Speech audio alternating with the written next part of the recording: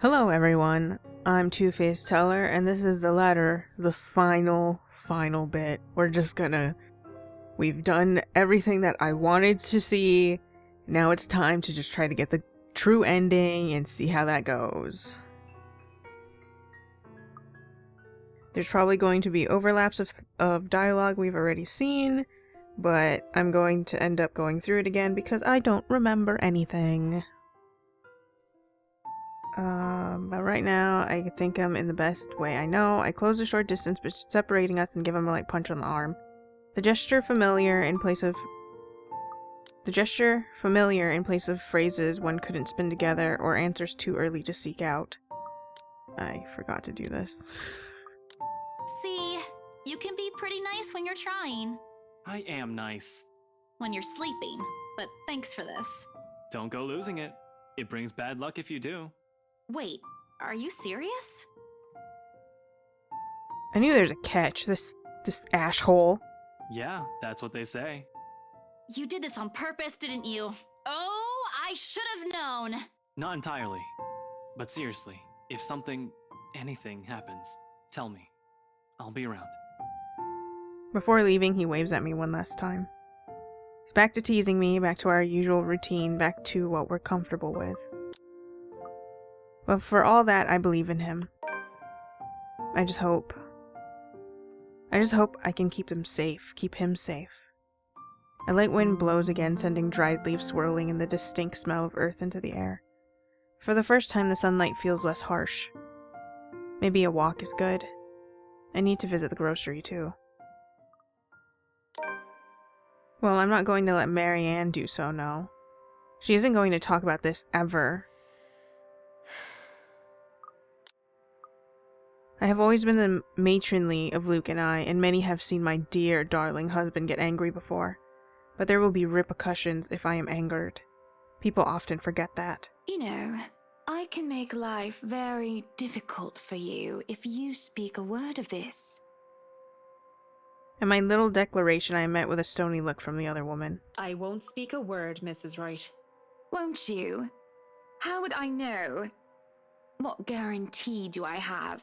I have signed a document, Mrs. Wright, saying that I will honor your confidentiality as a client. It does not speak only about the design of your home, but also about what I may hear or learn during my time here about you as my client. It's all on paper. There is no need for threats, Mrs. Wright. I don't trust you, but I suppose that I will have to make do with that. It's in the contract. She says it with a tone of finality, like as if it answered every little problem. In the contract. Marriage is a contract, is it not? A contract where one spouse has responsibility and obligations towards the other. A contract wherein two people enter a monogamous relationship as overseen by the law, and in certain cases by the church. But if that sacred contract, which has stayed through the test of time, can be broken, how am I to trust any other, I almost said order. The door to the parlor opens, cutting through the tension in the air like a knife. Madam, the photographer from Luxury Living is here. I give him nothing but a small nod. If you dare tell anyone about what you just heard, well, I'll make sure you regret it, Annie darling. Now, if you can excuse me. Standing up and walking out, I hear no reply from here, neither do I bother to answer the questioning look the butler gives. An interview with Luxury Living. That is today, isn't it? Oh yes. People had caught wind of our new mansion the very moment we left the open house. Luke had boasted he could acquire the property in no time and allowed a photo shoot for an interior design magazine to be scheduled today. Well, there were complications and it took longer than it usually does for us. Right now I'm not in the mood for any interview, but I have no other choice, do I? It is now that Johannes returns with security along with a concerned-looking Officer Lee. They surround her and move to escort the hysterical woman. Judging by his pale face, he had heard the whole thing, and I feel nothing but pity for the man. What? Okay. Not that I believe Rochelle. Luke will never... He will never go as far as to sleep with another woman, right? I I'm so sorry for her behaviour. She's been under a lot of stress. And the alcohol. Talking nonsense, that's all it is. You're not allowed to drink because of the baby, Shelley. What are you thinking? Nothing to see here, people. Move along. Is there really nothing here but the ramblings of a drunk? That's not true. Is it, Luke? Please tell me she's just lost the plot. Don't be a blooming muppet, Hannah. Of course she's lying, creating a scandal for attention. If the baby isn't Lee's, she's probably gotten herself knocked up by one of her employees, and she's accusing me for money. Fuck! How stupid can you be? Excuse me. I just wanted to hear your word. Damn. There's no need for such crass language. Yes, there is a need for such fucking crass language, because you've been nothing but a pain recently. Damn, Luke. Says the, what is it? The pot calling the kettle black or something like that. I don't remember the phrase. I told you not to invite her, and look what she's done. And not just recently, for a while in fact. I'm sick and tired of having to look after your clingy, spoiled ass. Yeah, well, I'm sick and tired of having to watch you drink all the damn time and you not listen. I hope you die from alcohol poisoning. You've been derailing my schedule and my plans, questioning my priorities and my decisions. You could be worse than a hormonal pregnant woman at times even. How touched in the head are you that I need to hold your hand? Speak no more. We are done here, and we'll talk about these matters in privacy now. No, why don't we hash it all out here? Because every time we talk about our problems in private, you start crying your fucking eyes out. I should have expected this from Luke. To put us in the limelight, thinking I will back down because we have an audience. Well, he has another thing coming for him, doesn't he? I'm just as livid as he is because of his disrespect. Our happy marriage is quickly crumbling under our own 2 feet, yet I can't give a rat's arse. If this is how it goes, so be it. You dare! Who's the one who had the money from the beginning, bitch? I dare, Buttercup, because I've kept quiet about this. Oh, you've kept quiet about it? How rich! Yes! No, I've had enough of this! Do you think I don't see when you try to creep up some whore and get up her skirt? You would be nothing without me. You tell him, Hannah. Your company would be buried in debt and you'd be begging on the streets if it weren't for me! Yeah, attack him where it's sore. She lies! Don't listen to her! And I've had enough of you. So guess what? Fuck you, Luke. I want a divorce, and you throw the divorce papers out. We agreed to never talk of this, woman! Did we? I don't remember, but it's all true. Wright Enterprise would be nothing but a precautionary tale if Evans Incorporated didn't agree to merge into a conglomerate. You asked that we keep your family name because you said it was so important to you. Your legacy. I agreed because damn it, Luke, I loved you and I still do. But all you really want is the money and the power's all gone to your head. Face it, Lucille Mitchell Wright. You owe me everything. And more. I owe you everything. I owe you everything? Who's running the business now while you sit at home like a pretty princess? Weren't you the one who told her to do that, though? If I recall, you told me to retire so that I can enjoy my time as Mrs. Luke Wright. Ooh. I wouldn't even bother with other women if you were still Hannah Evans. You used to be your own woman. You used to be someone who I could fucking look up to. Now look at you. I want you to retire, and now you're not the person that you used to be, and I'm upset about it.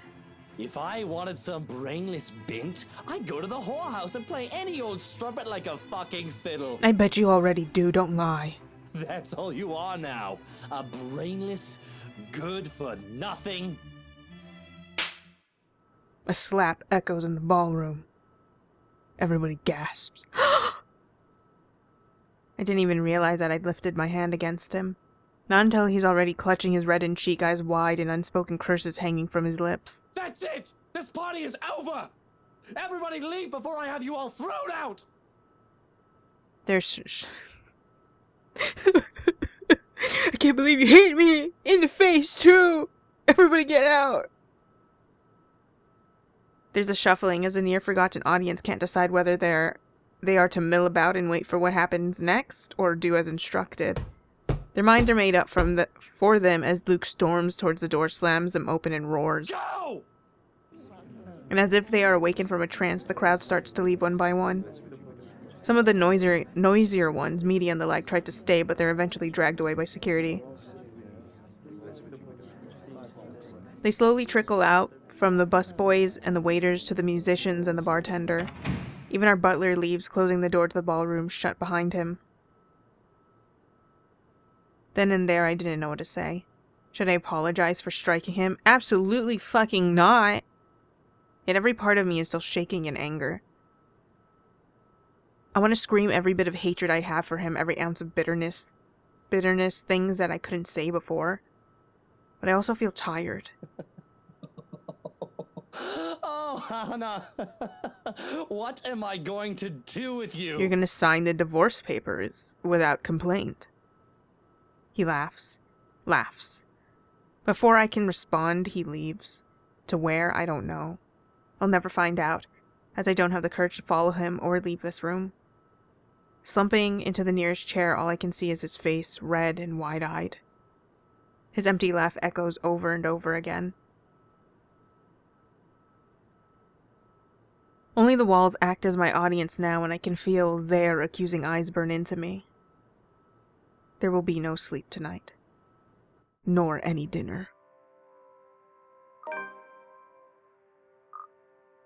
And come morning as we break fast, the meal is silent and strained. I cut too deeply into my sausages and almost excuse myself. Have I not spied Luke mashing and stirring his poached eggs with a fork like a petulant child? Conversation is terse, so that is no big surprise. What else can you say after you've verbally lashed out at each other in public? Apologies seem like trifle things now in comparison to what transpired last night. I'm not the one to rush when eating, but withdrawing sounds like the best course of action. I can leave the dining hall, hole myself up somewhere where I won't be bothered, and he has work today. I almost have gotten away with it too, if he did not speak up all of a sudden. Hannah, wait. Don't go just yet. Please. Don't tell me what to do. What is it, Lucille? I have thought upon it, that perhaps I am at fault for what happened yesterday, and for your frustrations. I have been a neglectful husband, and if you would still have me, I hope to correct that. No. There's not much to do today for me, and I was hoping that we might be able to talk it out. No. If you are willing to still work it out with me, you will have my afternoon. No. Just your afternoon. He stands and approaches with steps careful and wary. He treats me as if I'll take flight at any moment, and it'll be ridiculous if I don't find it even a tiny bit endearing. And when he stands before me, he takes both my hands into his, ready with a declaration. You will have my afternoon and every moment after for the rest of your life, if you are willing. Yeah, sure, buddy. I hate it. I hate how he can easily make me fall in love with him all over again. Just this one chance. If you don't show up, I may very well just pack my bags and go, you hear me? Loud and clear. Off to work I go then. Until later. Buttercup. His grip is tight as he kisses my hand before letting it fall. I feel lighter in spite of it all. That leaves me the rest of the day with nothing, really. I thought I'll have to spend it making plans to leave this house and him, but instead he has me worrying and feeling relieved at the same time. It is quite paradoxical. I still have plans to eschew everything and everyone until the afternoon, which is proving to be quite difficult as, everywhere I look, Johannes seems to appear out of thin air. I love our butler along with his wonderful husband and 2 darling children, but he never seems to understand the concept of privacy or personal space at the worst of times. The man is often quiet, even while he works, and I just realized that my mouse is showing. It's the principle of things, however. What are you doing? He's told me to look after you. This isn't going to turn out well, you know. Pardon? You should just leave. If I were you, I'd left a long time ago. You have the choice to do so, you know. Not everyone does. Is that what you've been stalking me all morning for? To tell me to leave my husband? Johannes is right. It is not going to Whoa. turn out well, meine Freundin. Why would you say it so close to the microphone? Why would you say it so close to the microphone like that? Looking back at Johannes, I see his usually indifferent expression painted with concern. He still stands tall and his body betrays no emotion, but his mouth is set into a grim, harsh line and there is a slight furrow in his brow, curious in minute details that one won't find unless they care to look. And these little things trouble me. Still, if he believes that I will leave when Luke has extended an olive branch to me, well, he's wrong. And that's your opinion, Johannes. And you're dumb as fuck, Hannah. God damn. If you wouldn't mind, I'd like to be left alone with my thoughts, please. If you'd like privacy, I suggest finding it somewhere else then. Somewhere outside the house, maybe? I'm going to my room. Tell Luke that I'll be waiting for him there. I'd really rather not. That's an order, Johannes. The remaining hours pass with little fanfare as my wish to be alone is respected. I only see Johannes again when he brings me my supper. Along with the squid ink, something that I haven't requested but I'm grateful nonetheless. That looks like a spider egg. Spider eggs. Like cotton candy, filled with squishy, gooey goodness. And once more after that to clear my plates away and inform me that Luke is back home. Hearing him call for me fills me with a certain dread for reasons I can't comprehend. Perhaps I'm just nervous about this little talk of ours. Yet something at the back of my head is nagging me. Is it irrational? It is irrational, but I feel myself freeze in trepidation. I have to will myself to breathe when I'm conscious of the fact that I've been holding it in. Darling, love, buttercup, why aren't you answering? It is with unease that I answer. Upstairs, Luke. There's a moment when I am nothing but a bundle of nerves. His footsteps echo from the hallway and the creak of the door sends chills down my spine. Here I am expecting a warm welcome home, and here you are locked up in the room like a shut-in. Oh, Hannah, what am I to do with you? God, you're so annoying. You're looking a little bit pale. Are you all right? I must have had something funny, actually. Maybe from the party last night. Maybe breakfast or lunch. Oh my gosh, she's pregnant. Is she even allowed to eat seafood? Is it the seafood or the other thing? Johannes had been acting really strangely while you were gone. Do you think? Do I think what? That he poisoned you? Don't be silly. He wouldn't do such a thing unless I tell him to. That does nothing to ease my nausea and only makes my stomach churn even more. I try to smile and laugh along, but I cannot put on a fake face this time.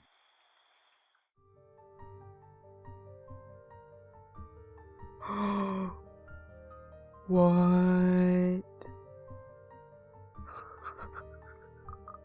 Is it because of this? Damn. Noticing my discomfort, he pulls me into his arms. In his hold, I feel safe. Oh, so very safe. Or I should be at least. But there is still a stirring restlessness inside me. Don't you worry. If you are sick, I'll take care of you myself. I did tell you that you'll have my afternoon and every moment after for as long as you live, didn't I? I am just so worried about my poor wifey. That Rochelle woman had some nerve, and I've insulted your honor so. Pregnancies and knives just remind me of the one anime. I didn't even watch the whole thing, but that will forever be just ingrained into my brain, and I hate it. I hate it so much. My poor wifey has been through so much. It is when I feel his hold turn painfully tight that the dread turns into fear. My poor, spoiled wifey, Hannah fucking Evans. I wonder if Johannes was trying to warn her, like he knew, like maybe Luke said something, or just he knows. I mean, it's Johannes. Silver spoon in her mouth, never had to lift a finger in her goddamn life. Poor wifey trying to ruin everything for me. All that I've worked so hard for. She'll just take it all away. Just like that. We've got to fix that. You know, you and I, we have to make sure you don't pull a dodgy stunt like the one you did last night. Even if we have to take you out of the picture permanently. It is as he presses something sharp to my back that I realize far, far too late what he holds in his hands. Why are you doing this? My life is in his hands, held hostage at a knife's edge. Because, Hannah, darling, it's never enough. I want it all. Man, he probably took out so much life insurance on her. And he wishes to end it. Does he not love me anymore? Has our ties eroded so badly that he'll even go this far? This is preposterous, the real. You already knew he was sleeping with other bitches and you're gonna say this shit? Oh my god, the denial. And here I am, frozen in his embrace while he holds a knife to my back. Like your instincts were screaming at you and you still gotta deny it. The very man I loved and trusted the most is the one to kill me. And sadly enough, this is the longest he's held me in a long while. It is a contradiction both beautiful and horrific. How did it come to this? You don't have to do this. You can still have it all, Luke. Just please. Don't you love me? No. That makes him pause. Oh, I still do, Hannah. I do love you, but you're outliving your usefulness. In fact, you're becoming a pain in the arse, just like your dear old dad. Now I'm doing you a favor, and you'll be with him again real soon. Dignity and grace is forgotten as I become a blubbering mess begging to be spared. Please spill from my lips prayers to Luke for his mercy because please, I don't want to go. I'm not ready to go. I still want a family, our family, and I want to do more. I can't help but cry about the things that should have been a husband, children, and a home. But I'm going to be cut short. My pleading falls on deaf ears. And although I don't feel it immediately, the way he loosens his hold on me says as much. There is no pain at first, only shock, until a dull throbbing radiates from my back.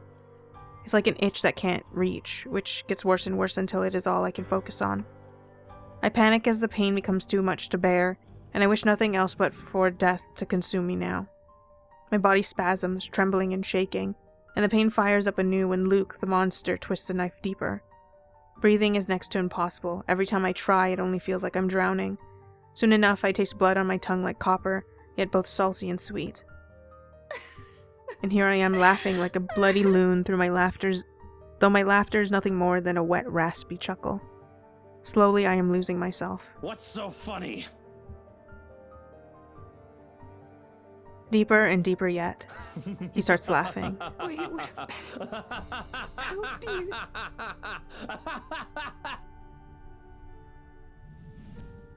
Should have left him with, I'm pregnant.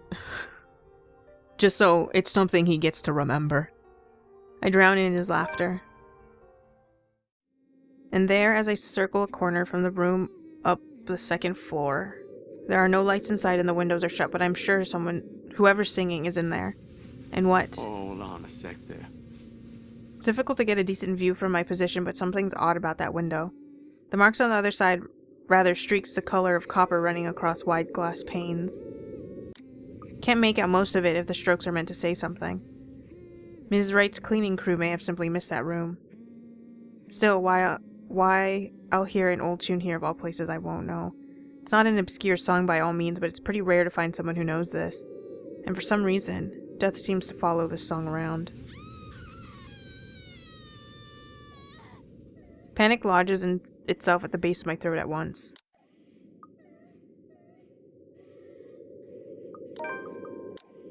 Ooh. I can search for Ash, but what if it's too late by then? With how big this place is, he can be anywhere, and it's very likely by the time we come back, someone's already bit the dust. That, and the cries grew louder against my ear the longer I linger. Almost impossible to ignore, drawing me in like a moth to a flame. For a moment, I let myself shudder, shaking the uneasy feeling off my head. This can't be a good idea, not by a long shot. Still, I've got to try. Searching takes a while. Eventually, I find a branch with the right distance and height to reach the window. Climbing the tree to get to it, however, is a whole different story altogether. I haven't done that since I was a school kid, but even then it's a struggle. I do manage to make it work. After a hard battle, a few bruises and scrapes, I'm hoisting myself up to the window, and falling right through the room when the panel suddenly gives. Dead body, dead body, dead body. The awful, putrid smell assaults me before the pain from the fall itself, and I have to fight the urge to puke right there. But what welcomes me as soon as I collect myself from the floor and open my eyes only serves to push the vomit up my throat. Miss Hana? Paleness has overtaken her body, her limbs and face beginning to bloat. And blood. So much blood. How many hours has it been? I would have approached her, but the foul smell permeating the room says all there is I need to know. She's been long gone. There's nothing I can do. I try not to gag, not to touch anything, my feet automatically backing away from the small pool of blood at her feet, from the bare walls, void of any colors except for the words. Help me. Panic quickly surges in me. Of all the moments to be here, wrong place, wrong time. Shit.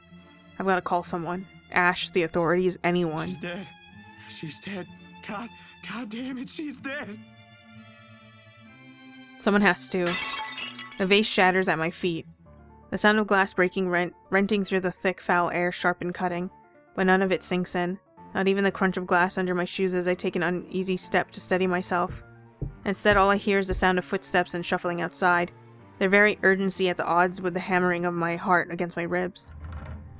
Oh my god. There is no comfort, no escape when the door opens. Mr. Luke Wright barges in the room, wide-eyed and seething with fury. There should be a law against noise this early in the morning. His eyes shift from me to Miss Hana, and to the mess of blood and shards on the floor. It doesn't take long for him to put two and two together, easy for me to see what conclusion he got. I open my mouth trying to weave some semblance of coherence amidst the cloud of panic and fear in my head. Hana, darling, Buttercup, love, speak to me. I know this looks bad. Zachary, just fly back through the window, Jesus Christ.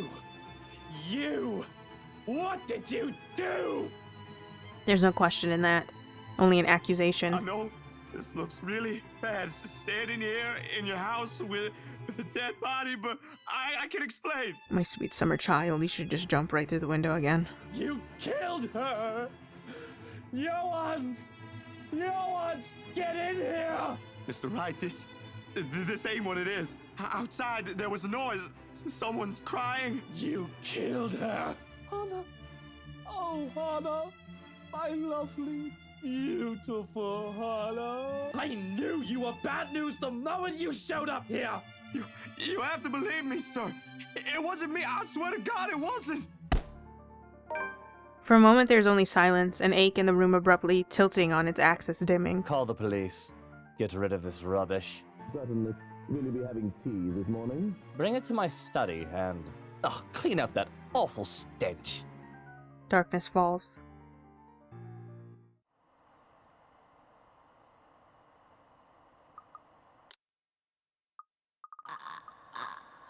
Blood freezes in my veins and my grip on the bar tightens as the revolting scent reaches my nose. More than the gore, the foul smell of death hangs heavily in the air. And against my better judgment, I turn. Her face is the first thing I see. A gruesome sight on its own, eyes gleaming with nothing but malevolence, blood oozing from the large punctured wound on her head, mouth open wide and a voiceless scream. I clamp on the compulsion to retch. On instinct, I step back, putting as much distance as this cramped cell will allow between us. The bars rattle as soon as my shoulders hit it. A hindrance, not to freedom, but to safety. You've got to stop this! We can't help you this way! She moves in short, sudden, bone-crushing twitches, and I know there's no escape. I'm screaming for help before I know it, jolting the bars with as much force as I could.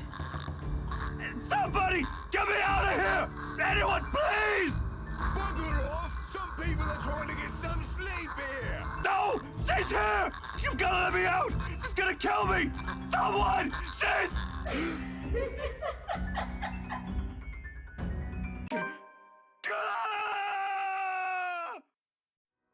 Oh, I hope you two are getting along.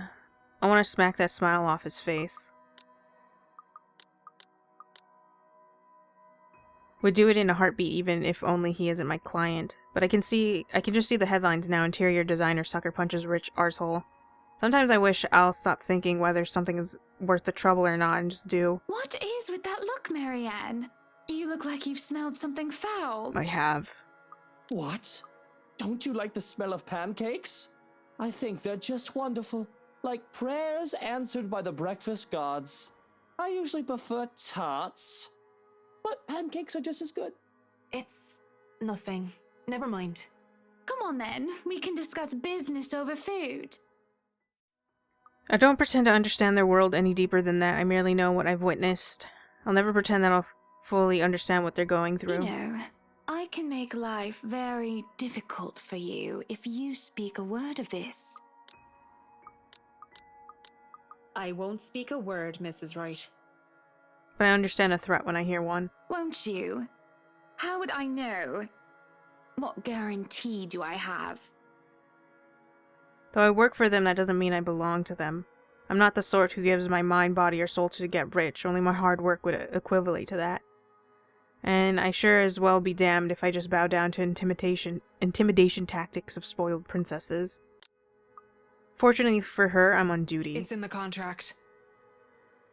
She doesn't look tense, and I hope that the same can be said of me.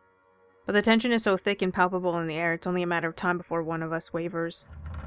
The door to the parlor opens, cutting through the silence in the air like a knife. Madam, the photographer from Luxury Living is here. Even then, we're both rooted to the spot, until she gives in first and looks away with a huff. If you dare tell anyone about what you just heard, well, I'll make sure you regret it. Now, if you can excuse me. I remain stoic even as she leaves before making an exit myself soon after. Dropped by earlier, LPD got a call from the embassy, and Isabella's aunt requested if we could help pack a few of her belongings tomorrow. It's for shipment back to her home. I'll try to get Z-Man to help. Anyway, how are you doing? Call me when you get this. See ya, Ash. The message he left short and straight to the point, but not without the underlying hint of friendship. He mentions nothing about the case except for a small request from Isabella's aunt. If tomorrow we could help pack a few of her personal belongings for shipment back to her home. A gut punch, if anything. Suddenly it's all moving too fast, we haven't even come to terms with it. Even Ash abruptly ends the formal tone of his note by checking on me instead of elaborating.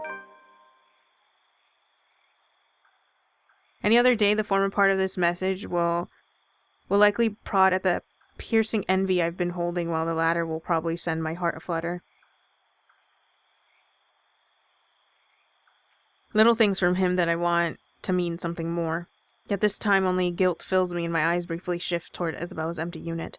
Luke's words repeat inside my head as I do so. For what it's worth, Rebecca, I didn't ever think that's all there is to you. Why else would I leave my own goddaughter in your care if you're just some lovesick woman? Have I always been like this? Yes, apparently. This selfish? Yes, apparently. In truth, I've intended to call Ash after that dinner. If I didn't catch him here, invite him to that party like I've planned. There's time, and he's still probably awake at around this hour. But my hands won't move.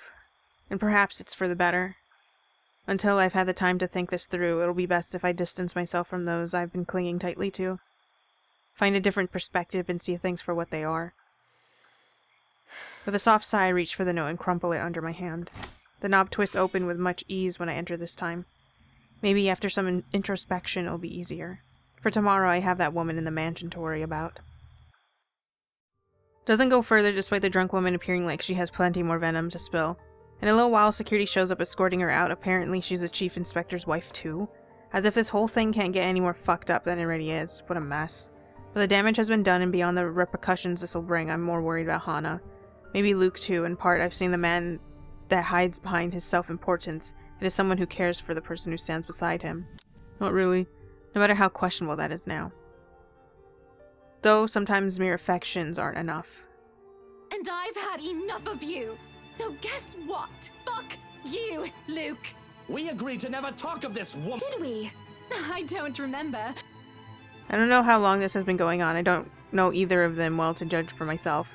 I'm simply an outsider who happens to have some kind of connection with the both of them. Face it, Lucille Mitchell-Wright. You owe me. I owe you everything? If I recall, you told me to retire. I wouldn't even bother with other women if you used to be your own woman. You used to be someone who I could fucking... Now look at you. If I wanted some brainless bint, that's all you are now. But the second Hana raises her hand, I know it's far too late to save an already crumbling relationship. Long before her palm connects with his cheek. The sound of it echoes throughout the whole ballroom, loud enough to silence everyone.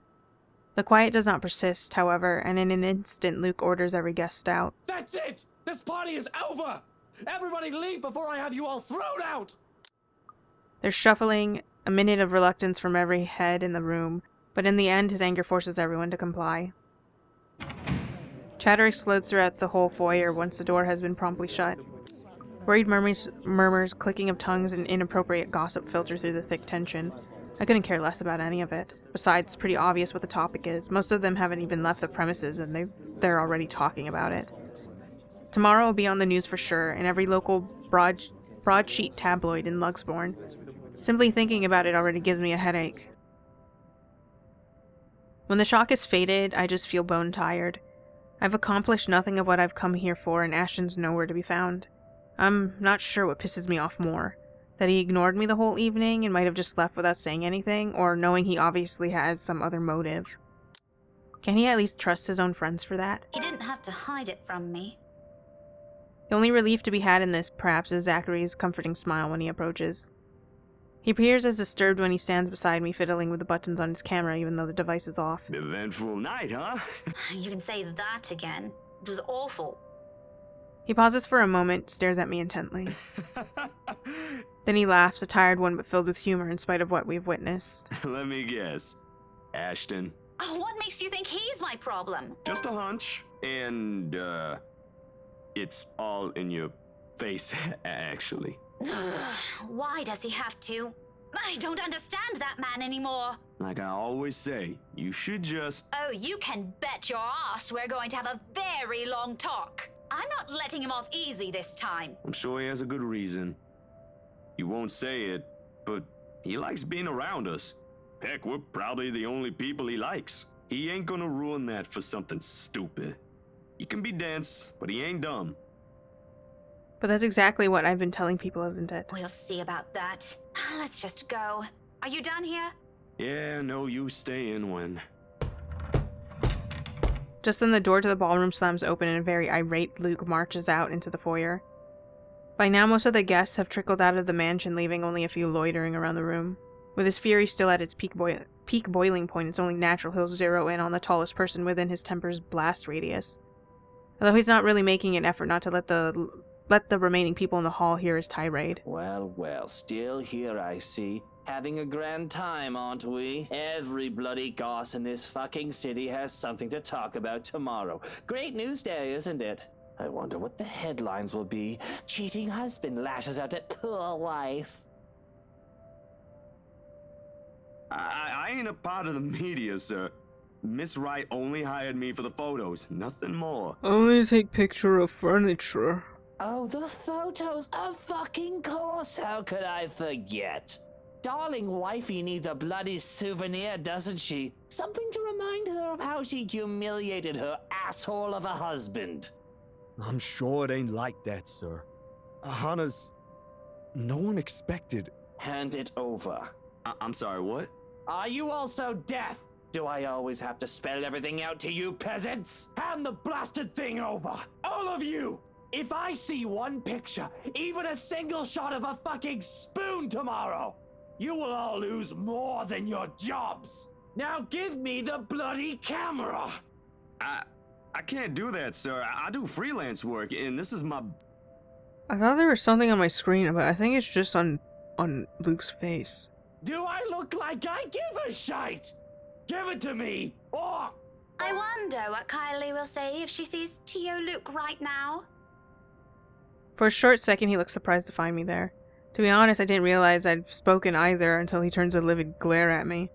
A lesser person will probably cower under it. I will too, perhaps in another situation where he isn't throwing insults at my friend. That one I simply can't let go of. Oh, Daisy, oh, Daisy. Do you always have to butt in on other people's discussions? I wouldn't have to if there was actually one happening right now. It's pretty one-sided, eh? A bit offensive, too, if you ask me. Woman, why don't you just bugger off? No one cares what your opinion is, especially in my home. You don't have to worry about that, Mr. Luke. I don't have any plans of staying longer.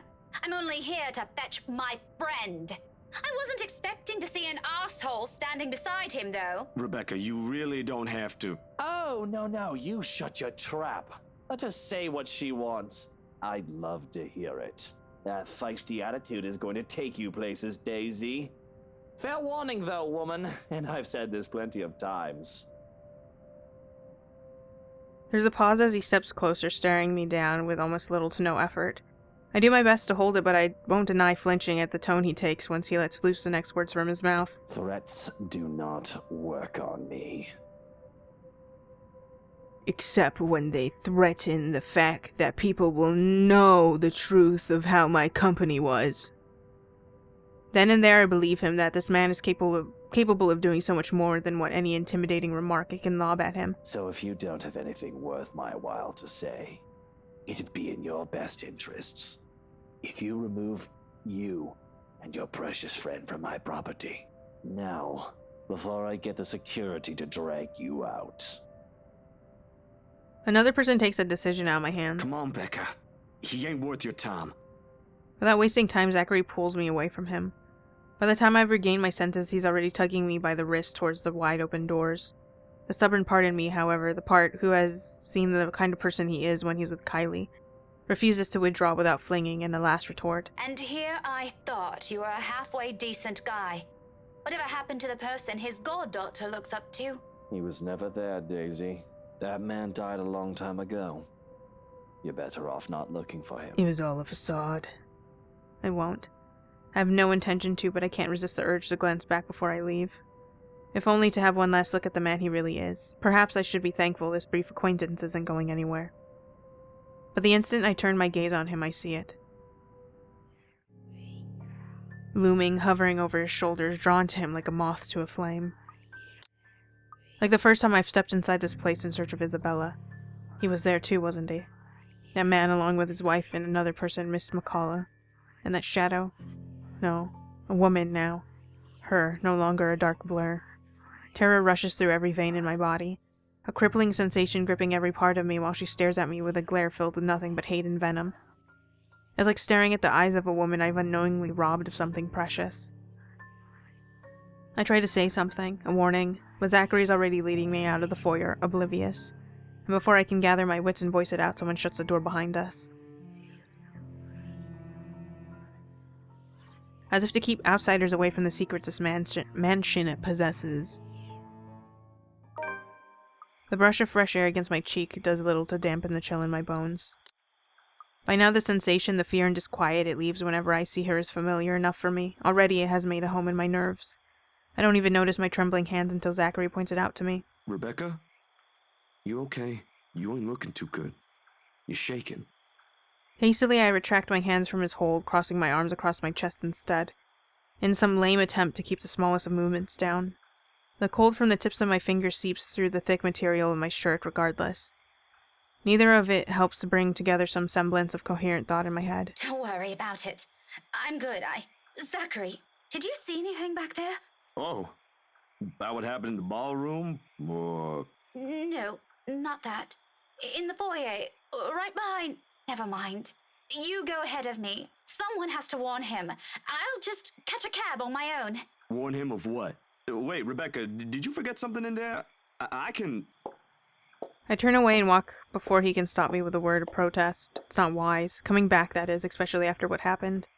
But Hannah's still an old friend, and Luke's neither a friend nor enemy, just an acquaintance who doesn't deserve whatever misfortune that letter might bring. I can't just leave those two in there. Isabella's right. She's real, and there's something she wants from everyone who has read that. What took you so long? Let's go. I'll get the both of you back to the city. My mistake. The second his voice cuts through the crisp night air is that I've allowed my annoyance to get the better of me. Fuming with my purpose forgotten, I whirl around and march towards him. One accusation after another piles up at the tip of my tongue, ready to be hurled at any moment. There's no hesitation holding me back when I fling it at him. The straight face he keeps as I do so doesn't help temper my anger either. It only makes me want to slap some more sense into him. Shouldn't we be the one asking you that? Becca, I've been waiting here the whole time. I told you I hate parties like... And before that, where have you been the entire evening? Right then and there, I might have forgiven him if he'd shown some ounce of remorse for leaving me like that. Maybe he could have looked away, given me a sign that my assumptions might be right. He doesn't even need to put them into words. A single gesture of confirmation is all I need. Rather, what I get is the same impassive look.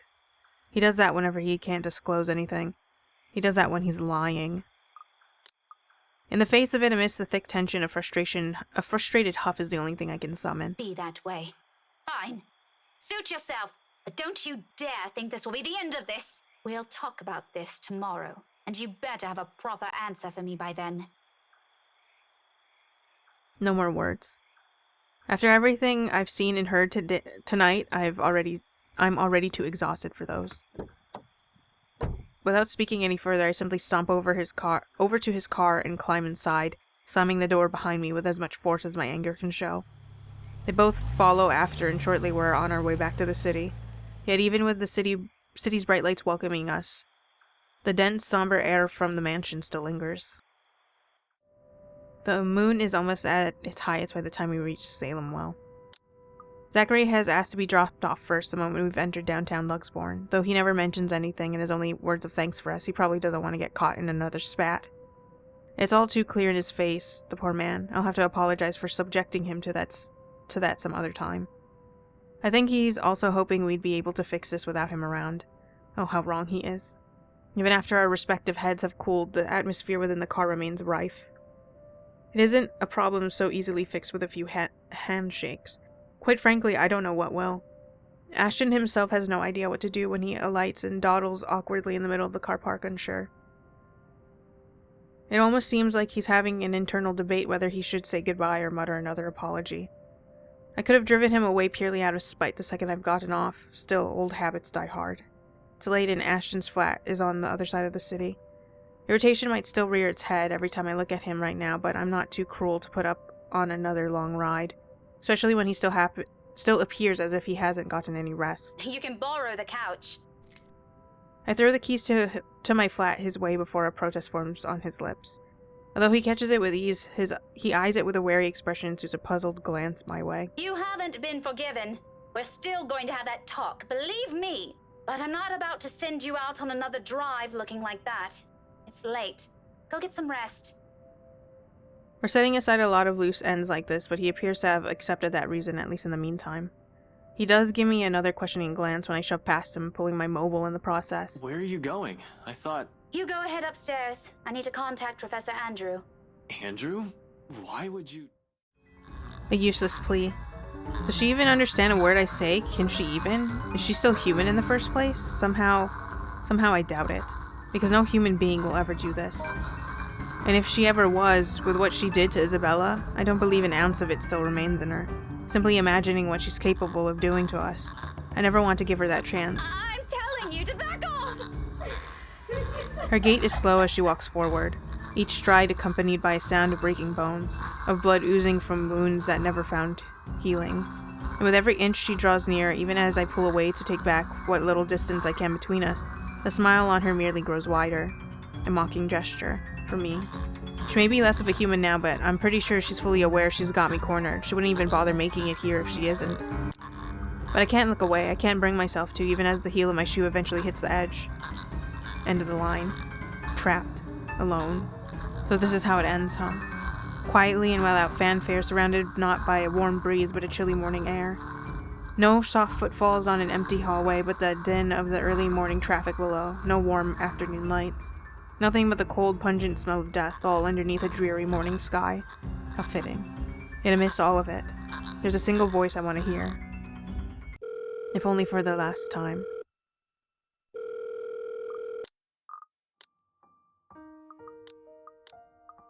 This seems a lot like everybody's dying in this. I thought I thought we only needed specific people to die, but it's just like everyone dies. This is what this walkthrough wants me to do. It's confidential.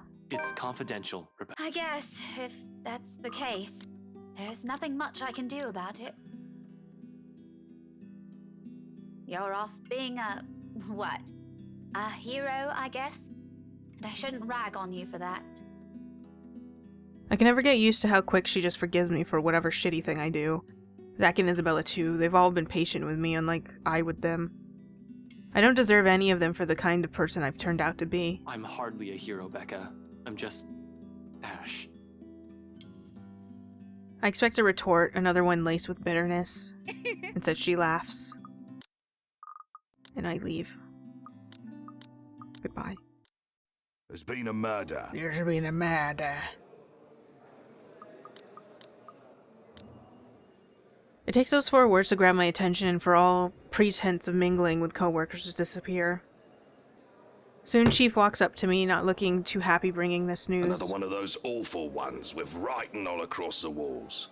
This time, though, we caught somebody.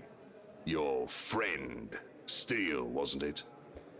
I do hope you're not involved in any of this fray. What?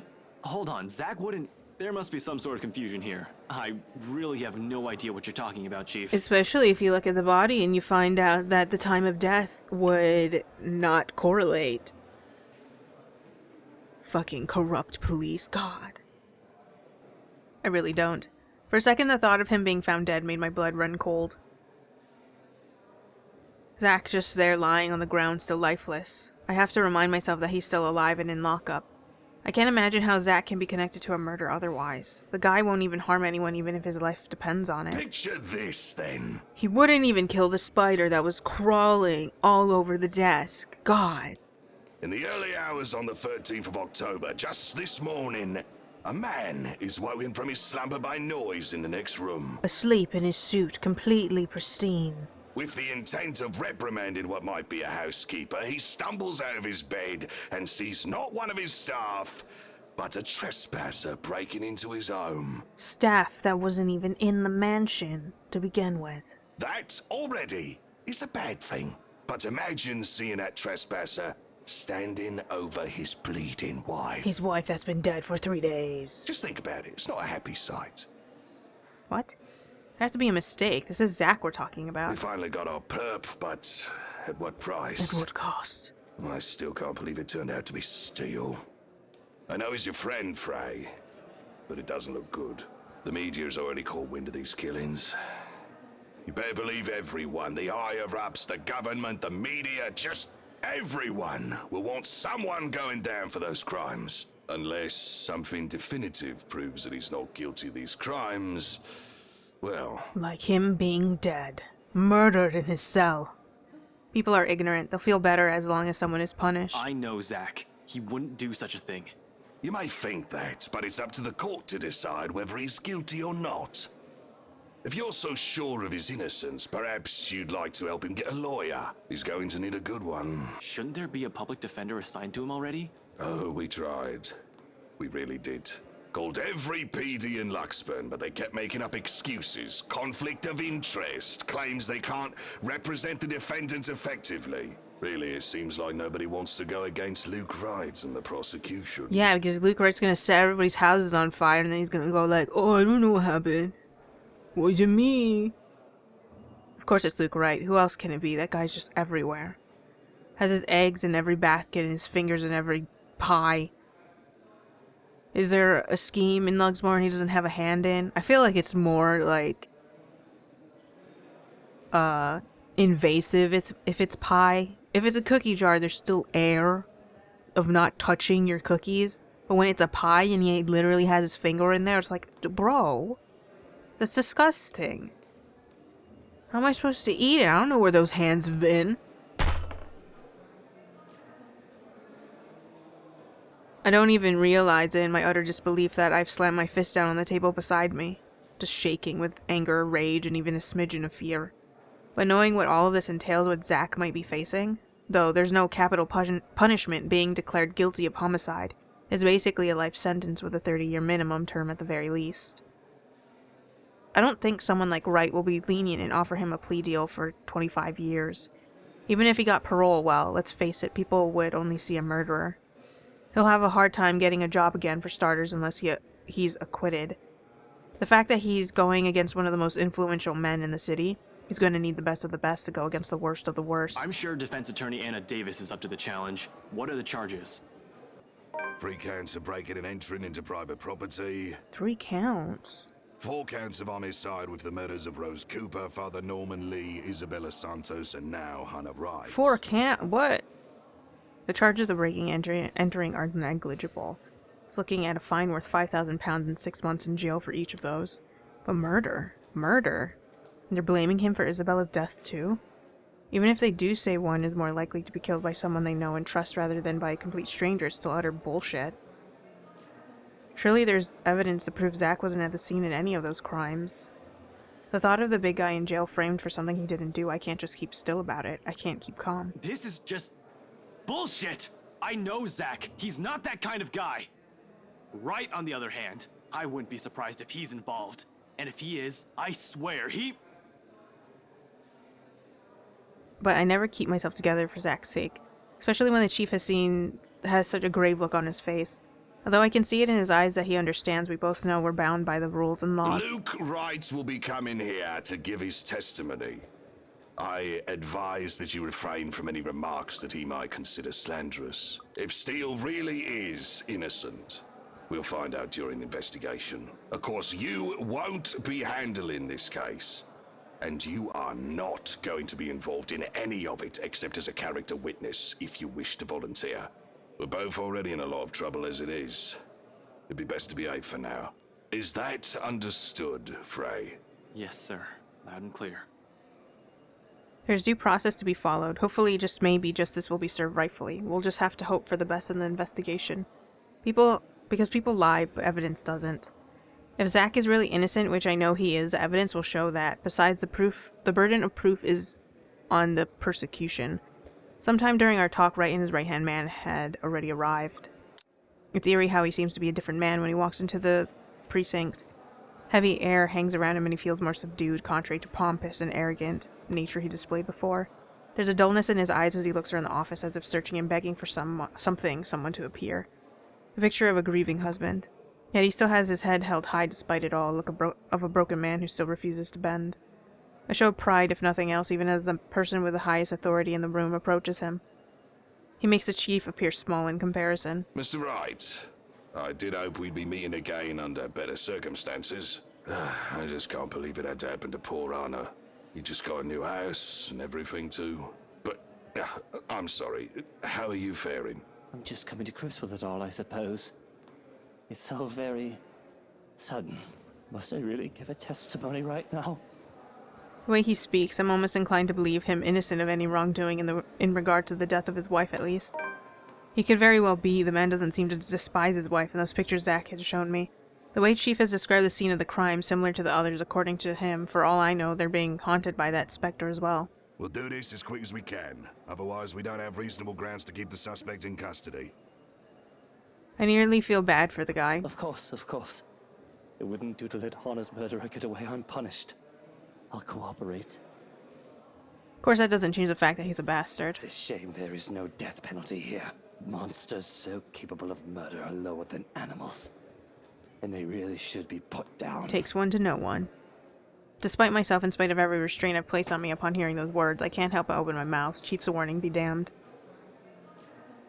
This is my friend he's fucking shitting on. He's innocent! Oh, damn it. You don't believe I'm he's torn. actually capable of doing such a thing, do you? Someone else is responsible for those murders, and you want to put him down? On what grounds? What proof do you have that he's behind those deaths? But I'm not going to let Zach go without a I fight. saw him standing over Hannah. My dear Hannah, she didn't deserve death. But there she was. And I tried to wake her. I tried to save her.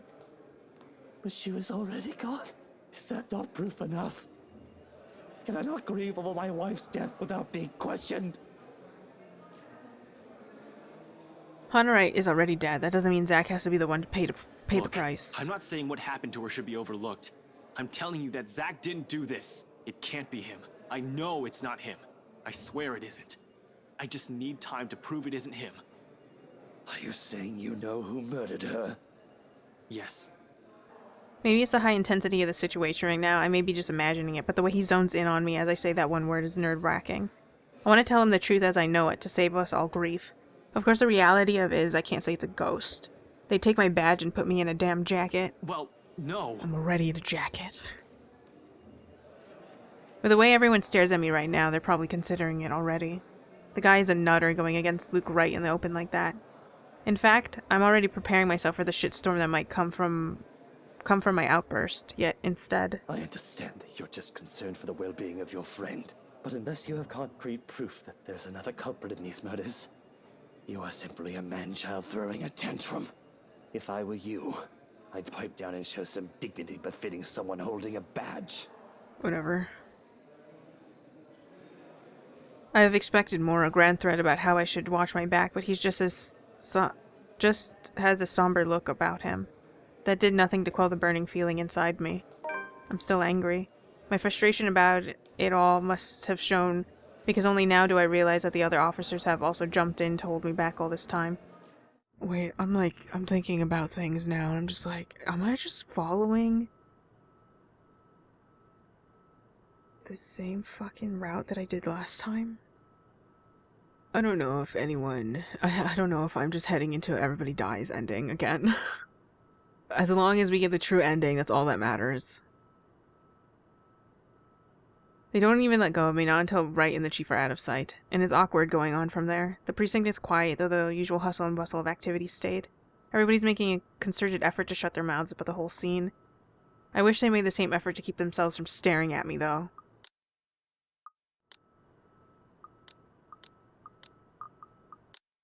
See, you can be pretty nice when you're trying. We're all in danger. I thought you were my friends. Why don't you believe me? She's the only one. I've never forgiven myself for it.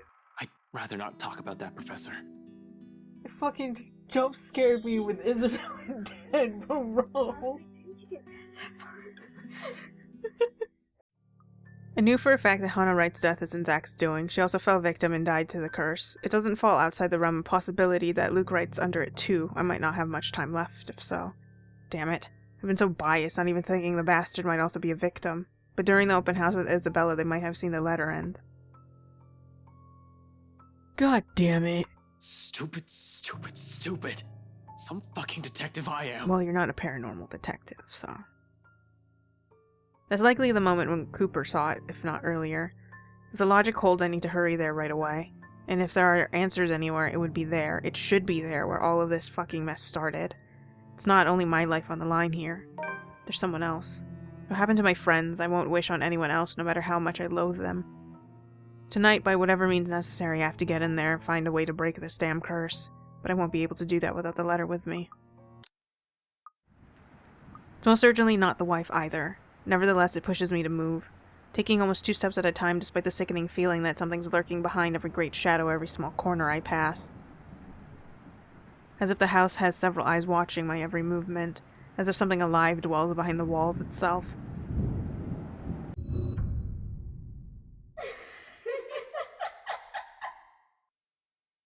I try to shake it off. This on top of my wife's dead body, which is missing from the bloody morgue. What? Hannah Wright?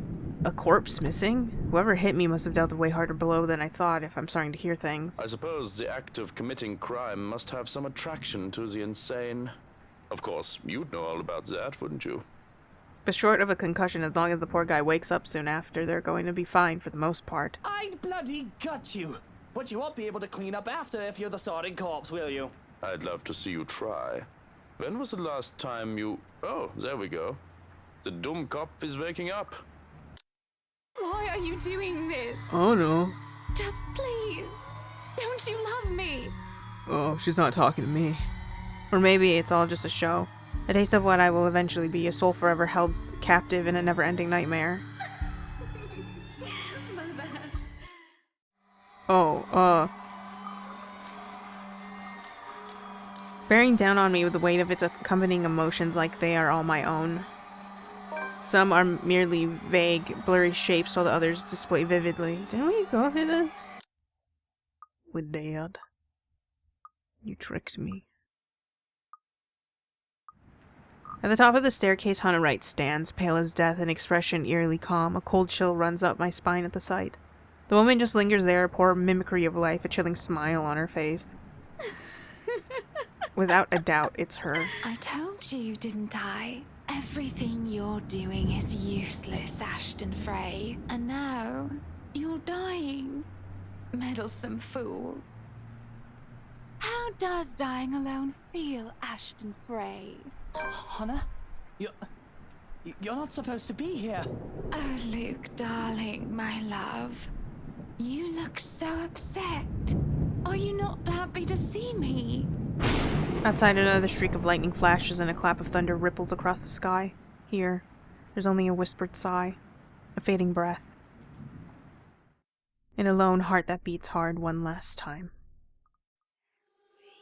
I just can't get it out of my head no matter how hard I try.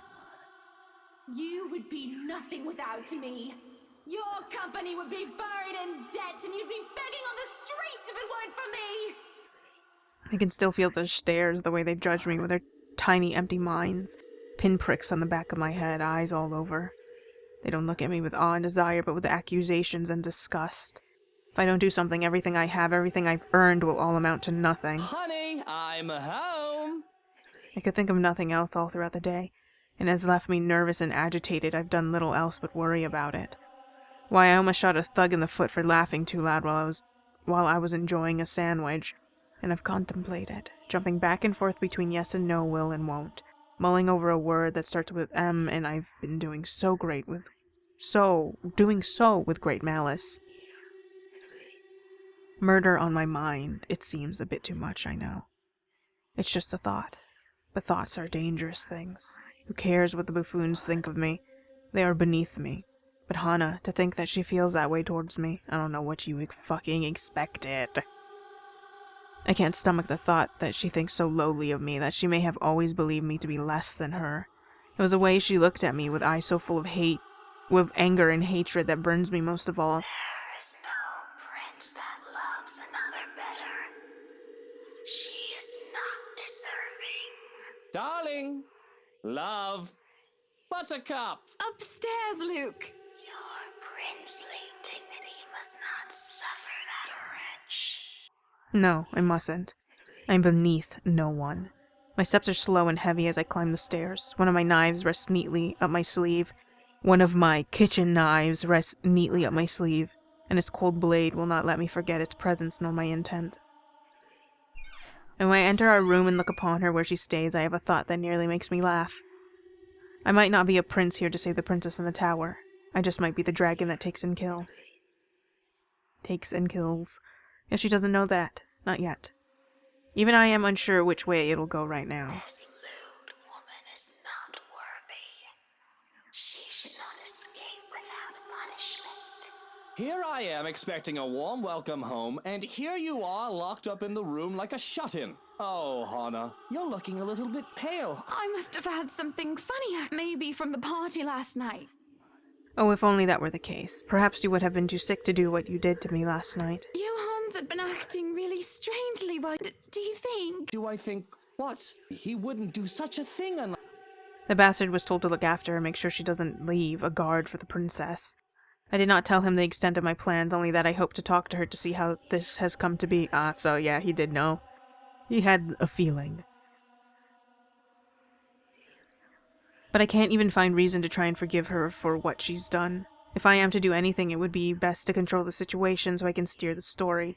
One cannot get away with crimes as much as I have without being a director of a nature. I can be the loving husband, distraught over his wife's death if needed. Or if she were to, say, disappear. That can be arranged as well, whichever I see fit.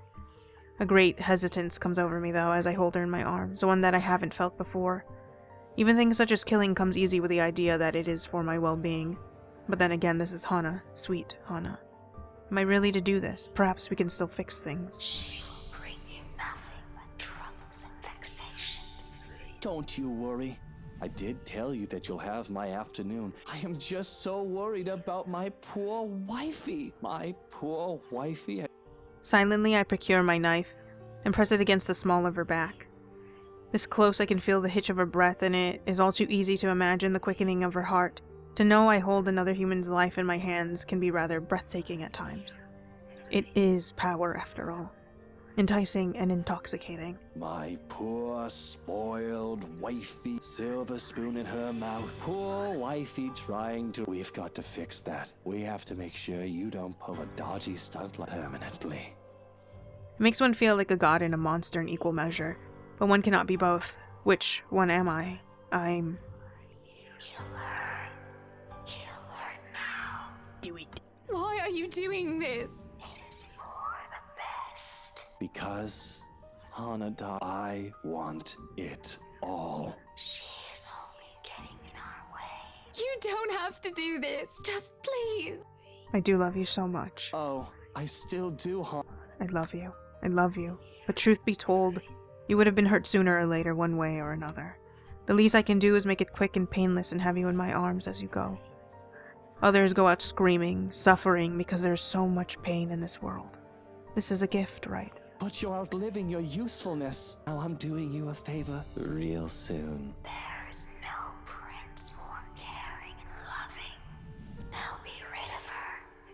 Which is why I must do this even though it pains me to. What's so funny? There's nothing funny, so why am I laughing as well? You would have been so cute. How does one get away with murder?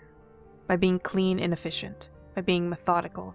By being ready to do anything and everything to make sure you aren't caught or implicated of the crime.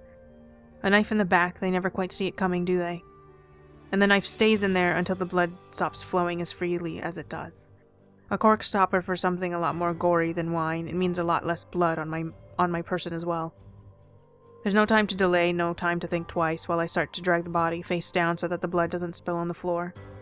I can't take her out into the hallway just yet, in case of an errant servant strays past, but the room next to ours is remote and inaccessible to the rest of the house. Hun has forbidden anyone to go in there, what would be the children's room as she had wished it to be, as a pet project of hers. Only she and McCullough had been allowed. Nobody would even dare set foot in there, even I have not, though it was mostly out of indifference. It'll have to do for now.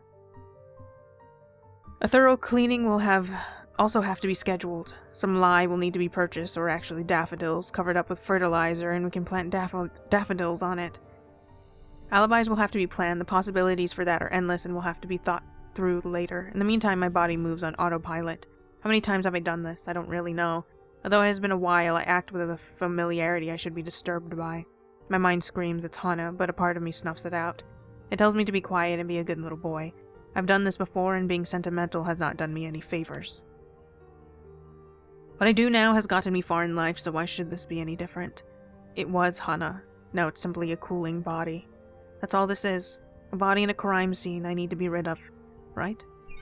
In my hurry to hide the body, what I see next blindsides me. What? What is all this? Walls in off-white, a simple base of the paint.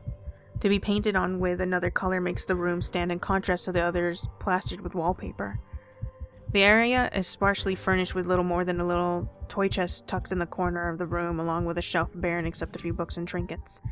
2 teddy bears stare down at me from their shelves, but it is what stands by the window that catches me off guard. There's a moment of confusion as if my brain has shut down and has to catch up with what I'm seeing. I imagine I must be a ghastly sight when the blood has left my cheeks already. I have to clutch at my chest, fearing that my beating heart would just burst. I have to take a step back before I can stumble forward. I feel faint, like I'm floating, and any step I take will send me falling. Though it doesn't need much to take me off my feet, not when my knees shake, and not when the body becomes too much of a burden to carry. A crib. A crib of all bloody things stands in the corner, innocent and unassuming. I can almost hear their laughter mocking me without pity, but none are as condemning as the sound of my own thoughts ringing in my head. Look at what you've done. Look at what you've destroyed. That's all you do, isn't it? Make a mess of and kill everything you touch. Is nothing precious? Is nothing sacred? Nothing safe? You are your father's son. The possible implications of what I've done weighs heavily, looming over my head as she lies still in my arms. Any will I had, any strength I had mustered in order to hide what I have done seeps away. I can't hold on to her anymore, I have no right to. My very touch corrupts and stains everything with blood. And Hannah, she was just too pure, too good. I wasn't worthy. But I was too greedy, and I had to ruin her too. With reverence, an odd thing to feel for someone I just murdered, I carefully put her down on the ground. That's all I can manage. I can't even pick myself up. Fatigue takes over me, and I resign myself to sit with my back against the wall. I killed her. I never thought I would actually go through with it. I've told myself many times in the past that I would kill her one day. After a fight, I would grit my teeth and tell myself that I could get rid of her. But when the anger has faded, I've always changed my mind.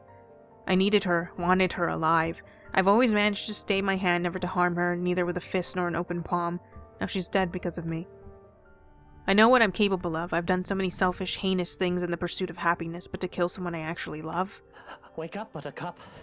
This isn't real. This can't be happening. This is a nightmare. That's all it is. There's no denying it, not with the smell of blood, her blood, musty and nauseating, filling the air like a sickly sweet perfume. It's a bit troubling how used to it I am. Death is something that I am all too familiar with. Death shaped me. It has given and it has taken, and oh how it has taken. I never liked it when it takes from me. And all of this room, if it meant what I think it does, I killed them.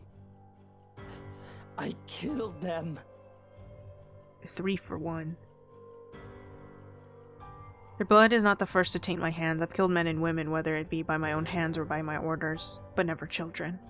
After all, why would I condone the killing of someone who hasn't done me wrong? Helpless and innocent little things, their deaths do not serve me any purpose. I don't want to believe it. No. Wake up! Open your eyes! Raise your sleepy head! This is not real. Wake up, little Lucille! What have I done?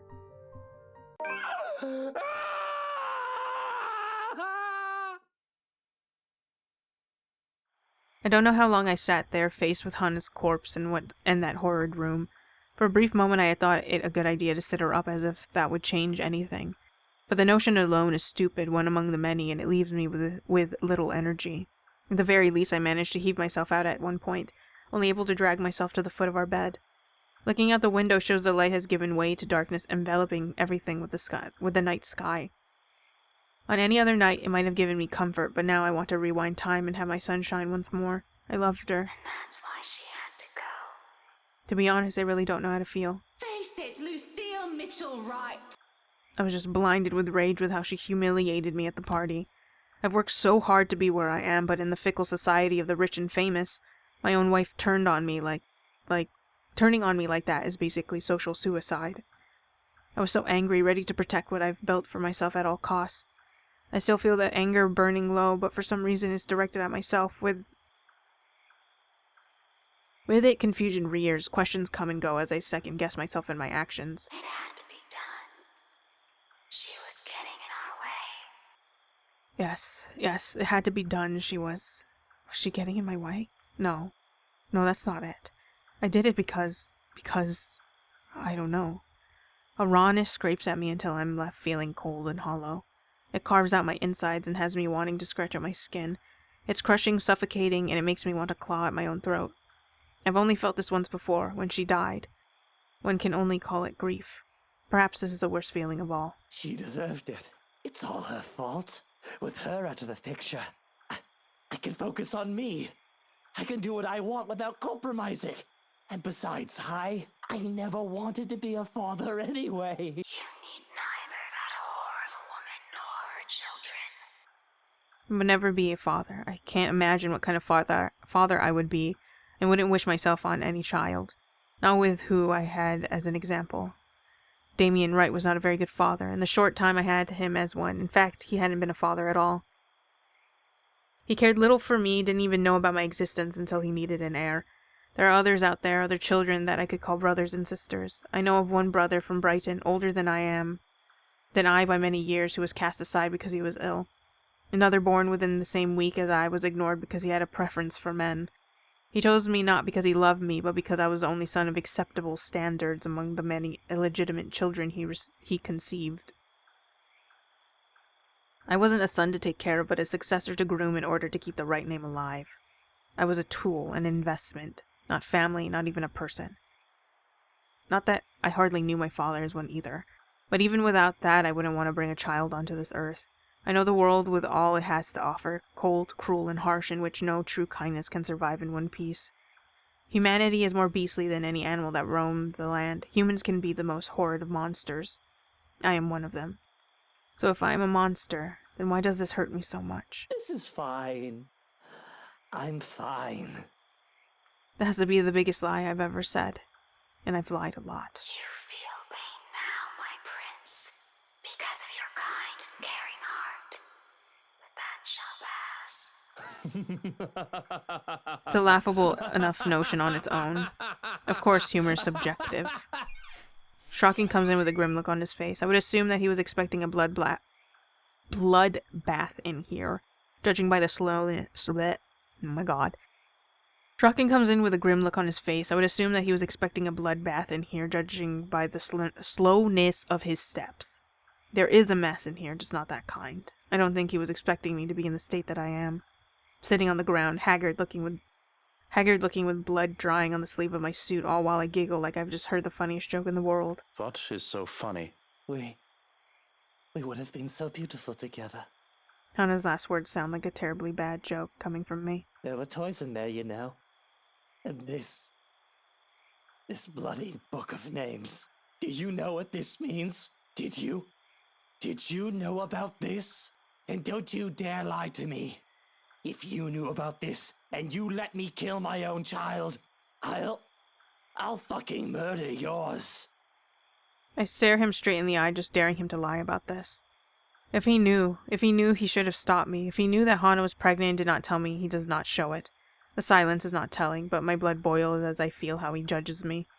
You're a monster, Luke Wright, he says without speaking. Don't look at me like that! I bet he knew and still kept quiet about it. This is why I mustn't trust anyone. Liars and thieves, the lot of them. Of course, that makes me quite the hypocrite, doesn't it? But the dog-eat-dog world. Becoming one of them is going to be inevitable sooner or later, as had I been innocent of these sins in the first place. Want to lash out, to scratch and bite and tear, become the monster I really am. I'm the dragon that craves treasure and sets fire to the world. I'll kill him. I'll kill them all.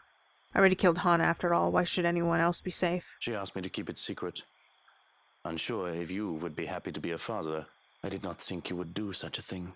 I let myself hope for the best, for once. You loved her so. The question is, would you have done things differently because of this knowledge? Would you listen to me? To anyone other than her, for that matter? If they forbade you from doing as you please? And that's the kicker, isn't it? Because I don't know the answer to that myself. I want to scream, but I just feel so tired that I can no longer protest when I'm picked up off the floor by the arm like some reprehensible waif. Waff? I say nothing as I'm ushered into bed and told to sleep, and as the lights are turned off, the terrace doors are closed and the curtains shut, only then do I manage to speak. What? Not going to tuck me in and tell me to have sweet dreams? Nothing. He doesn't speak or even acknowledge that he heard me. The man merely collects the dirty laundry and leaves without a second glance. There's nothing but silence, cold and lonely and oppressing. How long has it been since I've slept alone? Even in a stranger's bed, I always have someone to warm me up. Mint or Rochelle, any other woman I end up in the sheets with. And I make sure I always leave first, never wanting to wake up and find myself alone again. Far too long I can't even imagine how I've managed to sleep without a warm body beside me before I had Hana. Still, the fatigue soon catches up and pulls me into sleep's embrace. Damn. It's not her sobs that I hear, but his, hers, theirs. I'll never know now, will I? I've killed them. By my own doing, I've ended all of it, even before anything has begun. Their blood drips from my hands, pulling at my feet, lapping at my ankles like the cold, suffocating embrace of my sins. They creep up my limbs, slow and unhurried, twisting and turning. Up and up it goes until nothing but a sharp, guttural cry escapes from my mouth. Then all at once... We would have been so beat. I choke back a scream and wake up in a cold sweat. With my heart pounding in my ears, it takes a while to remember where I am. In the dark and cold of the room, one can't fault me for feeling ill at ease. It isn't as bright as the penthouse, and the renovations did little to change how old it feels. We've been here for less than a week. It will take a bit more time to adjust. It's hard to feel cozy, though, when I'm bloody freezing. Nudging the lump of fabric next to me, I sigh. It's cold. Don't hug the sheets, Hannah. She always did this, so it hardly bothers me. Growing up, I was lucky to have something to use as a mattress. I'm not the one who grew up accustomed to Egyptian cotton with a thread count of 800. Besides, the warmth that Hannah exuded on her own is usually enough to keep me sleeping through the night. The temperature tonight must be something else with how chilly it is right now. It takes a while. Then I remember. Can't be Hannah. So, who is it? The horrible image of Hannah's cold corpse lying underneath the sheets comes to mind. Let it be anything but that. An intruder sneaking warmth and shelter from the cold, dreary night. A maid sneaking in with mischief in mind. A hired hitman that has it out for my head. Even the last would be better than finding her there. I can fight off a man with a gun. I can't say the same about the sight of her dead eyes reminding me of what I've done. The smart thing to do here is to get out, really. But a nagging curiosity aside, I have to know what they're here for, and more importantly, what they've seen. What if they've seen what's in the other room? Why linger? They do hope to blackmail me, and this is a sick way of sticking around until they can talk to me. If I leave now, they might as well. Just the act of trespassing alone should be cause enough for punishment. Whether that punishment leads to a swift execution remains to be seen. There's no sign that they've heard me, nor have they shown any sign of moving where they lie. With care, I go for my kitchen knife under the side of my bed. It would be foolish of me to instigate anything while I'm unarmed, after all. To pull back the covers would be more difficult affair, because reaching out to uncover who was underneath, I have to prepare for anything and assume the worst. If I so much as see the nozzle of a gun, there's going to be another murder tonight. I see the rise and fall of the sheets, though it could easily be mistaken as the fault of the breeze. I'd like to believe that is breathing I'm hearing. I have an intruder in my bed, no matter how absurd, would be preferable to insanity. To know that my mind is rebelling against me, making me believe Hannah still lives, and that she would even go anywhere near the monster that I've become. A great sense of foreboding comes over me, making me hesitate with my plan. I should just get out of here, not look back and let security handle it. That's what they're there for. But I don't much like the idea of people swarming in here, especially not with a dead body in the other room. The fewer people that know about it, the better. That's always a good rule to follow with this sort of thing. I'm on my own then. But what's the worst that could happen, right? I've no reason to be afraid. There's no boogeyman under the bed, no monster in my closet. If anything, these things should be afraid of me, right? I grab a fistful of sheets and throw them aside. Surprise! Ooh. Nothing. Nothing but a bunch of pillows stare back at me. Of course there's nothing under the sheets. Hannah's dead and no other body has or will ever grace my own bedside. But what I felt, the breathing I had heard, it isn't mine. Most likely the imaginary constructs of the guilty mind, of course. What else could it have been? Must be my imagination. I mean, look at me. I'm running on fumes and it's got me bloody paranoid. Any more sleep and maybe I'll take the day off as well. That sounds delightful, yes. Quiet and rest should do my head wonders. I'll have some much needed winks and I can figure out what I'm going to do with it. For now, hush and off to the realm of sleep. Hush and think of nothing but fields of daffodils. God damn it, I always forget that Luke's part is so long. The pleasant dreams refuse to linger, however. With the morning comes another disturbance, both too loud and too sharp for my tastes, and I have very fine tastes. With the piercing rings of adorable reaches, even the bedroom, I'm very much inclined to think the person who built this place lacks any sense. Perhaps the only thing good in this is that the ruckus has effectively chased away all the whispers and the needling guilt, if only temporarily. Still, it's a bloody annoying distraction. I can tell already that it's going to be a long day. It hasn't even started. Before the racket even lasts another minute, I'm peeling myself off the bed and heading straight for the main door. There will be another murder today if this doesn't let up. How quaint. It seems everything in this blasted universe is intent on getting on my nerves as of late. Gordon Bennett! Only a Nancy would knock at such an ungodly hour! In the first place, I shouldn't be the one doing this. This is why I hired a valet, for fuck's sake. Where's that damn butler when I need him? Cast them away. Drive them away. I'll be honest, if only for today. With the mansion this quiet at this hour of the morning, it's easy to believe those little ghost stories might be real. But the only horror here is what I've done last night. The blood's still on my hands, regardless of how many times I've washed it off. Neither the deafening silence nor the biting chill spreads across every room in the place. There's no place for fear when guilt already burns that fuel. So I wait for another second. With no butler still, I simply yank the doors open myself, perhaps with more force than needed. And maybe I should have been appropriately there considering the person on the other side of the hour he dared approach on my doorstep. Even someone with half a brain knows not to disturb anyone this early. Brief confusion quickly gives way to anger, and before the bloody photographer can even get a word in, I'm hurling venom. It's less than he deserves, really. Hana would disapprove, scold me for treating the photographer with such disrespect. She seemed fond of him after all, despite meeting him once or twice.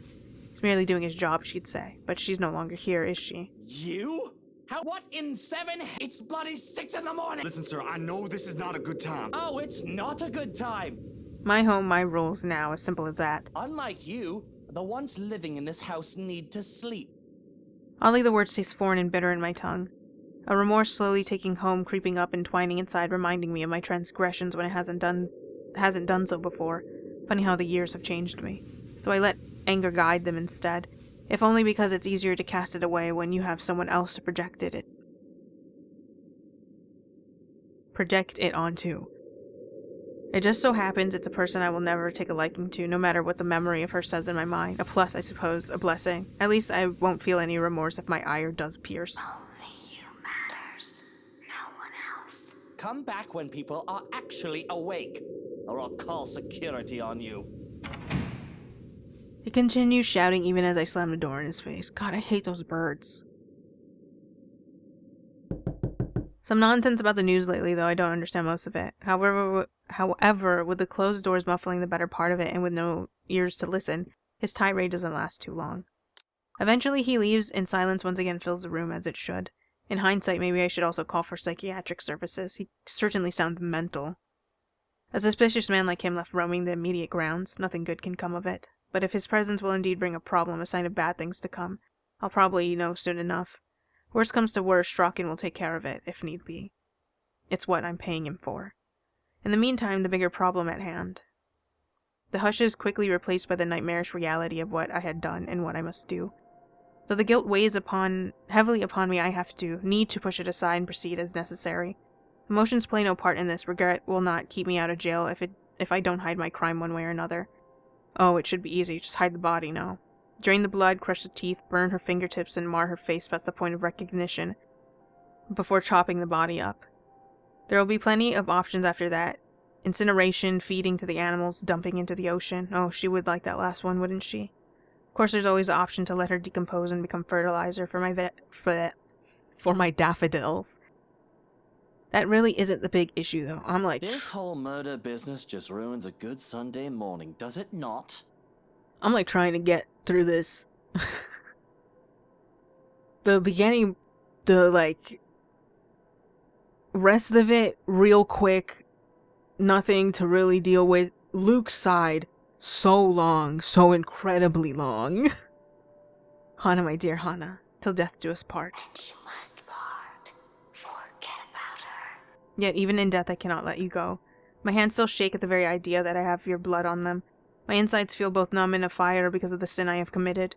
My lips quiver as I fight off the urge to cry prayers and apologies in the hopes that they would be enough to bring you back. But I know that this is no fairy tale. I have to laugh, to think I was just talking about happily ever afters with Pink a few days past, wasn't I? If she were in my place, I'd be rubbing it in her face about how right I was.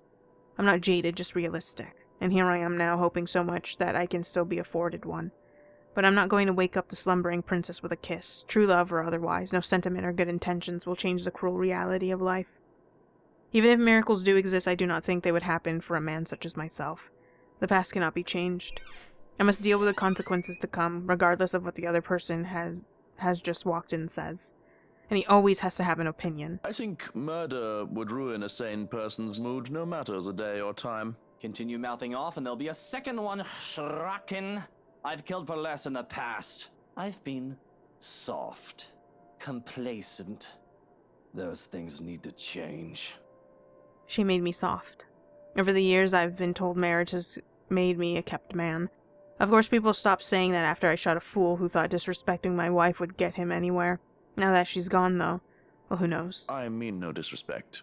Excuse the murmurings of the insane, yes? But I have every confidence and every dread that you will go through with it. However, about the madame, how shall we proceed?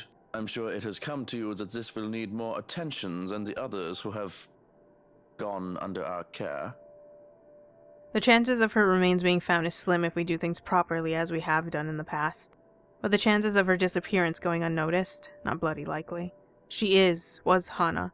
Whether she was Hannah Evans or Hannah Wright, she's practically Luxembourg royalty. Her disappearance will cause quite the stir, and who will be suspect number one? Me, of course. After that public blow-up she had at the party. This won't be as easy as, say, killing an ordinary accountant who's looked into the numbers a bit too thoroughly, or an attorney who hopes to get in my way. For now, I need time to plan. At the very least, hide the body and cover up her disappearance. That's why I had the rest of the staff sent away except for Schrocken. I suppose we can't just sweep this under the rug, can we? What about a magic trick, then? Can we pull off a sleight of hand? Now you see her, now you don't? Misdirection. Clever. You could blame the butler. I would not mind retirement. A nice try, but I'm not letting you go. I still own you until I see fit. There's no need for you to take the fall. Not when there are plenty of others I can pinpoint as the culprit. Why even make it murder? I don't think turning it into a kidnapping story will work. But Hannah was sociable enough and she had plenty of suitors. She could have been a bit too friendly with one of them. That would be the pot calling the kettle black. Oh, there we go. Which she might have if she was falling out of love with me. She might have wanted to leave me for another. Someone else who caught her eye, her interest. Just our very visitor this morning, in fact. People don't like a film about colors. I suppose they would have liked Blue Bibby a lot more. Very funny. So, Grand Director, do you want to tell me what Blue Foncé is all about? I was talking with Zachary, the photographer for Luxury Living. He was a perfect gentleman, Luke. I can't say the same for you as of recent. Look, Luke, nothing will happen. You have to relax. It was just a friendly chat. Is that why he's here? Unlikely. But her? Is that why she pulled that fucking stunt in public? Does she really not love me anymore?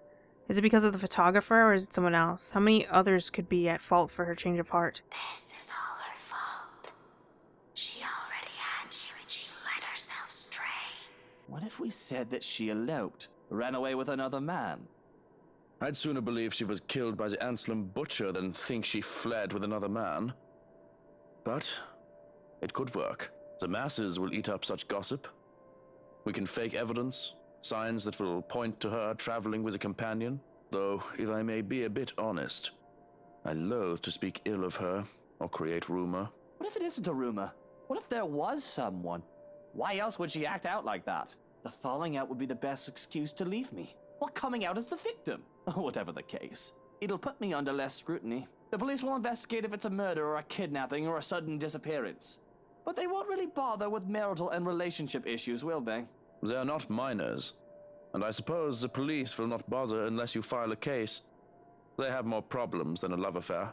It would be best to consult someone who knows the law a bit more intimately. Your lawyer, yes? Yes, but he's away on a holiday, enjoying the beaches on some back-end country or some such. Somewhat called Philippians or something? He told me he'll be back on the 2nd of November. Wouldn't that be a bit too late? If we have to wait that long, we can consult someone else. The chief inspector might be willing. Yes, I suppose I can ask Lee. He's an idiot, but he's an idiot who studied the law. But if I ask questions, he'll pry, and I'd like to not give too much away. The trick to keeping a secret is to have as few people as possible know about it. Take a few people down and put them in their graves if I have to. At least the lawyer's paid to believe I'm innocent and won't be noisy about the whole thing. And really, it's just because... I don't trust him with this. He's probably busy with that wife of his, if she's still even in the city. Who can I even trust, really? You can trust your most faithful servant. For I am the only one who truly loves you, my prince. Shut the hell up, you ain't know nothing about law, bitch. A person's loyalty stops where greed starts. They all bow down to curry favor, faking smiles and attending to my every whim, expecting approval and gifts in exchange. That is all well and good for me, let it not be said that I am not a generous prince. But it is those who I reign over through fear that I must watch out for. People like Harvey Lee fell under both of those. He catered to me shamelessly so that I can aid him with his wishes in turn, and when he found out that he was in too deep, I had to leash him lest he get in my way. Sure, I say jump and he'll ask how high, but he's a spineless little shit.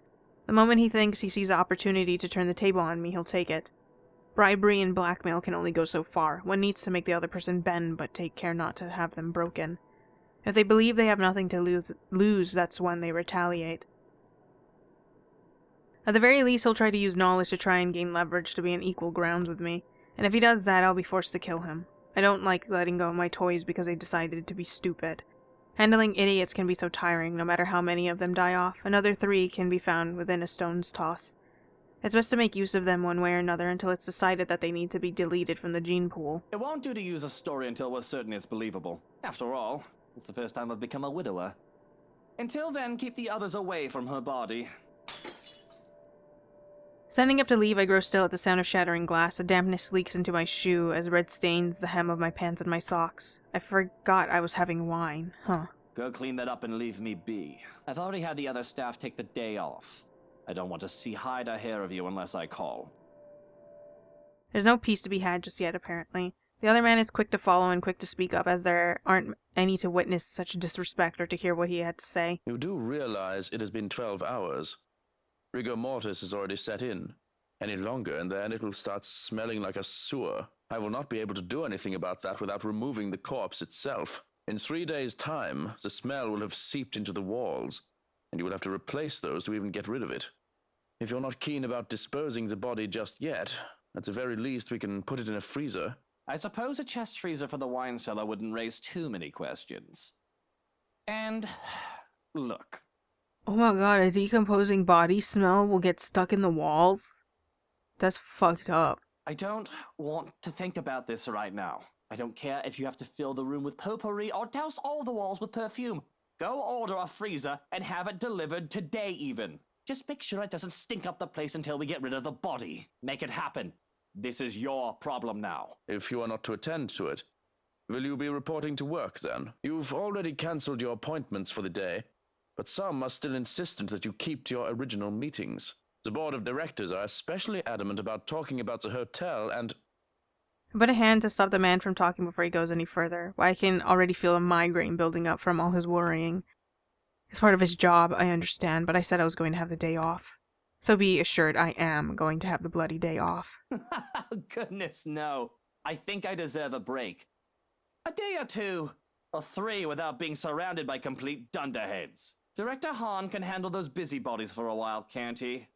For fuck's sake, I can have the week off if I want, and my finances will not be the worse for wear. My company and the businesses aren't going to keel over and die just because I decide to take leave for a bit, right? It's not like I'm the only competent businessman there. I mean, at least I hope not. It's too early for this. I'm going to try and get some proper sleep. If anybody calls, tell them they can sod off and bother me another day. Before there are any protests, I pull my mobile out of my pocket and toss it his way. By the time he catches it, I'm already halfway up the stairs. But no sooner as I flop on the bed and try to close my eyes once more to get maybe an hour or 2 of more rest, the violent sound of glass breaking comes from another room. I would think it was just one of the cleaners probably dropping a plate or a vase, and I would have left Shrocken to sort it out. But the crash sounded too close to come from anywhere else but the room where Hana. My breath catches in my throat, and at the pace it goes, my heart is near threatening to escape from my ribcage. Without even realizing I'm already up on my feet, any intent to sleep has been forgotten in favor of rushing to the door, while dread fills my stomach. Could it be a burglar? My fear turns into a seething fury at the thought. If it is, they'd regret their trespasses. There should be a law against noise this early in the morning. Wrenching the door open, I can't quite believe my eyes as I see who stands before me. Tim. His ilk are trouble, always have been. I've no doubt that their true intentions are as dark as their skin. Okay.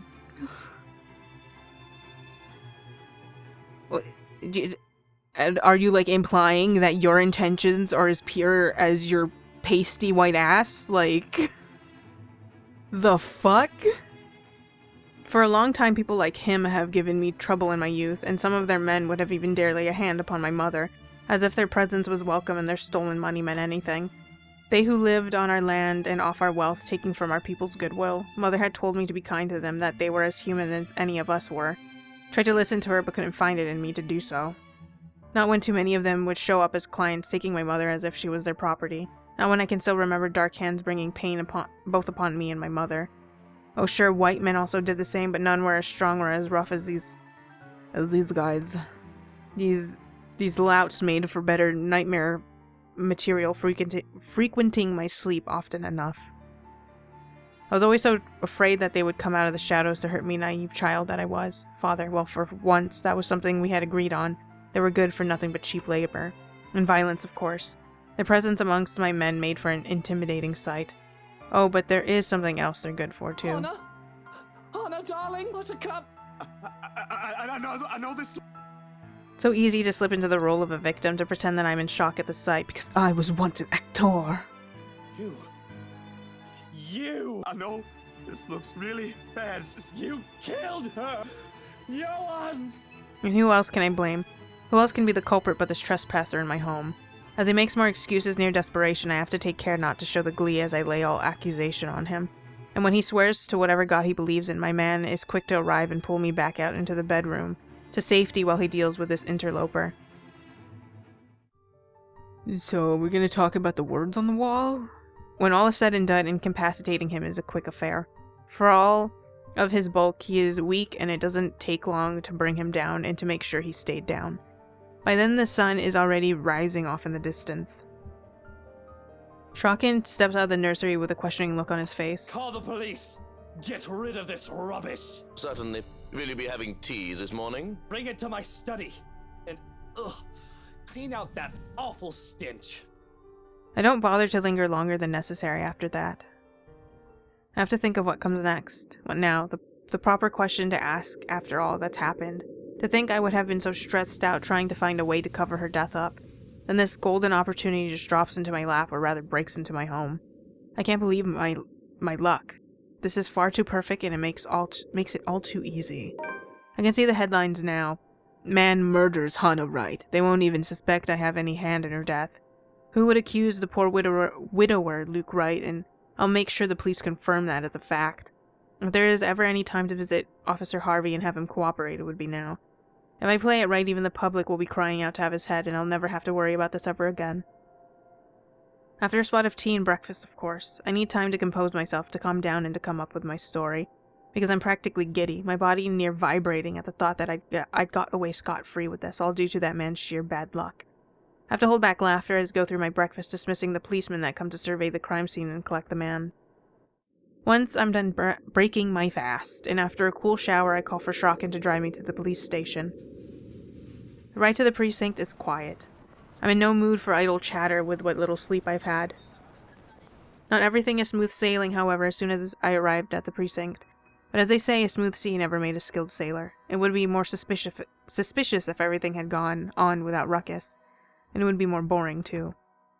Because who doesn't love a good fight and a bit of drama? There's nothing quite like beating your opponent down and making them learn who's the boss. If life just slumped over, there would be no point in even trying, but I would be much happier if noisy detectives stopped being, well, nosy. The boy, Feathers, just riles me right up, with the way he looks at me as if he's better than me. I saw it in his eyes, the righteous fury and the belief that he's some saintly good guy, and I'm the villain he needs to take down, because, I mean, it's true. I have no doubts that he was a word away from trying to assault my person, and I wish he had, if only so that I could have proper legal grounds to get him in a whole lot of trouble. I so hate men like him. Came out looking the civil gentleman between the two of us at the very least, but it does no wonders for my mood, and I have to retreat to Harvey's office to cool myself down. Just needing to do legwork to bring myself to this precinct always does sour the day for me. It always means I have to fix something, always annoying. So here I am with a bored glance at the view of the place. Johann stands outside like a good guard dog and makes sure no one enters unannounced. And now, Hannah. The press are going to go nuts about this, Mark. Are you implying that I have anything to do with them? Because as much as I hate to say it and admit, I am out of the loop. This is the first I've heard of these incidents. Really, I'd say I'm insulted, but this is par for the course. Honestly, yeah. But when they said what happened to Hannah, well, it can't be you. The older man looks at me with scrutiny.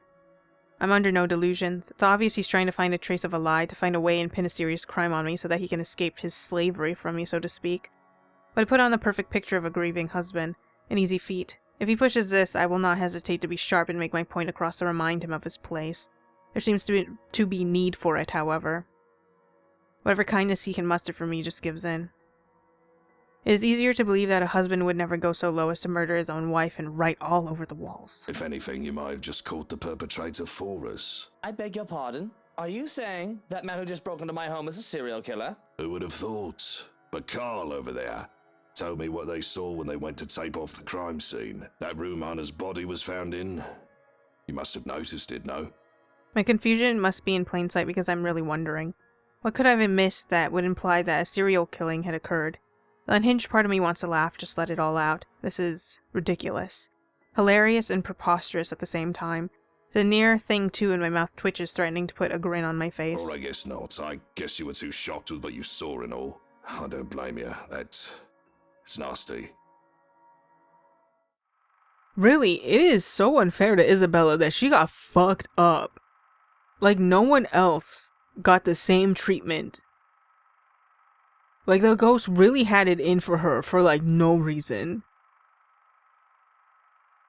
She didn't even do that to Hana.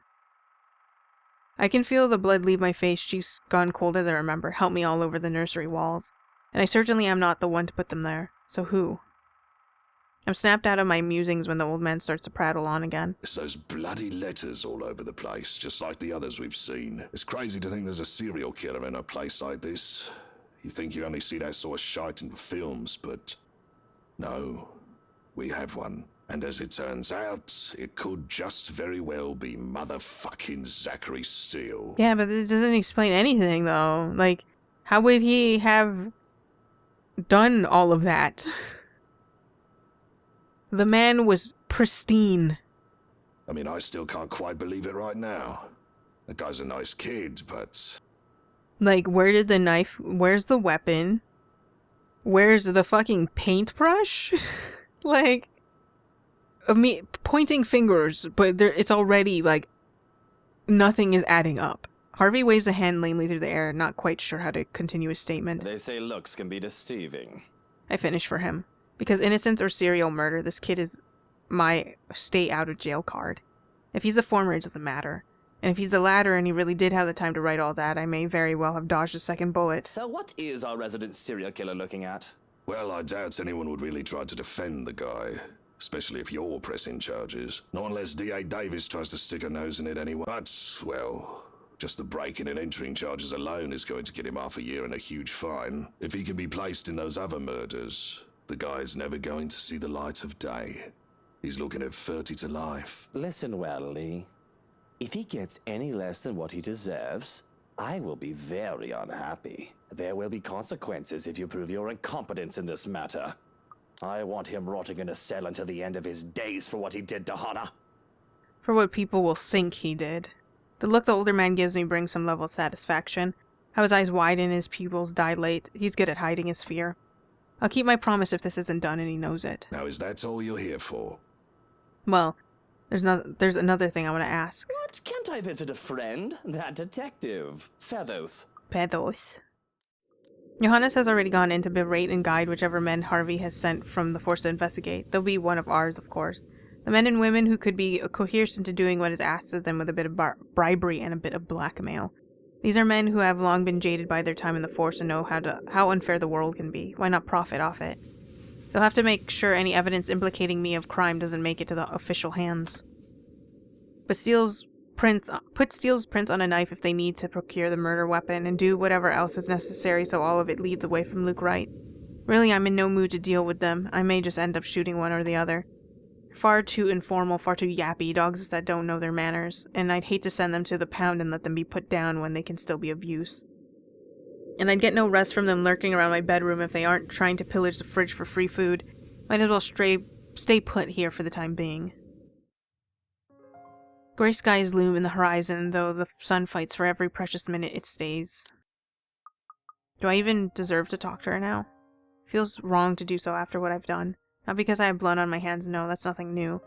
But when it's her, and I've killed my lovely Hana, I don't need to worry about becoming my father anymore because I'm certainly much, much worse. Damien never killed Eleanor. He never had her blood on his hands. Staring at the flowers offers me no safety from this reality.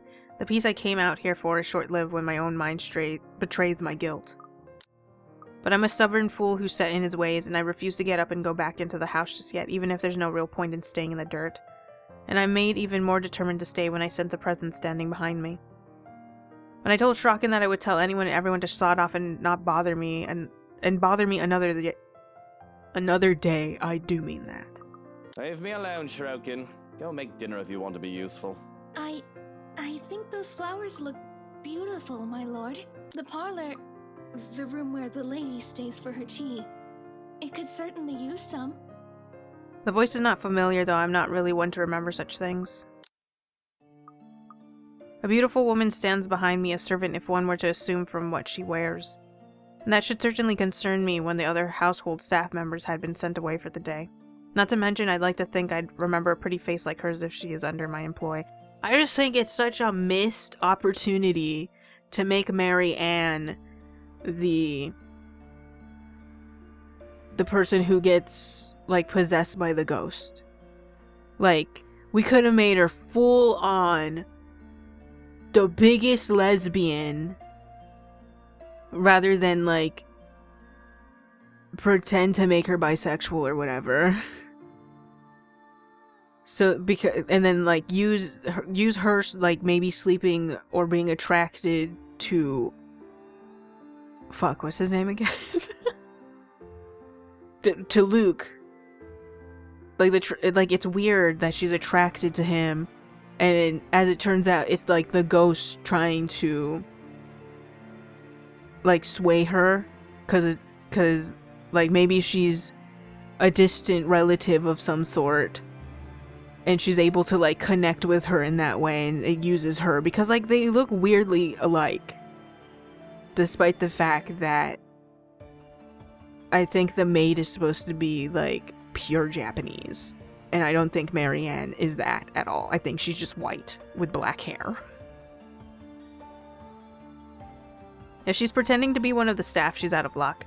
And if that is the case, she shouldn't push her luck lest I decide another murder will not ruin my day any further. But I can only feel at the very least indifference at her presence and annoyance at most. Beautiful as she may be, that did not exempt her from my wish to be alone. There's a part of me that feels like I'll snap at any moment for the smallest of reasons, and I'm just waiting for an excuse to let go again. Didn't you get the memo? Are you new? Today is a day off. You aren't supposed to be here. Am I not? I apologize, my lord. I wasn't aware that we are not expected at our stations this day. It's just that today is such a beautiful day. I saw you alone and simply thought you could use some company. Point. The birds are singing and the flowers are blooming. It would be a shame to spend days like this on my own, but with these rare sunny days, I wish I can spend it with my sunshine, my Hana. Something claws and lashes out inside me at the reminder of what happened, of what I did to her. To know that she is not here with me to enjoy these scarce times when dark clouds do not plague our skies. An ill feeling takes over me at the mere thought. I have to swallow down the bile that rises in my throat, force my expression not to betray anything. Any sign of weakness is not allowed, the slightest of slip-ups and I'll be swarmed by sharks hungry for blood. Perhaps talking with another person, a human being that doesn't know of my sins, will do me some good. That or there'll be another pretty corpse by the end of the day. All is forgiven. You must be really enthusiastic about your job if you didn't realize it's a day off. I simply owe everything to the lady. Work is all I know. It's the only way I can repay her. But if my lord wishes to take it as enthusiasm, I won't hold it against you. She smiles. She has that sort of smile that makes one's kindness shine through without words or action. It reaches her eyes, filling them with a strange sort of mirth, as if she's just thought of something very funny. And I'm hard-pressed to return the friendly gesture. I'll be civil. That doesn't mean I have to pretend that I enjoy it. Though I'm debating just dismissing her all the same. The flowers in the countryside are rather beautiful, aren't they?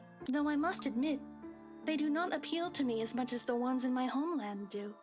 Not a native-born, then. Probably a foreigner who thought looking for a job overseas would let her live the high life, only for stark reality to slap her in the face. People like her are a dime a dozen. She's probably one of those undocumented foreign workers, too. There's just a whole doozy of a debate about them nowadays. Though it's probably best not to bring the topic up, if only for the sake of my temper.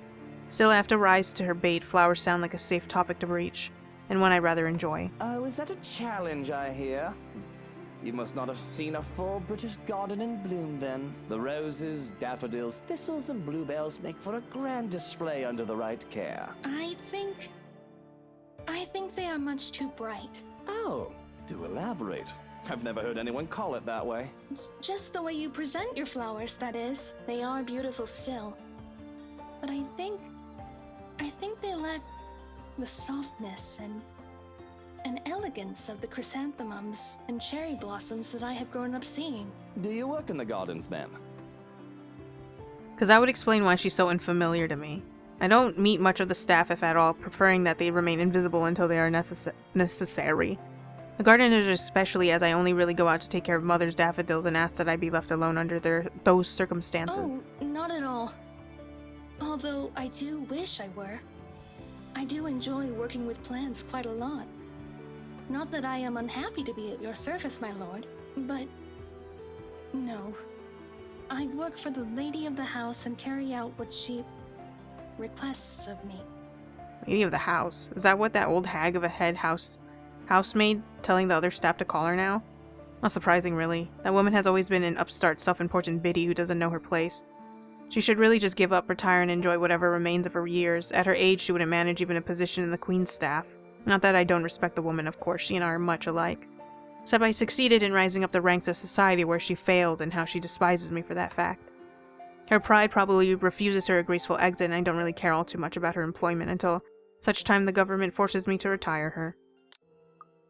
With how old she is, she's always complaining about pains and aches and about young people. She's a difficult character, and she only acts real tolerable around Hana. Not that that'd be a thing anymore since, well, now I'm just in a terrible mood. Errand girl for Her Majesty, then? That job must be a right pain in the arse. I heard she runs her assistants ragged, probably killing you real so she can absorb your life essence in the hopes that it'll make her youthful. She has her undesirable moments, but I am grateful enough. I have a roof over my head and bread to eat, though certainly the compensation the household provides for us is not lacking. It is generous for me. Too much. Too much for someone as lowly as I did not mean to imply insult, my lord. I'm simply... I wave it off. Accusation that I'm paying my employees less than proper are often unfounded. I'd like to think I'm fair with my wages. And it doesn't seem she meant any harm by it, but... You do not look too happy. I really did not mean to upset you. The lady of the house will surely be furious if she hears of this. Oh, relax. That old hag isn't going to know because I'm not a snitch. But to be frank, I'm just wondering what you're here for. It's a nice day. A lovely lady like you should be out on the city with some lucky bloke. Apologies. I did not mean to bother you. I thought you would appreciate the company, what with the rains about to return. And if I do not appreciate the company, if I wish to be alone, don't you think I came out here for a purpose? I did nothing to mask my indignance now. Indignance. If this were any other time, maybe if she were someone else, I would try to be a tad bit civil for a while longer. But if my foul temper will make her run off all the same, I don't need servants or their imposters nosing about my business. But she stays unperturbed. If anything, she's rooted herself to the spot, still in silence. She looks at me in quite appraisal while I try my best to see if I can just ignore her. And I beg for mercy. A difficult feat as her stare makes my skin crawl, and what she says next sends a chill up my spine. My lord, that is not what I see. Loneliness casts shadows in your eyes and sharp lines on your face.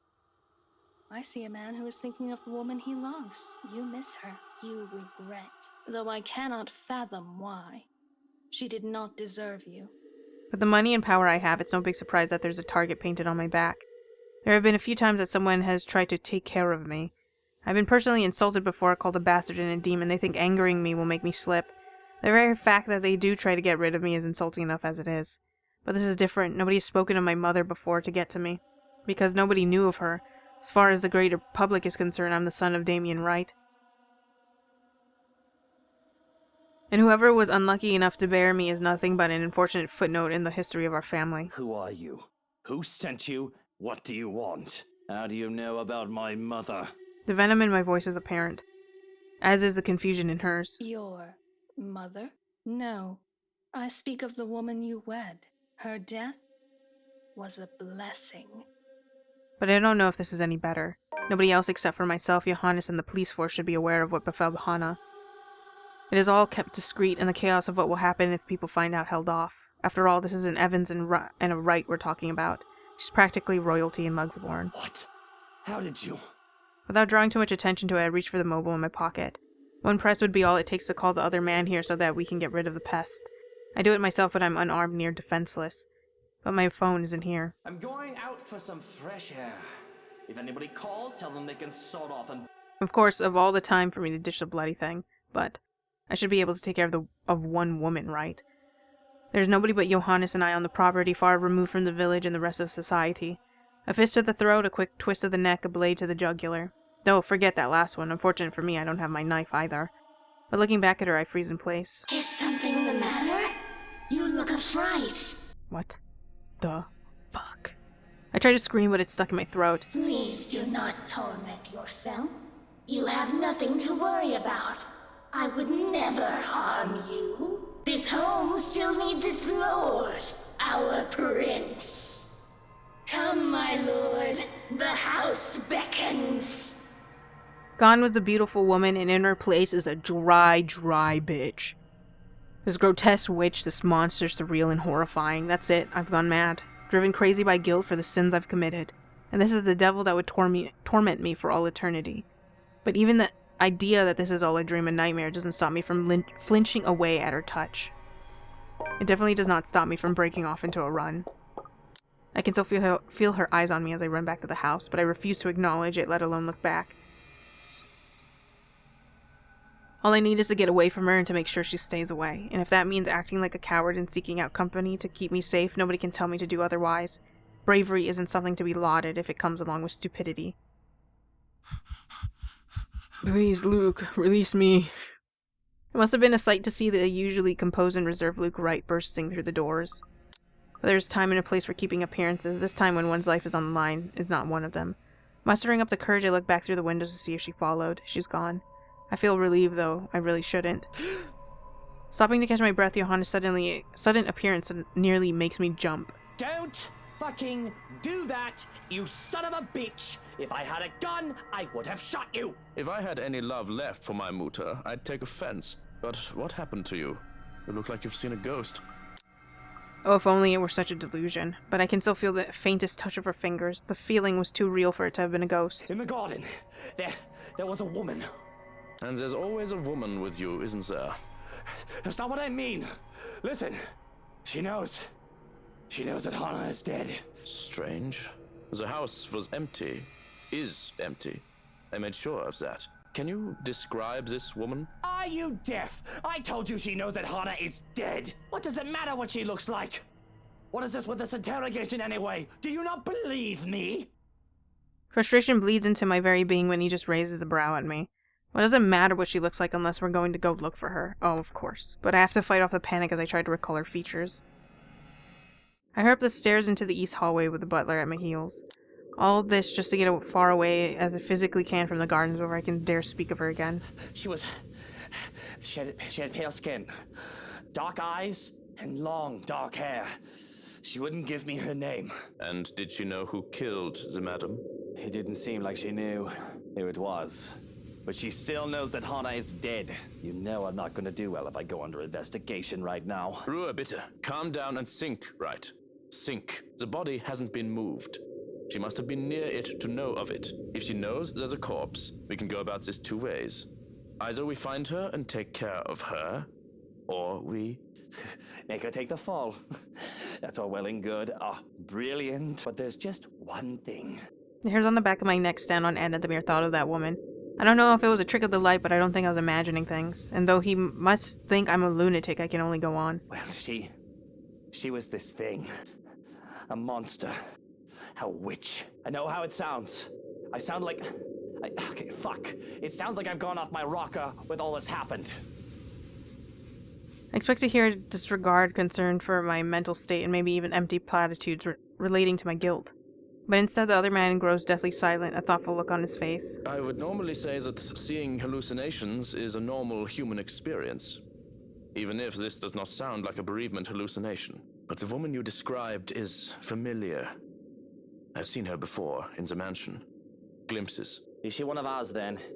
You must know her name now that you know what she looks like. I thought at first that her name may have merely slipped my mind. I've asked the head housemaid to reprimand her, for she was always loitering about when I saw her. But the old woman confirms. We do not have anyone fitting the description under our employ. So what I saw, what you saw, what was that? I don't understand. Explain, Shurkin. Please tell me I'm not going mad. We will have a head count of the female staff in the morning, and I'll assign stricter security protocols when the staff returns. It's better we rule things out before jumping to conclusions. I will have to check for tampering as well. Tampering? Psychotropic drugs to start off with. Perhaps in the water supply. I suggest you not worry yourself about it. You are unharmed. That is what matters right now. If it makes you feel any better, I'll stand guard outside for the night. No, that does nothing to make me feel any better. If that woman was a hallucination, a waking nightmare, what could a guard do to stop her from appearing before me once more? And if she comes into my dreams, I loathe to think I would cry for help like an infant in need of his mother. Tense silence befalls us, and though I don't dare to speak it out loud, I would say that we both seem scared. Often I'm the first to break anything of the sort, but... Shall I put them in a vase? I'm confused before I realize what I have in my grip. What? Oh, these? I didn't realize I still had them. I really did not. But there they are, still in my grip, are the daffodils I'd taken from the garden. Even in the wake of my flight, I had refused to let go of them, whether I was conscious of it or not. They should be for Mother. They could be for Hana too, but what does it even matter?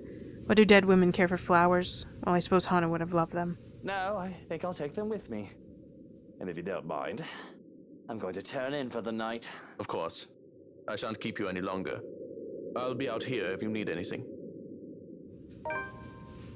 I don't care enough to show any sign that I've heard him retreating to the master bedroom without another word. I toss the bouquet of daffodils to the bed with only a minute glance at the nursery door. The thing is sealed with police tape, garish, ugly, and tacky, and all of these. They've already taken the body to the LCPD morgue sometime while I was talking to Officer Lee yesterday. They made quick work of it, my boys, because they knew a proper investigation was pointless if I had a story to feed them.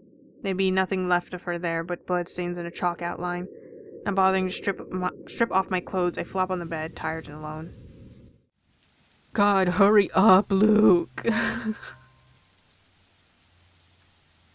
I've always been a light sleeper. One has to be, growing up as I did. Living in a bad neighborhood meant that the possibility of break-ins were all too real and frequent. Horrible thought considering what little material possession we had. That was the least of our problems, of course. With my mother's profession, many would threaten violence as well toward both her and I. And things never change even now that I'm in a better place. At the very least, I have one less thing to worry about. Because really, that Zachary was a bloody blessing in disguise. I needed a way to cover up Hana's death or make it so that I wasn't suspect. By some sort of stroke of luck, the answer to my problems just broke into my home and waltzed in. He'll take the fall. The fucker had already gone into the room on his own. His DNA already going to be all over the place to incriminate him. If that's not enough, it'll be easy to falsify evidence, I can make sure of that. Still, the thought of that woman yesterday and the danger that she presented was enough to wake me up several times. So suffice to say, I'm not very happy that anyone would dare to separate me from my true love, the bed. The rain that had started sometime during the night didn't help the mood. Okay, maybe it helps just a little. The strange sunny weather has been nice and all, but for it to return as it should be feels like a good sign of things to come. Perhaps things will settle back to normal and the crazy drama that has gone on lately will die down. The rhythmic pitter-patter of the rain fills the early morning silence with a steady beat. Thank goodness I don't have to be anywhere in a hurry today. I would hate to be caught unawares in this rain. With how it looks outside, it seems that the weather is making up for all the sunny days. It has given us with a good old-fashioned downpour. It does let up within the quarter of an hour. However, a day beginning with a cloudburst like this, locals usually take it as an immediate sign. Luxembourg abysmal weather is back, likely for good. There's this rubbish about how the heavens cry with you through the rain. If anyone sentimental enough knows of what I've done, they'd probably spout the stupid thought my way. Well, I think it's a load of bull. Hana would roll in her grave at the thought of the heavens made it rain for her. She's never one for the dreary weather, always enjoying the scarce sunshine on rare sunny days. She had been loving the abnormally sunny week thus far. If only things had not come to this. But it is already far too late to regret everything, and thankfully somebody interrupts, before I can start brooding on the what-ifs. Perhaps the only time I can appreciate the man's insufferable prying. Are you really going to stay in bed all day? What do you want? Yeah, what do you want? I'm gonna come back to this later.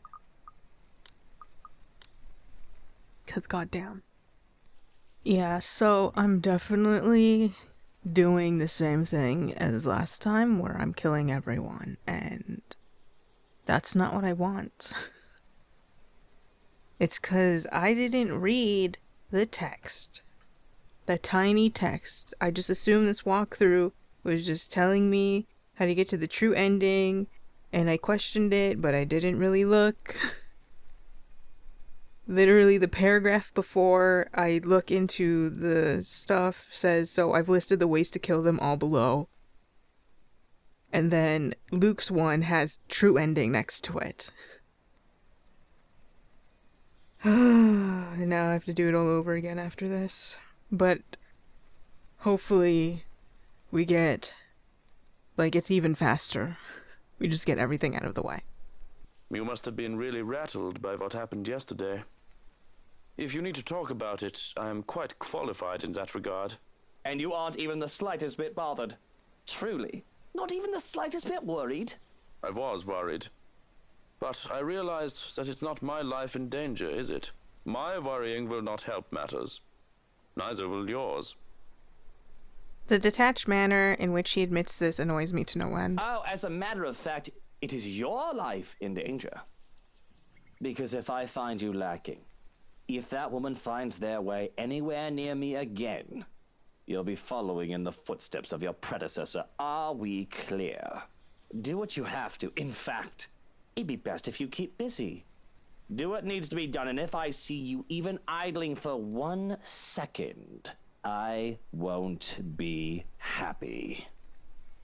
He doesn't say anything. There is no witty retort. It isn't a threat, but a promise after all. I don't take kindly to incompetence, especially when it comes to affairs that affect my very safety. I will kill if it ensures that I live. Are there any updates about the woman?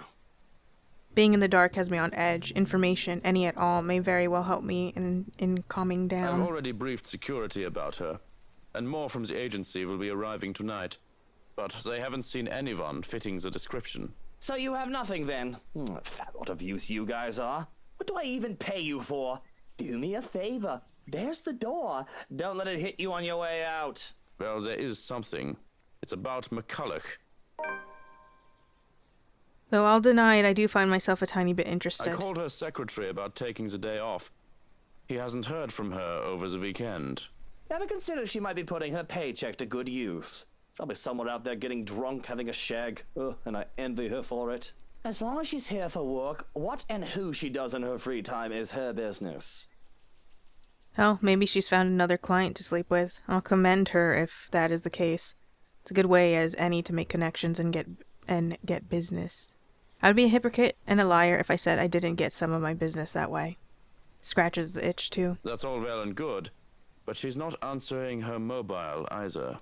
Mr. Parker will be filling a missing persons case with the police if she doesn't turn up today. Okay, interesting as all this is, why bring this to my attention? If we've lost an interior designer, just find someone else to take her place. If I knew that letting Hannah hire her would bring so much trouble, I would have stopped it at just the sex. The last anyone has seen of her was here, the morning of the party. Your housewarming party. That isn't good news. It wouldn't do for the police to hear of this, and to suspect. It is of little import that I can easily prove my innocence. It is all a matter of principle. Because even the accusation of misdemeanor should not stain my reputation. Although maybe it is a bit too late to hope for a squeaky clean one. Besides, it'll be such a hassle to have police poking about the house looking for a body that doesn't exist. Now, if we're done here, I'd like to go back to sleep and...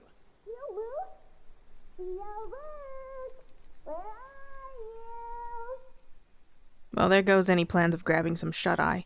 Rolling over on my stomach, I can only scream into the pillow. Of course, of course. Ugh.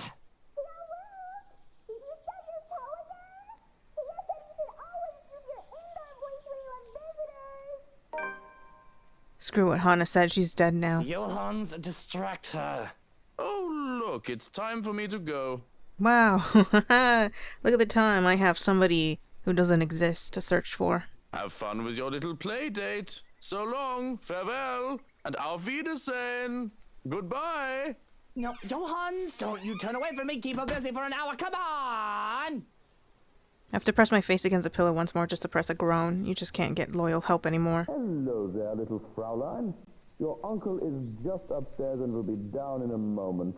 He is super excited to have you today. I hope you're well rested and ready to play a lot. Bastard. I'll be down in a sec, Munchkin. Let me just... Change into a fresh shirt, brush my teeth, fix my hair. Bemoan my very existence. Wish I was anywhere else in the world right now. Don't get me wrong. Kylie is a great kid. Wonderful, better than most brats her age. But handling a tyke is the last thing I want on my agenda right now with this whole Hana business. Fortunately, I am well versed in how the world works. I've long learned that the show must go on no matter what hurdles come in my way. So I set to preparing for the day. Running a comb through my hair is just divine and simply makes me feel more human. Bed hair is disgusting, though it isn't as bad now as it was when I was a child. With how expensive a trip to the barber's was, I often had to grow it out until Mother had the time to cut it for me. The curls and tangles were simply horrid. Why I was even mistaken as a little girl because of that, it certainly doesn't help that I was named Lucille. A freshly pressed shirt is enough to chase away the last signs of sleepiness. The feel of crisp and clean cloth in my hands is a clear marker to the start of the day. But something catches my eye. My clothes and personal effects are already set on the dresser for the day. Boxers, trousers, belt, and socks on one side with my shirt, jacket, and tie on the other. It's always the same things, always. Cufflinks, colognes, and anything else I would like to add stays in the dresser for me to choose from. It's all routine. However, among the silvers, the grays, and the red is a tiny blue box. Ooh, eyeballs. Did you wake up? Don't tell me you forgot. I nearly did, really. Well, I did. Totally, in fact. It's hard to remember something as trivial as an ordinary playdate when there's murder fresh on one's mind. But there's this instinct long ingrained to act as if everything is normal despite the blood on my hands. Else I would have spiraled out of control a long time ago and things wouldn't be as good as they are now. Besides, she's a bright child, tolerable. Kid's got a good head on her shoulders and can get pretty mature for her age at times. Of course they have to thank me for that. Her parents can take partial credit, but Hana and I have been there for this kid since she was just a small babe. Why, I can still remember the first time I saw her. It was during her baptism. The only reason I was there was to accompany Hana, who was to be named godmother. She was such a tiny thing, not even a year old, and swaddled in her mother's arm in white cloth. It was the first time I really saw an infant up close enough to hold one at least. It had been terrifying to be given a little child to carry after the whole water ceremony. I've never done so before that, to hold a tiny life in my arms. I could have just dropped her on her head and this little tyke before me would have stopped existing then and there. But the child just smiled at me, babbling nonsensical words as children do and clinging to me even as I tried to hand her off to Hana. My darling Hana loved her so. And Kylie does try to be a good goddaughter, but she just can't keep her interest along with the wife. It's not something that Hana does wrong on her part. She does try so very, very hard, it's just that she doesn't quite know how to really handle children. She'd never been around other children when she was young, surrounded by protective adults who catered to her every whim and worried for her safety every minute. When she isn't able to keep up with Kylie, her first instinct is to be strict. Unfortunately, Hana wasn't up for those sort of things most of the time, thinking it'll spoil the child. It turned a whole playdate awkward every time. Taking the last seat left, I pluck one of her coloring books from the table to see it filled with dinosaurs. Oh. Bribe her with sweets. I knew I was gonna do that. I have fun with the crayons as well, at the child's insistence, even if I can't really draw. With Kylie using the black crayon, that leaves me with the yellow one. I absentmindedly start to doodle flowers, which are just about the only thing I can actually do decently. I've halfway filled the page with yellow when Kylie breaks her silence. Are you alright, Teal? I heard about what happened to Tia. I feel as if the ground was pulled from underneath me for a moment there, caught off guard as I am. Oh yeah, I forgot she's talking with a ghost. I was expecting a lot of different questions. The kid always had a whole bunch of them ready for me. But this? How much maneuvering do I have to make in order for her to drop this topic? And what exactly did you hear? They say that a bad man hurt her. Is that why she's not here right now, Tio? The arrest isn't exactly a state secret, but it isn't exactly common knowledge either. It only happened yesterday, after all. I asked members of the press who found out not to cover it until I'm ready. To give me time to grieve, I told them. Complete bullshit. The other grown-ups won't tell me when I ask. This is just like when my pet Pato disappeared. Papa and Mama wouldn't tell me what happened to him. They just told me that she's gone to a better place. Now they're saying Tia's gone, but they won't tell me where she went. All these days that they caught the bad man who hurt her. Please tell me, Tio. What happened to her? She's fucking dead, Kylie. Is she gone too? Like Pato? Because because of that man? My answer catches in the back of my throat. It feels as if I'm drowning on air. It's like you said, a bad man hurt her. I killed her. That's the whole truth, no sugarcoating it, and there are 101 reasons why I cannot confess. But the most important reason in this moment is that, well, I don't want Kylie to be afraid of me. To see her bubbly face break into one of horror and disgust. If that happened, I don't know if I can keep on pretending that I'm anything but a monster. But I cannot find it in myself to lie to her, at the same time telling the truth will kill me. She must have taken my silence for confirmation, though I have to look away when she starts crying, only realizing then the dampness of my own cheeks. And when my own shaking is too much for me, I hide my face in my hands ashamed. Feels like forever where we don't say anything. I'm only pulling out of my own self-loathing and despair when I feel a light touch on my knee. Tia was a really, really nice lady. She always smiled whenever I visit, and she wasn't mean. Even when I called her boring and my mama scolded me, she only laughed. We didn't play much, but she'd always give me a hug. She was her godparent after all, and not I for all that the child liked calling me the fairy godfather. Hana would always say that it's my fault that Kylie favored me more than her, called me a godchild thief in jest. But then she would always look so proud of me when I took care of the child. I'll miss her, Tio. As do I. So very much, Munchkin. I miss our Tia so much. And even with her teary eyes, she gives me a small smile. She moves her hand to grasp mine and gives my hand a gentle squeeze. What about the babies? Do you miss them too? What babies, Munchkin? The nursery, sealed by police tape, comes to mind. Johannes knew of it. Not a complete surprise, but Kylie? Kylie knew? Wait, babies? More than one? How many more knew that Hana was with children even, before I found out? The doctor said there were 2 of them. Tia and Tio's babies. They're twins. That's terrible, Tio. You forgot about them already? She says more, but everything around me wavers, nausea building. Sounds around me dull down to a buzzing in the air, and I can only hunch over, stare at my hands, afraid that I would throw up. I feel sick.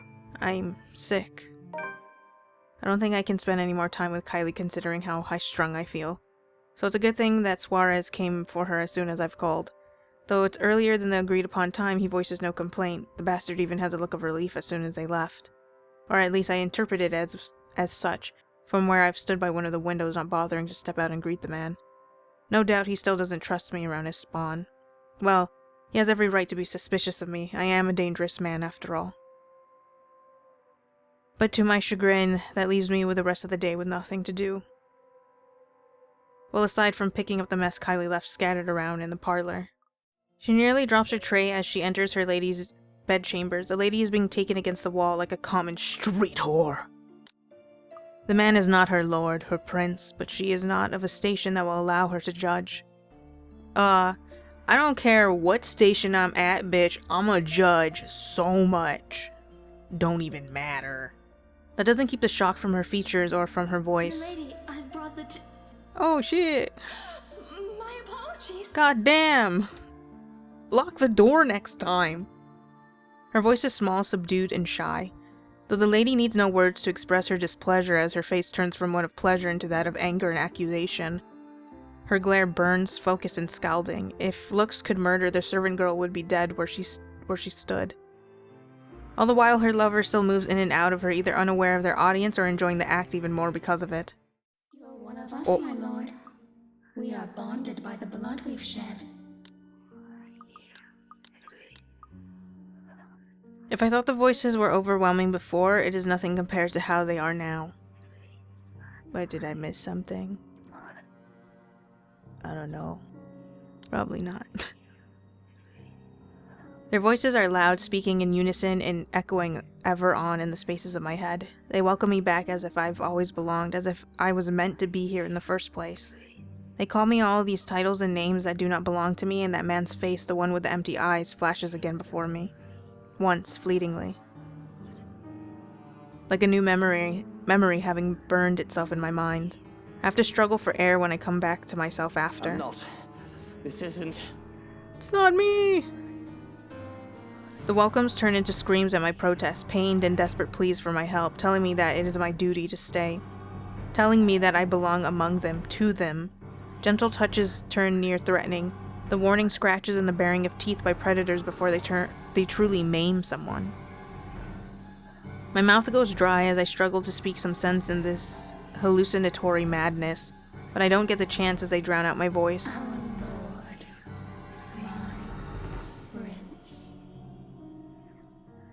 At her words, there is a compulsion to stay.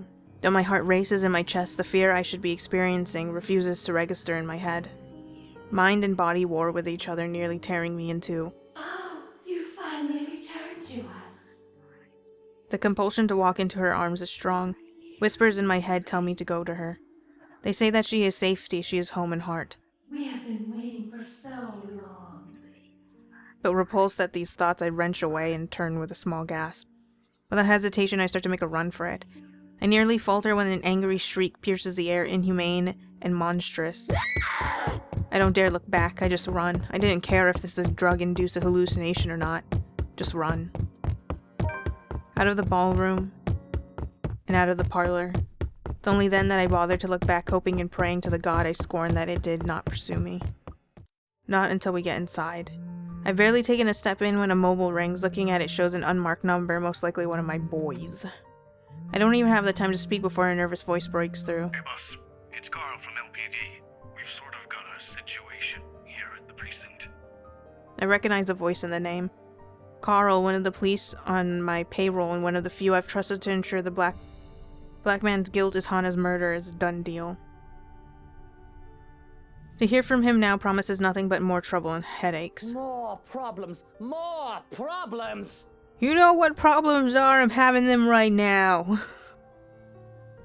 It's terrifying. Send everyone over here. I'm not dealing with this by myself. For goodness sake, I don't really need any more. What is it? Well, you know the missus's body, in the morgue. Well, of course I know of it. Yes. What kind of numpty do you take me for? I don't know why you're calling me about this, though. See, boss, it's gone. Your wife's body is missing from the morgue, and the coroner who was looking it over as well. Dead.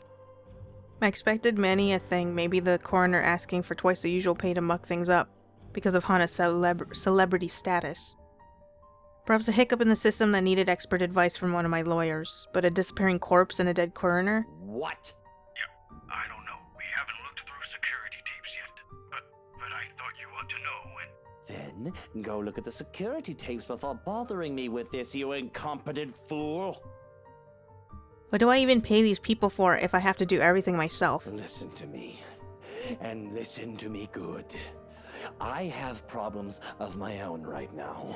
So, if you'd like to keep your tiny head on your tiny shoulders, you'd best go look for the body and not bother me about it again. That's so mean, boss. You know I'm insecure about my tiny head and shoulders. Is that understood, Carl? Knees and toes. No, sir. I mean, yes, sir. Of course, what was he thinking wasting your time with this, huh? Me and A are going to deal with this. No problem. As time and experience proves, if money isn't work, threats do, at least for the moment. But it's good enough for me if it gets off this call and back to making sure I am safe. Who was that? One of those incompetent officers from the LPD. They say Hana's body is gone from the morgue. Can you believe them? I don't even want to think about what happened to it right now. Fucking Christ, will this day not end? I feel tired, so tired. The only thing keeping me awake is the thought that that woman is still somewhere out there. But the thought of just sleeping through it all while Johannes keeps guard is just heavenly right now. Whatever, they'll call back later. You're not worried? Well, what do you want me to do? Drive to the city and try to look for the corpse of my wife? 1, Shrokin, the city is big. 2, it's LPD's job to keep an eye on the corpse. They didn't, it's their mess to fix. For the moment at least, I just don't see what other problem that might pop up for this. We have a scapegoat, I have an alibi. Harvey will make sure that the word will be convicted. Money, reputation, connections, the company I've built, everything. I have it all. That's a reason to be happy, right? Now, if you'll excuse me, since you insisted I stay here, I might as well get some rest. Leave, Shrokin. Of course. Despite his words, he lingers. If I didn't know any better, I'd say he wants to make sure I get in that damn bed and sleep before he turns away from me. What am I, a child, watching me and treating me like one? There's the reason why we will never get along. Well, what are you waiting for? Nothing. I just hope you're happy. Verily, now mush! As you wish. Only then does he seem to get the hint. With a nod, he leaves, locks and closes the door behind him. For a moment, I still hear his voice while he gives the guards outside firm instructions, like a hush as soon as he departs and his footsteps fade away. One that doesn't quite last. As quickly as the silence settles, lightning flashes across the sky, followed immediately by the loud boom of thunder. And that wanker strikes so dangerously close that I can feel the electricity in the air. The power goes out not a second later, and I feel as if I'm being mocked by whatever greater powers there is. All is deathly still for a moment, but soon the rain starts once again. Far heavier than the light drizzle from this morning, its pitter-patter hitting hard against this place's roof. Despite the noise, I find myself drawn to my bed, exhausted, hoping for a little nap. I'm safe here. LPD will find her, and when I wake, I won't have anything to worry about. It does not take long. Once my head hits the pillow, in a matter of minutes, darkness claims me, bringing with it laughters and whispers of a twisted love from a time long ago. Who are you? Oh no. Stay away! Sweet dreams, my love. It'll be over soon.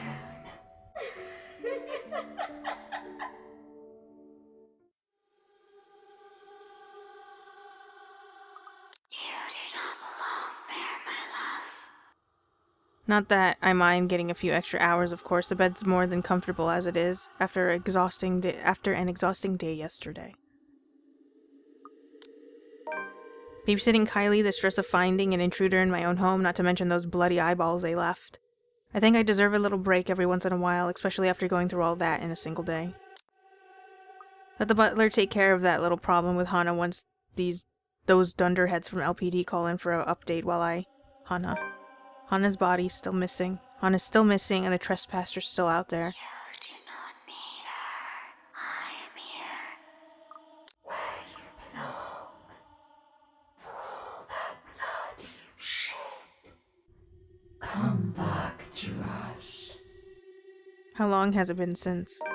Is finding a dead body really that hard? Surely there should have been an update by now. Alright? So why isn't there? Please don't go. Bloody hell, the cretins I've surrounded myself with. And isn't that enough to force myself out of bed? As it has always been the case. My eyes fly open, expecting the warm rays of sunshine filtering through the curtains, only to be greeted by a blinding flash of light and a loud boom of thunder that sounded nearly too close to my ears. Strong gusts of wind will occasionally burst in from the open balcony door, bringing in drizzles of cold rain into the room. I must have left it open earlier before dozing off. The carpet and floor closest to it is already drenched. Hana would be crossed if she were still here. Not that it's an immediate problem. If anything, it's this power outage we should be minding first. With the intruder still at large, staring through this darkness might be far more fatal than multiple stab wounds or a gunshot to the chest. Oh, great. The power's still out. That is exactly what I need right now. Yes. It's a storm, of course. I should have moved back to the penthouse to weather it in a much more comfortable setting. Already I can hear the creak and groans of this old place as rain beats against the windows. Why didn't he? When he knows there's an intruder, why didn't he just go to the penthouse? Johans! Has someone been sent to take the circuit breaker yet? No answer. Johans? Silence. Shrokin! Someone! Anyone? Still nothing, and my cordial mood is quickly dissipating. Where are those idiots when you need them? It's really a wonder why he hasn't fixed this yet. Was I really out that long? Can't be. It's only been a few hours after midnight, if the time on my wristwatch is anything to go by. Unless I've forgotten to change it again after that last overseas trip a month ago. Although the delay is understandable, in the storm I'll bet this house has given him another problem to fix. Bloody rush jobs. My safety's at stake here. Cursing, I stay still, letting my eyes try and adjust to the darkness while my hands fumble for my slippers. If that butler isn't going to fix this, I may as well order the security posted outside to do it. It's probably just a blown fuse. Anyone with a brain can repair one. Grabbing my jacket and with footwear finally on, I make for the door. Although in haste, I pause briefly when a gleam catches my eye. On one of my drawers underneath the clutter I've yet to organize, the muzzle of a gun peeks out. Hana has never openly commented about my possession of it, but I know she does not approve of it, knowing the bloody firearms policy in this nation. Of course, I have not found much use for it in the 7 years we've been together, otherwise she would have already had it thrown out years ago. Doesn't mean it won't be useful right now. Without second thought, I seize it, sending the stuff piled above it onto the floor. Whatever. I'll get to it later. This blackout problem should be resolved first. But of course, right after I've made the effort and I'm already dressed and on my feet. Without even waiting for my permission, the door swings open and in comes Strachan striding into the room like he owns the place. No respect for authority at all. Though he does pause midway to glance at where I'm at once he notices the empty bed. The look on his face when his eyes land on me, I can't decide if he's simply cautious or scandalized. Last I've checked, I look decent enough. Is it the hair? Oh, you're already up. But really, why do I let him get away with such disrespect? 'Cause he's good at his job. Why do I keep anyone? Sometimes I think I'm better off alone, you know. Then again, I wouldn't have anyone to boss around if I live on my own. Did you come in here just to sass me? Yes. And before you do that, I'll have you know that I've been calling you for a good... We have a problem. He says that as if he's simply talking about the weather and not a problem. Not that I find anything new in it. The man's humor has always been as dry as a bone, and you won't even know he has told a joke until there's an awkward silence in the room. Probably why this irks me. Because if there's one thing, ever since he started living in this mansion, that has remained consistent, it's that word. Somehow every single day we have to deal with a problem. I'm not entirely sure how exactly he's expecting me to react after dropping another bomb like that on me. Just after waking up at that. On top of Hana's dead body, missing this power failure, and that woman who keeps trespassing in my home. Forgive me, I have every right to be this cheesed off in the middle of the night. What do you mean we have a problem? Haven't we had enough for one night? Good lord. Do I have to be the one to fix everything, every little issue that pops up in this house? Do I have to be there every single time? Can't you just fix it? My men know I dislike doing legwork unless it's one of the utmost necessity and importance. If I did do something on my own, it's only done in the direst of situations. That or I must be very, very bored. I can, but I thought you might want to see this one for yourself, before any disposal occurs. For all my exasperation over this, he sure does know how to get me interested. Where? He's in the study right now. Sound asleep, though it won't be long before he wakes up. I found him nosing around the attic. Odd if you ask me. Not quite sure why he went there. A doorway and he would have gotten easily to you. Unless you're not the reason why he's here. He? So there are, what, 2 different people trying to get to me? That's already one too many to deal with. What is wrong with these people? Possibly. There might be more. You really aren't a likable sort. Understatement. And this shouldn't be surprising anymore. Didn't you used to count how many enemies you've made? I believe it was a yearly thing. Or have you already stopped?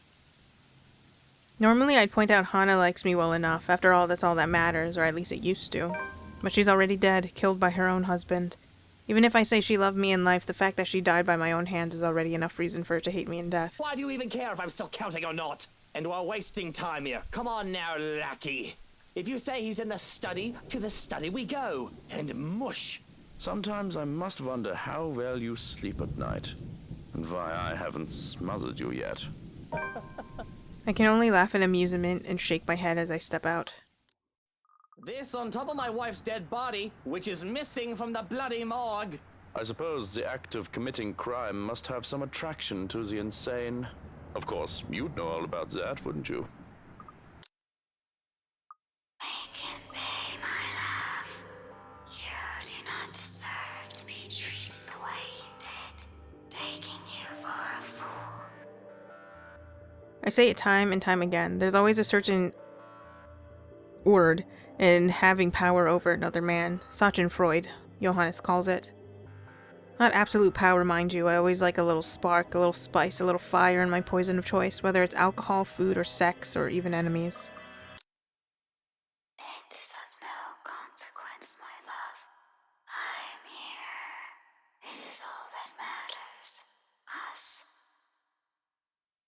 But at the end of it all, I'm just a man who hungers for excitement, for power, for control. Unfortunately, or perhaps fortunately for him, he passes out not too long into it. For a moment, once the horror has passed, I consider pinning her death on that man, like I've done with Hana's. But why should I even? Nobody else knows of her just yet. We can just make her body disappear along with the detective once we're done with him. That'd be the simpler route, but this will have to be decided later. Suddenly, Strachan gestures for me from the other end of the passage. Just a few paces away from Makala, he stands glaring at some part of the wall as if it has offended him, and he gets eaten by the mansion. And what of Hana? What did they do to her, or are they also the reason why she's missing? He's a police officer. He likely has easy access to where they're keeping Hana's corpse. A bullet to the head is least he deserves for creating this nightmare. That's right, my love. He should be stoned to death. You don't need them. Burned. Make them pay. To make up for every single wrong he's done. I told you, didn't I? Everything you're doing is useless. And now, you're dying. How does dying alone feel? Hana? For a moment I wonder if it had been me who had died and not her. After all, that can be the only logical explanation as to why I hardly draw breath while she stands there. Of course, another logical explanation would be that I'm high and this is a really, really bad trip. Either reason doesn't suit me. Though it can't very well be the former, even from down here I can see the blood that stains her dress. Seeing that makes me feel as if my hands were covered in them once more. Warm and sticky, sweet and sickly. Oh, Luke, darling, my love. Are you not happy to see me? But let's be honest here, and any explanation, any reason as to why a dead woman walks once more is a bad one to me, especially when it's one that I've killed. I mean, how even? What sort of sick joke is this? Not that any of this still matters, weak as I am, with this headache crushing my skull, bearing down on me with a weight that leaves me gasping. Soon, despite my efforts to fight it, the entire room tilts forward and the floor rises to meet my face. Don't worry, my love. Everything will be over soon. Above the deafening din of thunder and the howling of the winds, her sickening laughter is the last thing I hear before the blackness spreads and claims me. My whole body seizes with a gasp violent enough to wake me. But with this irritating pounding in my head, it's impossible to get even a wink of rest. Without the alcohol, I'm going to have it rough trying to calm down or sleep. I suppose now's a good time as any for that drink. Hana won't approve, of course, but she's no longer here. Perks of being a widow and all that. I throw the blankets aside and rush outside before another bout of regret hits the pit of my stomach. She's gone. She's dead. Just like every other person in my life, nuisance or otherwise. Only I remain. Nothing else matters. It's dark, but the large windows of the foyer illuminate the area much more easily than any of the other rooms. That's the smallest of blessings I can ever ask for, in the hopes that I can go to bed after this little trip without further incident. But I have to stop in my tracks as something catches my eye. Carefully I draw closer and on the floor is smear. In the darkness it's impossible to tell what it is, but it has left an ugly track disappearing underneath the door leading to the dining room. Whoever left this here will have to answer to Johannes in the morning. He hates seeing mess, be it mud tracks or the tiniest drop of wine on the serving platter. Bastard. For now I follow, letting it guide me into this darkness even if I feel its purpose is anything but, taking amusement in imagining how Strachan's expression will change from surprise to disdain upon seeing it. However, I can only feel disappointment once I open the doors to the kitchen. There are only empty wine bottles put aside to be cleaned and stored for collection, and I can't be bothered to try and find out where Johannes has hidden the absinthe on Hana's orders. Even in death, she continues to bug me like this, keep me from my beloved wine.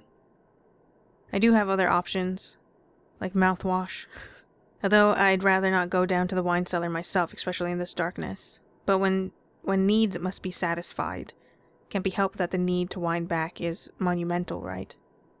And really need this fucking drink. Even the smear seems to lead me to it.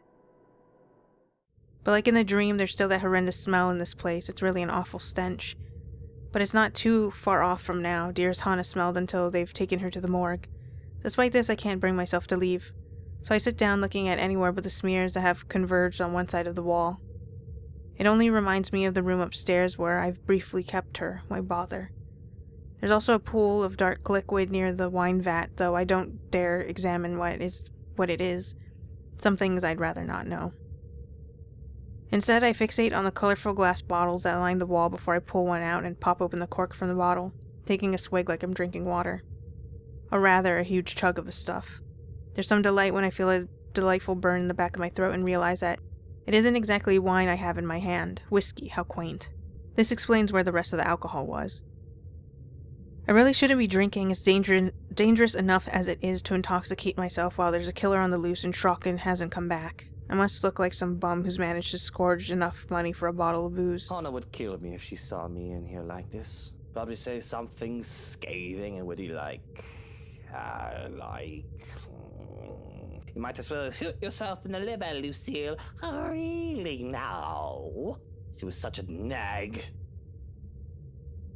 A morbid mockery of a tale directed at no one. Soon choked laughter rings out in the wine cellar. Takes me a bit to realize that I'm the one who's laughing. My cheeks are wet with tears too, because damn it. I miss her. It's stupid and crazy of me to still feel this way. It's my fault she's gone. I wonder how it is. Are you in here, Hannah? Can you hear me? How is it, huh? To die? It must have been dreadful, no? I can't imagine it. I very much don't want to. Look at me, talking about the horrible inevitability that is death. How depressing. It's any wonder that I haven't completely gone off the edge yet. Or maybe I have and I just don't want to admit it. It could just be the alcohol. For a moment I have to stop drinking. The whiskey must have hit me harder than I thought, but then again, looking at it, I've nearly emptied the bottle. What's left of the amber liquid gleams tauntingly in the low light of the cellar. I really didn't mean to drink so much. I only wanted to take off some of the edge. But I might as well finish it off. Regret can always wait. Though it comes sooner rather than later when I feel my breathing become slow and irregular. My hands have long been cold and clammy, around the time I was halfway through the bottle, but the urge to vomit has just started. Getting up to my feet is easier said than done, however. My coordination is basically shot to high hell with how much I've drank in one go. There's no doubt in my mind that trying to get up those stairs will be a struggle. But there is no way I'm going to vomit in here. I don't want the stench of throw up anywhere near my collection. The world spins even before I can get anywhere near the stairs, though. I have to lean on the wall to stay standing. That's when a curious click echoes in the cellar. I have to question if my alcohol-addled brain making up the fact that a door just appeared out of nowhere. This is interesting. Perhaps if I am in a more sober state, I'll think twice about exploring unknown territory. I remember being wary after seeing this place in my dream. Running even, but I can't kick my curiosity to the curb so easily, what with the alcohol making me more adventurous. Besides, what's the worst that could happen? I get trapped down here? I find a dead body?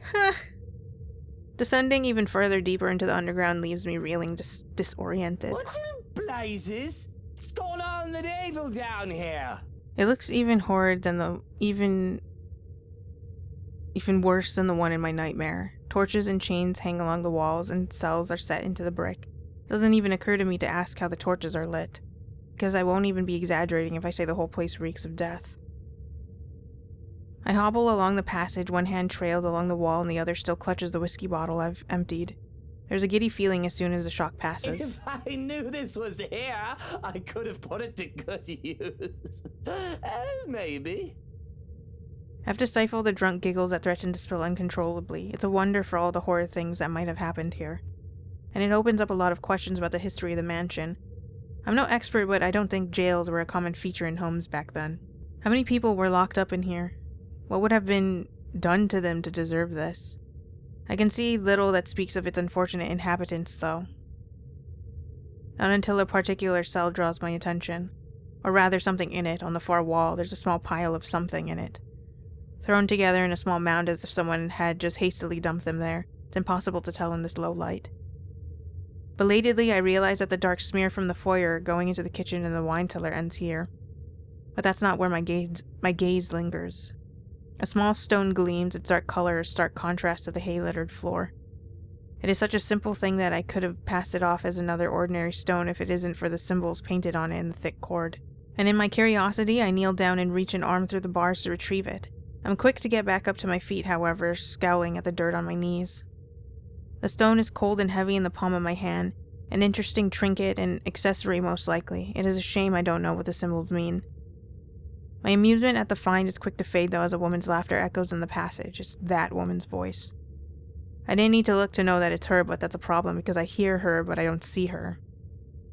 I had been terrified when I first saw her, but they don't call alcohol liquid courage or liquid stupidity in this case as I seek her out. The trinket slips through my fingers and in its place my knife. Where are you? Show yourself! There are eyes on me, but every time I turn around there's nothing but a horrid feeling that buzzes under my skin. Anxiety overpowers the haze of intoxication and wraps its arms around me, suffocating and straining. But terror doesn't take hold until I hear a whisper in my ear and familiar arms come from behind to rest across my chest. You've come for me, my prince. I am so happy. There's a creeping feeling as if there are hands running all over me. Something in me screams and snarls at the thought of being held down. This is wrong. It says to supply the obvious. Hannah's dead. She's supposed to be dead. You came home to us, and with us you will stay. Our lord, my prince. Get your hands off me! What do you want? Though wrong doesn't quite paint a proper picture of what happens next. My scream is cut off the moment those hands push their fingers through my lips. I can't see what they are as my hands stretch to roll into the back of my skull and pain racks my entire being. I'm silenced and on the verge of choking, suffocating, drowning. I can feel everything. They crawl and slither down my throat like snakes, searching and filling every part of me, leaving slawed skins and crushing my insides. My body shivers and the smallest of movements brings the greatest of pains. I feel like I'm about to burst. But no matter how long we stay like this, death does not come to bring me relief. Up, down, and around they go until they all converge around my chest where my heart should be, and they squeeze. Tears flow freely through my cries. Tears flow freely, though my cries are muffled and snot drips down my nose. I'm not in control of my body at all, and I think, this is it, this is how I die. But then there's nothing. Nothing but lightness and air and the feeling of being emptied out, scraped raw. I feel sullied and tainted like I've been dissected, torn apart, and put back in the wrong order. My cheeks are wet as I snivel like a snotty child. Bile rises in my throat and I want to be sick, try and throw up any remnant of what may have been inside me. I nearly forget about her and my devastated state, until she laughs. Please. Please, no more. Please. Oh God, please. Somebody help me. But her laughter only grows louder, echoing in my head. My heart seizes in my chest and I...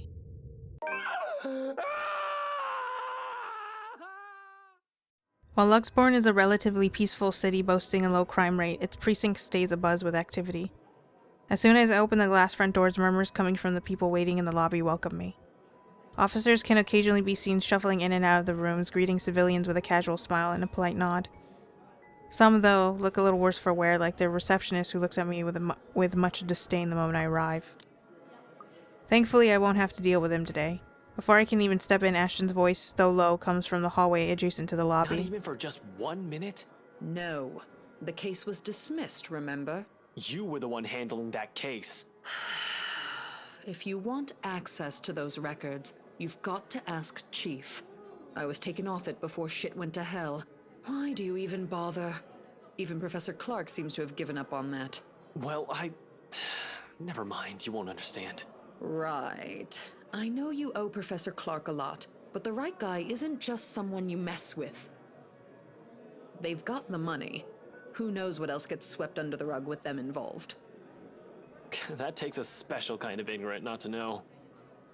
And a smart person to know which boundaries he can't cross. You're a bright guy, you'll figure it out. In any case, I've got to get going. Another missing person case on my hand. Benjamin on the front desk looks like he's about to maul someone after the 4th one yesterday. Murders, people missing, what a time to be alive. Man, I miss the old Luxburn. You and me both. I'll see you. Gonna go grab some lunch. He notices me first as soon as he enters the lobby and pauses. Confusion briefly crosses his face until I fish out the phone from my pocket and wave it up. Frowning, he pulls his own mobile out, wordlessly fiddling with it for a few seconds before sighing heavily. There ain't any annoyance in him when he glances up though, only mild exasperation, might be a hint of amusement. Stop taking pointers from Isabella. This is gonna get old soon. At least use your phone properly. It's an alarm clock, a good note-taking device, a halfway decent camera, and maybe a music player too. If I'm being nice. What else do I need it for? I don't know, keeping in contact maybe? When he merely shrugs, I know I've struck a chord. He's far from holding a piece of technology in contempt, of course. Ash has always been nothing but practical from the start, and technology is useful. Only when he gets too focused on one thing like the case he's handling, he tends to forget there are other things around him. A little reminder and a nudge in the right direction can get him a long way. I've got an email on that social media site the girls roped us into joining. That doesn't make any sense. Also, you've got an account before any of us had one. For policing purposes? Anyway, why are you here? I thought you have something scheduled today. Or was that yesterday? That was yesterday. Look, about that, there's something I want you to see. Why is this different? I've tried to show him the thing multiple times. He stops me with a tap on my shoulder, walks past me straight to the door, and gestures with his head towards their very irked receptionist when I raise an eyebrow in question. Over lunch. I haven't eaten anything since last night, and Benjamin there doesn't really like loiterers around here. Wordlessly, I follow after him, but not after sending the poor guy behind the table an apologetic smile. As expected, he takes a seat in the furthest corner of the cafe, a good way from the window, but easily allows a view of who comes and go. Secluded enough not to be disturbed by the lunch hour rush or be overheard by a curious bystander. If I didn't know this is lunch he invited me to, I would automatically assume I got dragged into another stakeout. After years of knowing him, though, this has simply become one of the many habits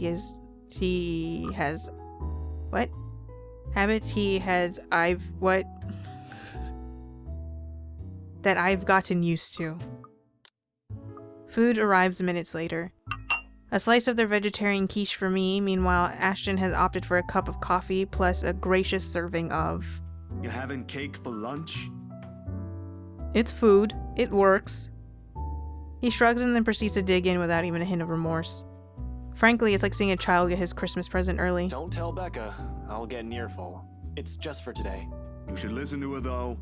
The kind of work you do, you'll need to eat something other than sweets. I don't want to see you drop dead in front of my apartment again. I told you, just this once. Have you been hanging out with Becca lately? You're beginning to sound like her. Nah, just for some recipes. But she has the right to worry, you know? It's like she's taking care of 2 kids. One bitches on sweets, while the other on cup noodles. At least Bella knows how to cook. Hey, I can at least boil something. Wait, that's easy, right? I mean, you just put water in and... No, don't even think about it. You destroyed your own kitchen once by sticking a pressure cooker on it. I think my sister is a whole lot better than you. And this is coming from someone who has no other choice but to eat her cooking for some time.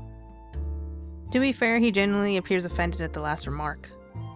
Hate will be too strong of a word to describe how Sis and him usually interact whenever they're in the same room.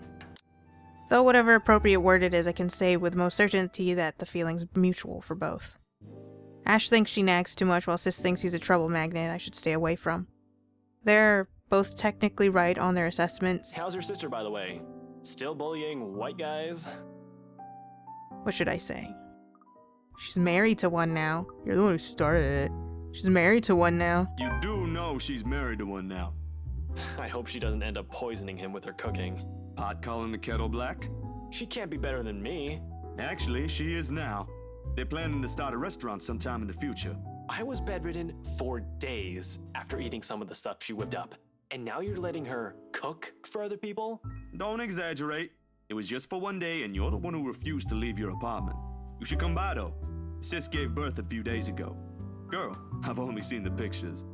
But I might visit sometime after everything's settled down. Too many backlogs to go through for now. No way in hell. She'll just find something to criticize again. Last time, it was Shirley. He makes a show of being utterly mortified, though. I'm quite sure he doesn't mean any of that.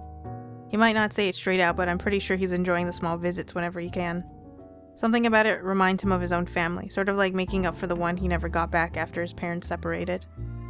Sore spot, that one topic. One thing he never ever brings up in any conversation, if he can help it, and I've never seen the need to be nosy. There are some wounds you're just not meant to open, and for the both of us, the sentiment goes the same way. As if you ain't already on a shit list. You're just afraid of her. In your dreams. But I'll think about it. Can't just drop this thing at the moment. His change in tone is subtle, but his aggravation over the matter hangs completely palpable in the air. Still no closer? The opposite, actually. There's been some slip-ups here and there. Careless mistakes, and let's just say I'm waiting for him to make another one. What about you? How are things on your end? All piled up on top of the other. But I can manage. Still recovering from the expenses for the movie, so the surge in new projects helps. And well, there's this one thing. The expression on his face grows more puzzled with each photo I spread on the table. There's about 8 of them, all of it reprints of the same thing, Ms. Wright's distorted head on the photos. He takes a minute to go through each, eyeing the prints warily. The furrow on his brow doesn't ease even as he gathers all of it into one pile, and sets them in one neat stack in front of me with a heavy sigh. Hannah Wright? Yeah. How did you... The locket. She never takes it off. Evan's family heirloom. I won't even think about asking why or how he knows that. If he's investigating them, he'll likely have already dug up every unimaginable dirt on them, including family history. Are you done with your work with them? Yesterday, yeah. It's just a small feature for a magazine. Interviews, photos, standard stuff, nothing big. But see, here's the thing. I don't know how else to put this out there without sounding crazy, but there really is something odd with that place. Remember the letter? He drags in a breath, reaches up to his nose and pinches it, like the action alone will help grant him all the patience in the world to continue this conversation. Please tell me this isn't about that again. No, Ash, you've got to listen this time. I am listening, and I can't believe that just came out of your mouth. These are some blurred out photos, and that letter is just a stupid prank. I expected this from Isabella, not you. You're the photographer here. I don't see any need to get worked up over this. I know what you mean, but will you hear me out first? Ash leans back on his seat and doesn't say anything further. He gestures for me to continue with a wave of his hand, impatience clearly on his face.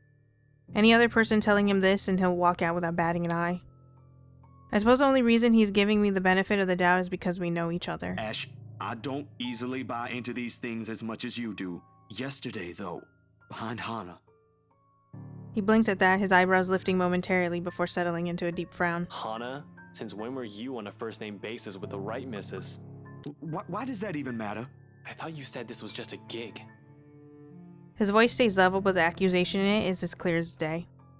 It hits a nerve in me somehow more than that tone usually does. I do get where he's coming from, but... Patience can be a tough thing to summon at times. But we didn't get this far as friends if we let our own tempers be the lord of us. Bro, it's really just another freelance work.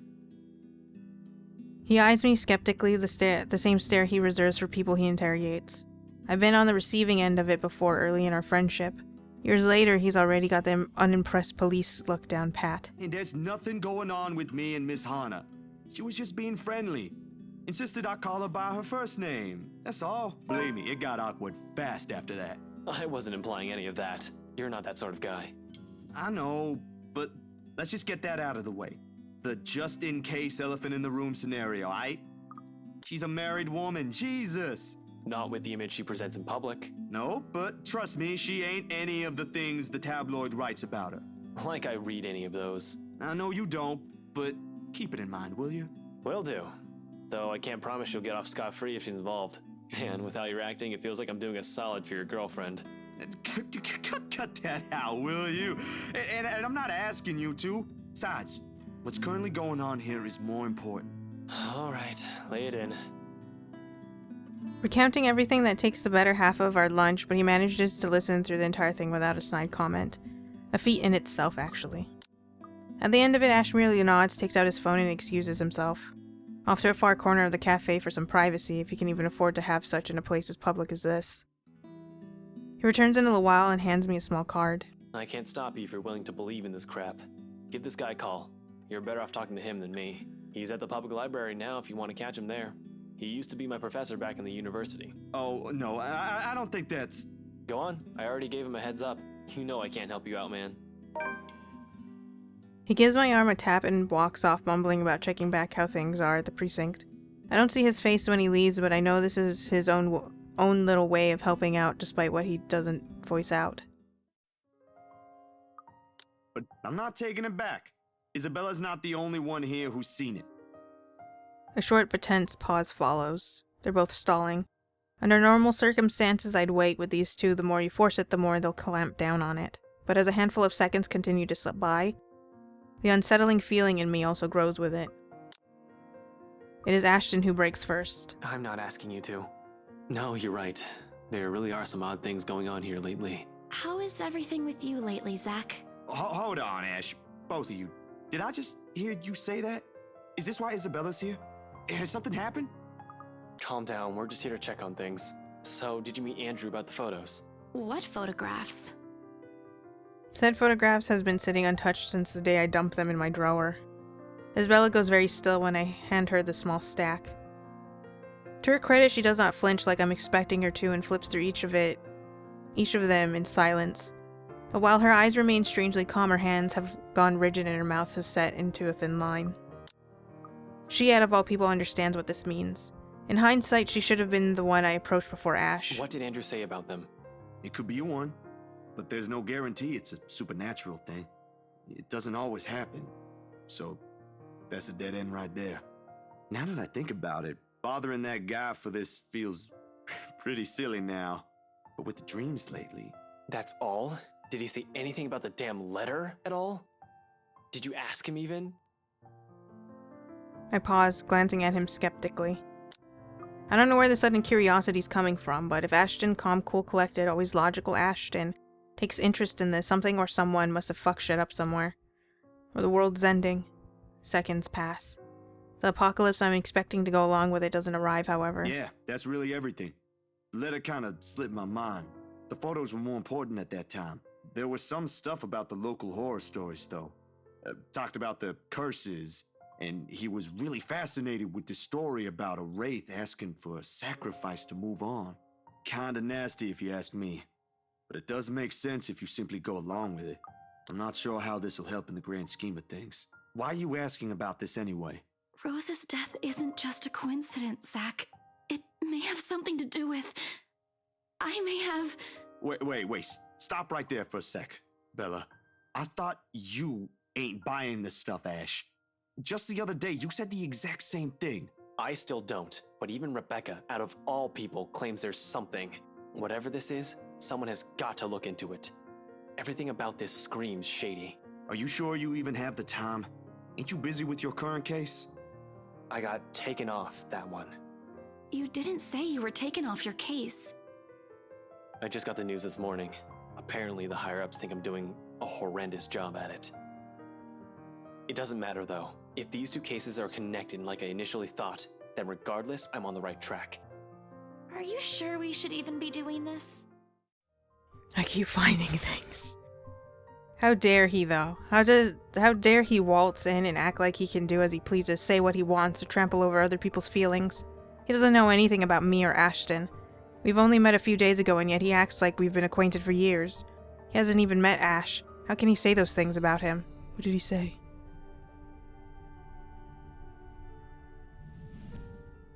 Oh.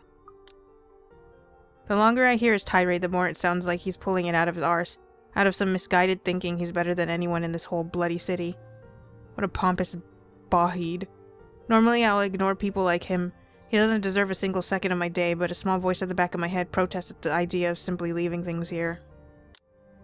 I refuse to let this go until I've said my piece and defended myself. Those aren't merely months of harboring feelings for someone he's scoffing at. They're made of years, all of it built upon memories we've had from childhood. What right do you have to tell me that? None whatsoever, Daisy. But did you assume I haven't seen that before? Those longing looks? The face of someone who wants something but has yet to get it? Give me a little credit here, woman. I'm not daft, nor am I blind to your silly little feelings. It's plastered all over your face anyway. I didn't even need to try. A pause comes after while I wait for him to add to that. He doesn't, but briefly a wistful expression spreads across his face. Surprisingly gentle, as if remembering an old memory from once upon a time or something he has constantly seen in the mirror. It's gone in the next second. Then he turns his attention onto a box beside him. For the next few minutes he contents himself with making a mess out of the paper napkins inside. Folding them into clean shapes, without any clear intent before crumpling them in his hand when he loses interest and dumping them in a small pile in front of him. I allow it to go on for a while before I interrupt him. I'm not done yet. And somehow that's reason enough for you. Not at all. In fact, you didn't even need to stay here and listen to me ramble about it. Go on, walk away, the door's wide open, if you wish to be done with this mindless topic. You certainly won't hear me complaining if we just drop this now. I, for one, am very eager to be done with this stupid nonsense about your man and your... He pauses in the middle of folding another paper napkin into an airplane and glances up at me. I'm quite sure we've already established that, Daisy. But go ahead. And you know not a single thing about him. That too is true. Are you going anywhere with this? We've always been together since we were children. We've been friends for a long time. We know each other better than anyone. Compared to those 7 measly years you're so proud of, we've been with each other for almost a lifetime. Not quite. Add a few more years, maybe? It does sound romantic when you put it that way, doesn't it? Not many people get to have someone with them that long. That's what you have going for you, isn't it? Cute years playing hide and seek, going to school together, and sharing lunchboxes? Did he also protect you from bullies? I bet my socks he did. Lucky, I don't even remember anyone from my old neighborhood. Well, except for that one Nancy who spat his drink in my face years ago. You better pray I don't find him. So, you're just going to call it that? Despite what I told you, you're just going to call it an obsession? Isn't it? Of course it isn't. Didn't I already tell you? Did it ever cross your mind how your man would feel about all this? You think I've never thought of that? Listen here, you. Or were you expecting he'll simply feel the same all because of some shared history you have? Because fun fact, Daisy, feelings change and people most definitely also change with time. Whoever that person was 10 or 20 years ago, whatever idea you have of them floating inside your head, they won't be the same now. What are you trying to get at? Suppose that man of yours wants something else for himself. What if he never returns your feelings, the way you so desperately want him to? What will you do? That's not going to... Are you going to beg? Tell him to choose you instead? Or are you going to lash out at the poor woman or man who happened to catch your man's attention? My voice falters. His eyes focus on me, the pieces of paper he's been folding earlier now left forgotten in the space between us, while he waits for my response. However, I can't give him one. He's already aware of that, and it shows in his face when his lips form a lopsided smirk. How can I when I've had my suspicions all along? One that rears its ugly head every time I simply see the two of them in the same room. Oh, I hit a nerve, didn't I? That's none of your business. It's true, though. The poor bloke doesn't have any obligation to return your precious feelings, nor can you force him to. That wouldn't be right. If you're just going to mock me, we might as well sew your bloody mouth shut this instant. Now, no need to get violent. But come on, 20 years? Gordon Bennett, if nothing's happening past that mark, you might as well consider your options, woman. Even I wouldn't last that long. Stop it. One of these days, I'd like to meet the guy and share a few drinks with him, just to give the poor bloke a break from you. And probably see how dense he really is. Honestly, Luke's been real about this. It's in a douche way, but like, considering how like mean she is about the whole thing, I think she needs a reality check. I mean, a lovely woman like you chasing after him, and he doesn't give a shite? That's new. It'll be on me, don't worry. I said stop it! I don't want to hear a word of it anymore! The chair scrapes the floor as I abruptly push away from our table to stand. Looming over him with the most piercing glower I can summon, anger undeterred by my own ragged breathing and clenched fists.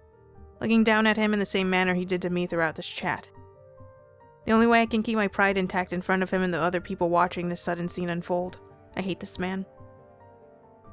I hate the fact that he can unsettle me like this, turning everything around what I've believed in with his mere words alone. What's more awful? It's how easily those can replace the very ideas I hold dear to me. Not because I am easily swayed, but because in each of them I'm aware there's a sliver of truth. A sliver? I think it's more than a sliver, honey. Minutes pass in quiet tension. One of the diners has already lost interest in the commotion and turned to their meal. A waiter serves our food soon enough, and Kylie makes her way back to our table unaware. But before I can take a seat, Luke mutters something. The words spoken in the same biting tone he has assumed since earlier. Despite my opinion of the man, I stop to look at him. His eyes are on his food as he speaks, busying himself with cutting a portion of meat on his plate. But what comes out of him only rings true against my ears above the din of the coffee house. Is that all you are? Just some lovesick woman craving for another's affection? I sincerely hope not. Kylie spoke highly of you. He spears a piece of his food, pops it into his mouth, and that's it. With that, however, he leaves another challenge in the air. Another question. One whole day with this man, and I still can't figure out what his deal is. This time, I don't rise up to it. Doing so means facing a different set of truths I'm not yet ready to face, bitter truths. Those are for me to ponder on later, not in front of these people or him. His loathsome face and his sneer are the last things I'd ever want to see if that introspection ever happens. But for all of this, I can't bring myself to think of him as someone wholly despicable. The rest of our meal slips by in silence afterwards. Aside from Kylie's occasional chatter, the whole dinner goes by without another word exchanged between the two of us. No, you're right. There really are some odd things going on here lately. How is everything with you lately, Zach? Hold on, Ash. Both of you. Did I just hear you say that? Is this why Isabella's here? Has something happened? Calm down, we're just here to check on things. So, did you meet Andrew about the— What photographs? Unlike when he brought up the subject of the photos with me, he doesn't hesitate when Isabella asks for it. Zach hastily fishes them out of a nearby drawer and hands it to her. I can almost see it in him when 1 second hindsight kicks in, and the realization that she would have been a better listener than I. Makes sense when all I've been doing until this morning is call it a Halloween prank. She goes through each of the prints in silence, her shoulders growing stiffer by the second until she has gone rigid and pale. But it is the telling glances they exchange afterwards that speaks volumes of the things running inside their minds. What did Andrew say about them? It could be one, but there's no guarantee it's a supernatural thing. It doesn't always happen. So, that's a dead end right there. Now that I think about it, bothering that guy for this feels pretty silly now. But with the dreams lately... That's all? Did he say anything about the damn letter? Did you ask him even? As expected, Zach starts to look at me like I've grown a second head. Yeah, I would too, if there was ever a universe where I was standing in front of myself. Because even as a child, I never believed in ghost stories. The lucky charms and mystical items from my mother have often been stored away or given as paltry gifts to those who would appreciate them more. Yeah, that's really everything. The letter kind of slipped my mind. The photos were more important at that time. There was some stuff about the local horror stories, though.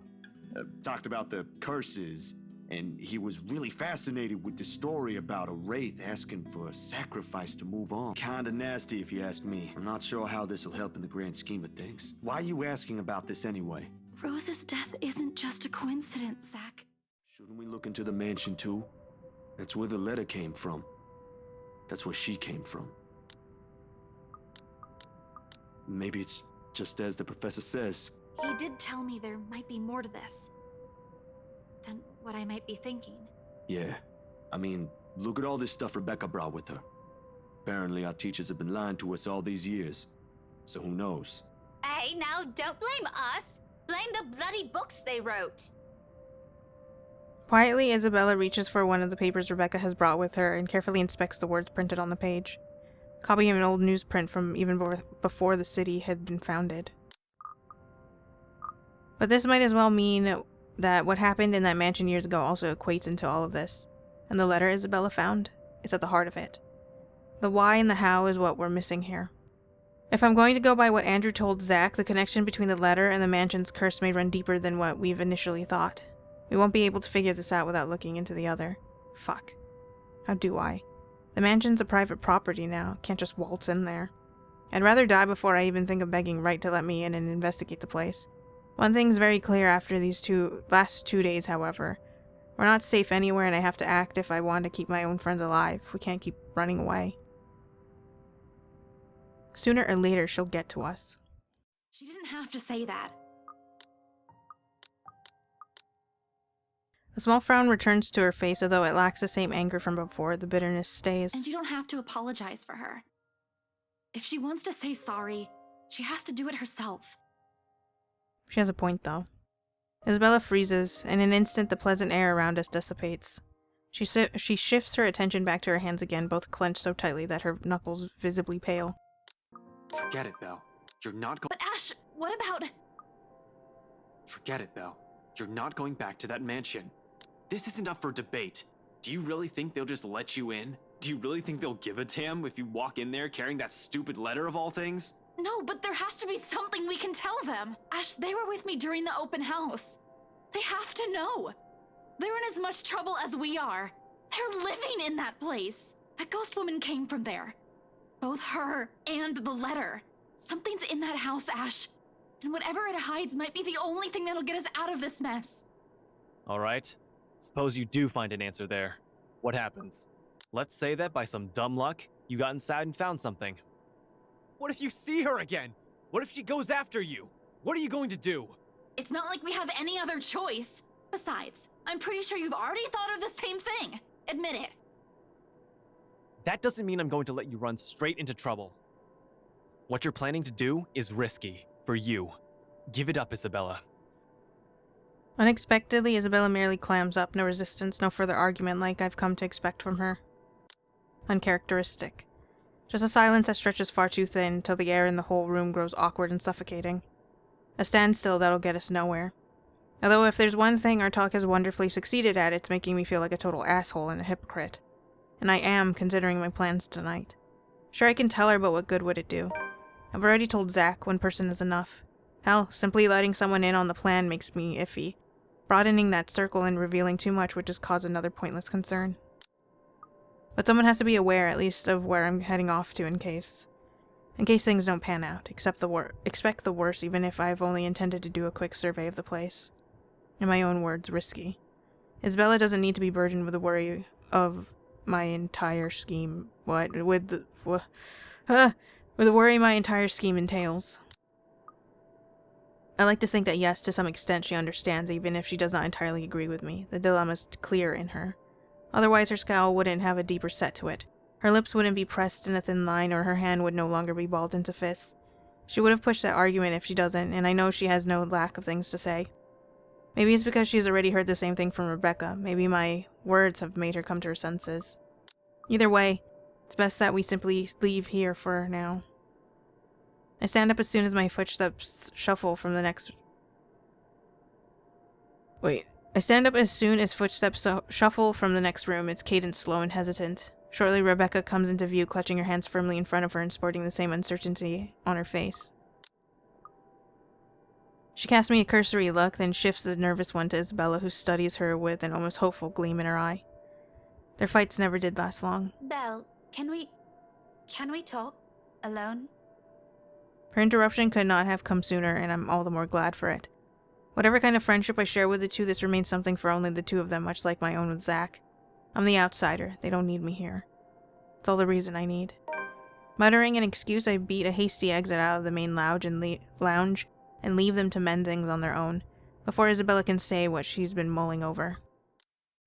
Another innocent casualty of this curse. Ignoring the dread, gently, I give the blazer a pull. Why? But for someone to suffer this kind of death, in the end the only thing I'm able to do is avert my gaze and continue with my plans. Surreal. This is all nothing but a surreal nightmare, but after everything, should this even surprise me? Ghosts, curse, hidden passages? Can't even bring myself to vocally question anything anymore, in spite of a number of them already swimming inside my head. As a kid, I used to crave for this kind of adventure. The stuff of mystery and detective novels, daring chases, interesting cases to solve, suspects to put behind bars, justice to serve. I was blinded, I admit. In the end, your own incompetence will eventually lead to the deaths of everyone you care about. Wrong, because they didn't die earlier, meaning they won't die now. They laugh, sharp and piercing. At its sound, something in me snaps, a rage hastily unfurling red filling my vision. And the next thing I know, I'm raising my hand and my fist connects to its surface. I don't care enough to show any sign that I've heard him, retreating into the master bedroom without another word. The bouquet of daffodils is quickly placed before the nursery door.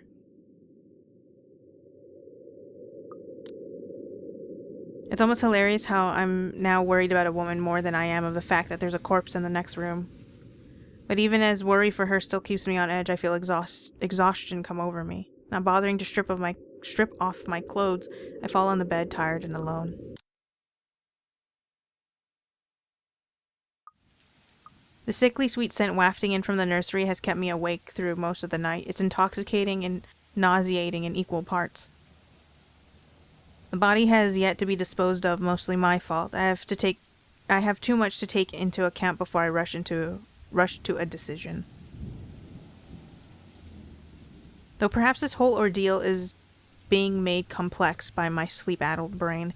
I can't be bothered to rise from the bed even when the sun, what little there seems to be today, peeks through the curtains. I don't want to handle any of it. Not Hana's body, not the security, not Kylie's visiting. Right now, all I want to do is actually get some sleep. Still, the thought of that woman from yesterday and the danger that she presented was enough to keep me from even trying. They're not welcome in this house. The niggling voice in the back of my head starts loudly, though its presence both unwanted and unnecessary. If they come to investigate her disappearance, you need to make a decision. What will we be doing with the madam? Because if they come to investigate her disappearance, well, we don't want them snooping around the house. Not until dearest Hana is taken care of, because I'm the fool who can't let her go. It's ridiculous that I'm so sentimental about something that amounts to nothing more than rotting meat. As it is, the body is still decomposing on the inside, internal organs being the first to go. If anybody found her, they might still think that she's only sleeping. First sign of flies and maggots aside, anyway. It's been less than 48 hours, but give it a day or two and the thing will only get worse. My bedroom, already smells like rotting fruit. The scent is faint and lingering. It's persistent even with all that Johannes has done to decontaminate the place without touching the body itself. Leave it for tonight. I'll think of something by then. Until then, I want you on top of everything. Now, if we're done here, I'd like to go back to sleep and... Tio, where is Tia? She's still sleeping in bed again? Is she gonna join us later? I'll be lying if I say I'm not worried about going on with this line of questioning. I was honestly not expecting her to ask about her godmother. For all that Hana was her actual godparent, she isn't as fond of her as she is of me. For a moment, paranoia fills my mind. It's suspicious of her to ask about a dead woman for no reason. I do realize this is ridiculous to think a child is a threat to me. Her father might be putting her up to it to find dirt on me, my mind supplies. I'm not too disillusioned to think that the people working under me are actually loyal to any extent. Can't stop myself from being defensive. What do you care? You've never asked for her before. Mama's been asking about her. She hasn't visited for a while. There's a shrug and some sense to her words. If that doesn't relieve some of the tension from me, nothing else will. I don't know where she is, Munchkin. She's probably off somewhere doing grown-up things. That makes sense. Tia does a lot of boring grown-up stuff. There's always a boring grown-up parties. You must be happy you're not doing a boring grown-up thing right now thanks to me. Hey, I'm doing a grown-up thing. I'm taking care of you, aren't I, you little rugrat? I'm still on edge, but it's easy enough to put on a carefree mask once I get a grip of myself. The roll of her eyes and the way she looks at my doodles in a false serious manner helps too. Oh, your drawing doesn't look grown-up to me. Rude. Nevertheless, like any child her age, the line of questioning doesn't exactly stop. Is Tia still asleep? I want to give her this pretty drawing I made for her. I know that they can't help it. That they don't know where to cross the line out of genuine and innocent curiosity. Yeah, that doesn't stop me from snapping. Tia isn't here, alright? So where is Tia? She's not anywhere that I know of. Probably at another party, shaking hands and all that. But she's coming home soon at least, right, Tio? Enough, you little brat! Can we just... I don't know where Hana is. That's the official excuse for when her disappearance is looked into. It's easier to claim ignorance to have a lack of liability if foul play is ever suspected. There would be no... words if I spin the whole affair and make myself the clueless bystander.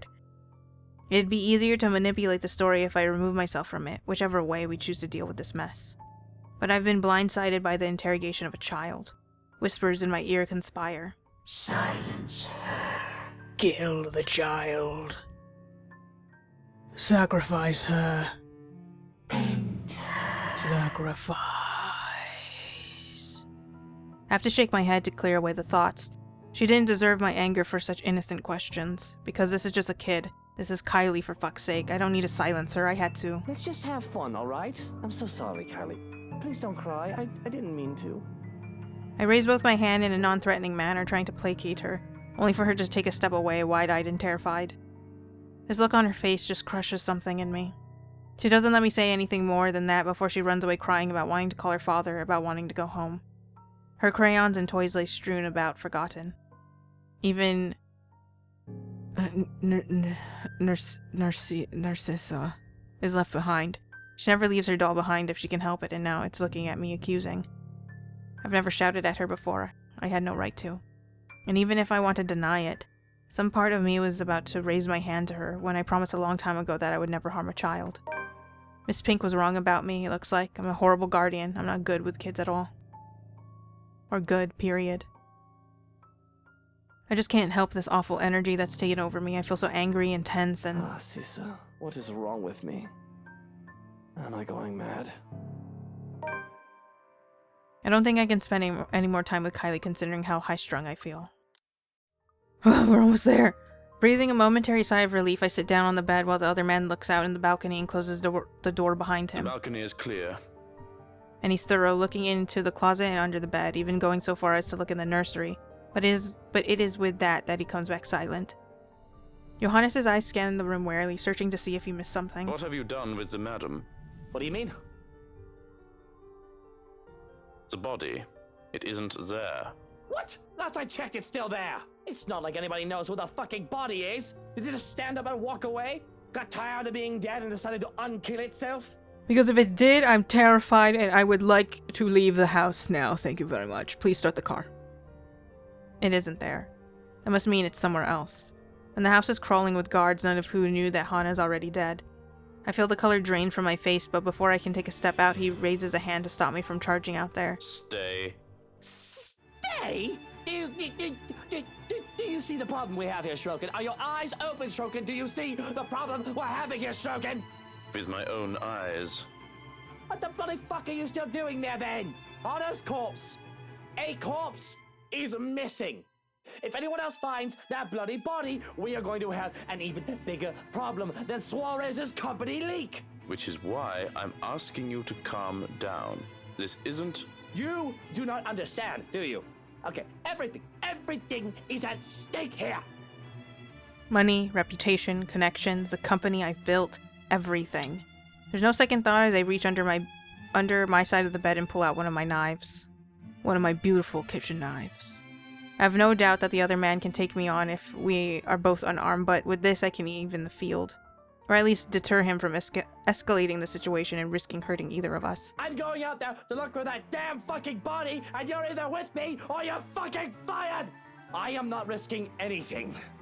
I am not losing everything. Still, like a stubborn mule, he refuses to budge from the door. There's a writhing look on him that I try to match. One that somehow I'm losing fast to, even with him not saying a word yet. Can you see yourself in the mirror right now? You're in no proper state to go looking for anyone, let alone your wife's dead body. If it'll make you happy, I will do the looking. But please, and don't make me repeat this, stay where it's safe, where security can find you. We already have one matter to be worried about. Please don't add another one to it. Perhaps it is his tone. In spite of his general disdain for virtually everything that has to do with me, I'd like to think that over the years, he's grown some sense of duty to his employer at least. Much as I loathe to admit this, I'd trust him over any other servant in this house. So, and acquiesce. You have 2 hours, Shroken. I don't think it'll take that long to find one lifeless fucking corpse in this godforsaken house. 2 hours. Any more than that, I'll do it my fucking self. Of course.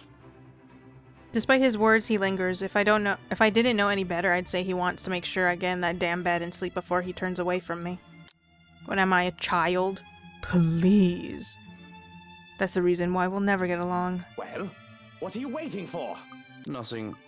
I just hope you're happy. Verily, now mush! As you wish. Only then does he seem to get the hint. With a nod, he leaves, locks, and closes the door behind him. For a moment I still hear his voice while he gives the guards outside firm instructions. Then a hush as soon as he departs and his footsteps fade. One that doesn't quite last. Lightning flashes. Boom. And that wanker strikes so dangerously close I can feel the electricity in the air. And the power goes out. Great. I'm scared of the dark.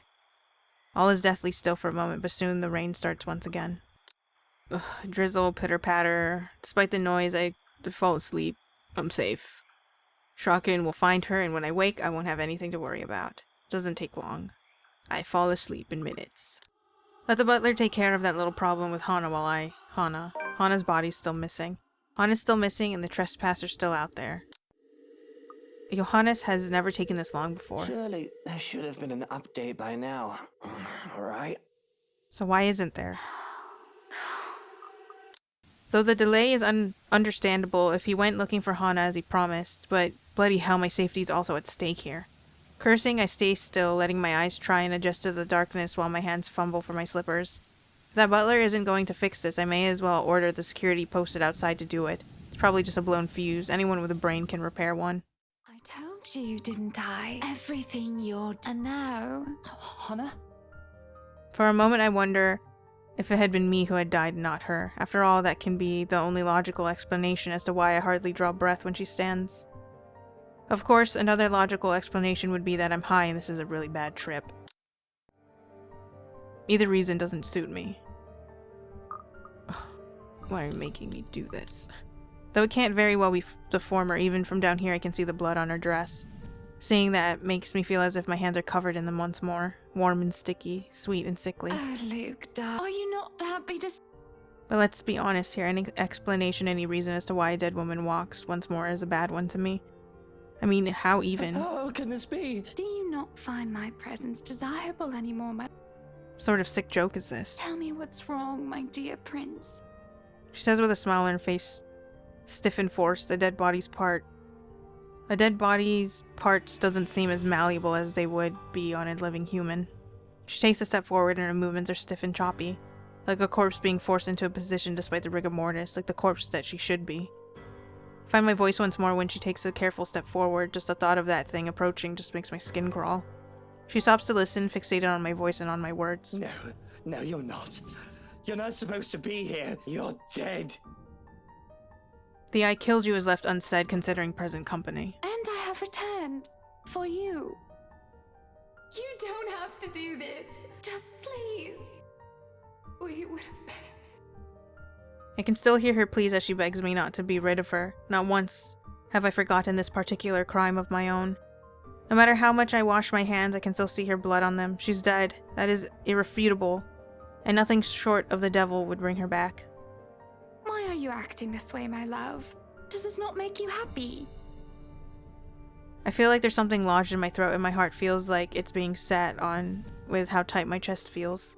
Of course I'm happy to see you again, Hana. Of course I love you, Hana. But how do I know you're... How do I know you're you, darling? Whatever do you mean? You look perturbed. Why not come here? I can make you feel better. If by act of some malevolent god she was back, I don't think she would take too kindly to what I had done to her. This certainly isn't what I would expect. Not the fixated gaze or those loving words. There's no accusation in them and no anger when Hana has every right to look at me as so.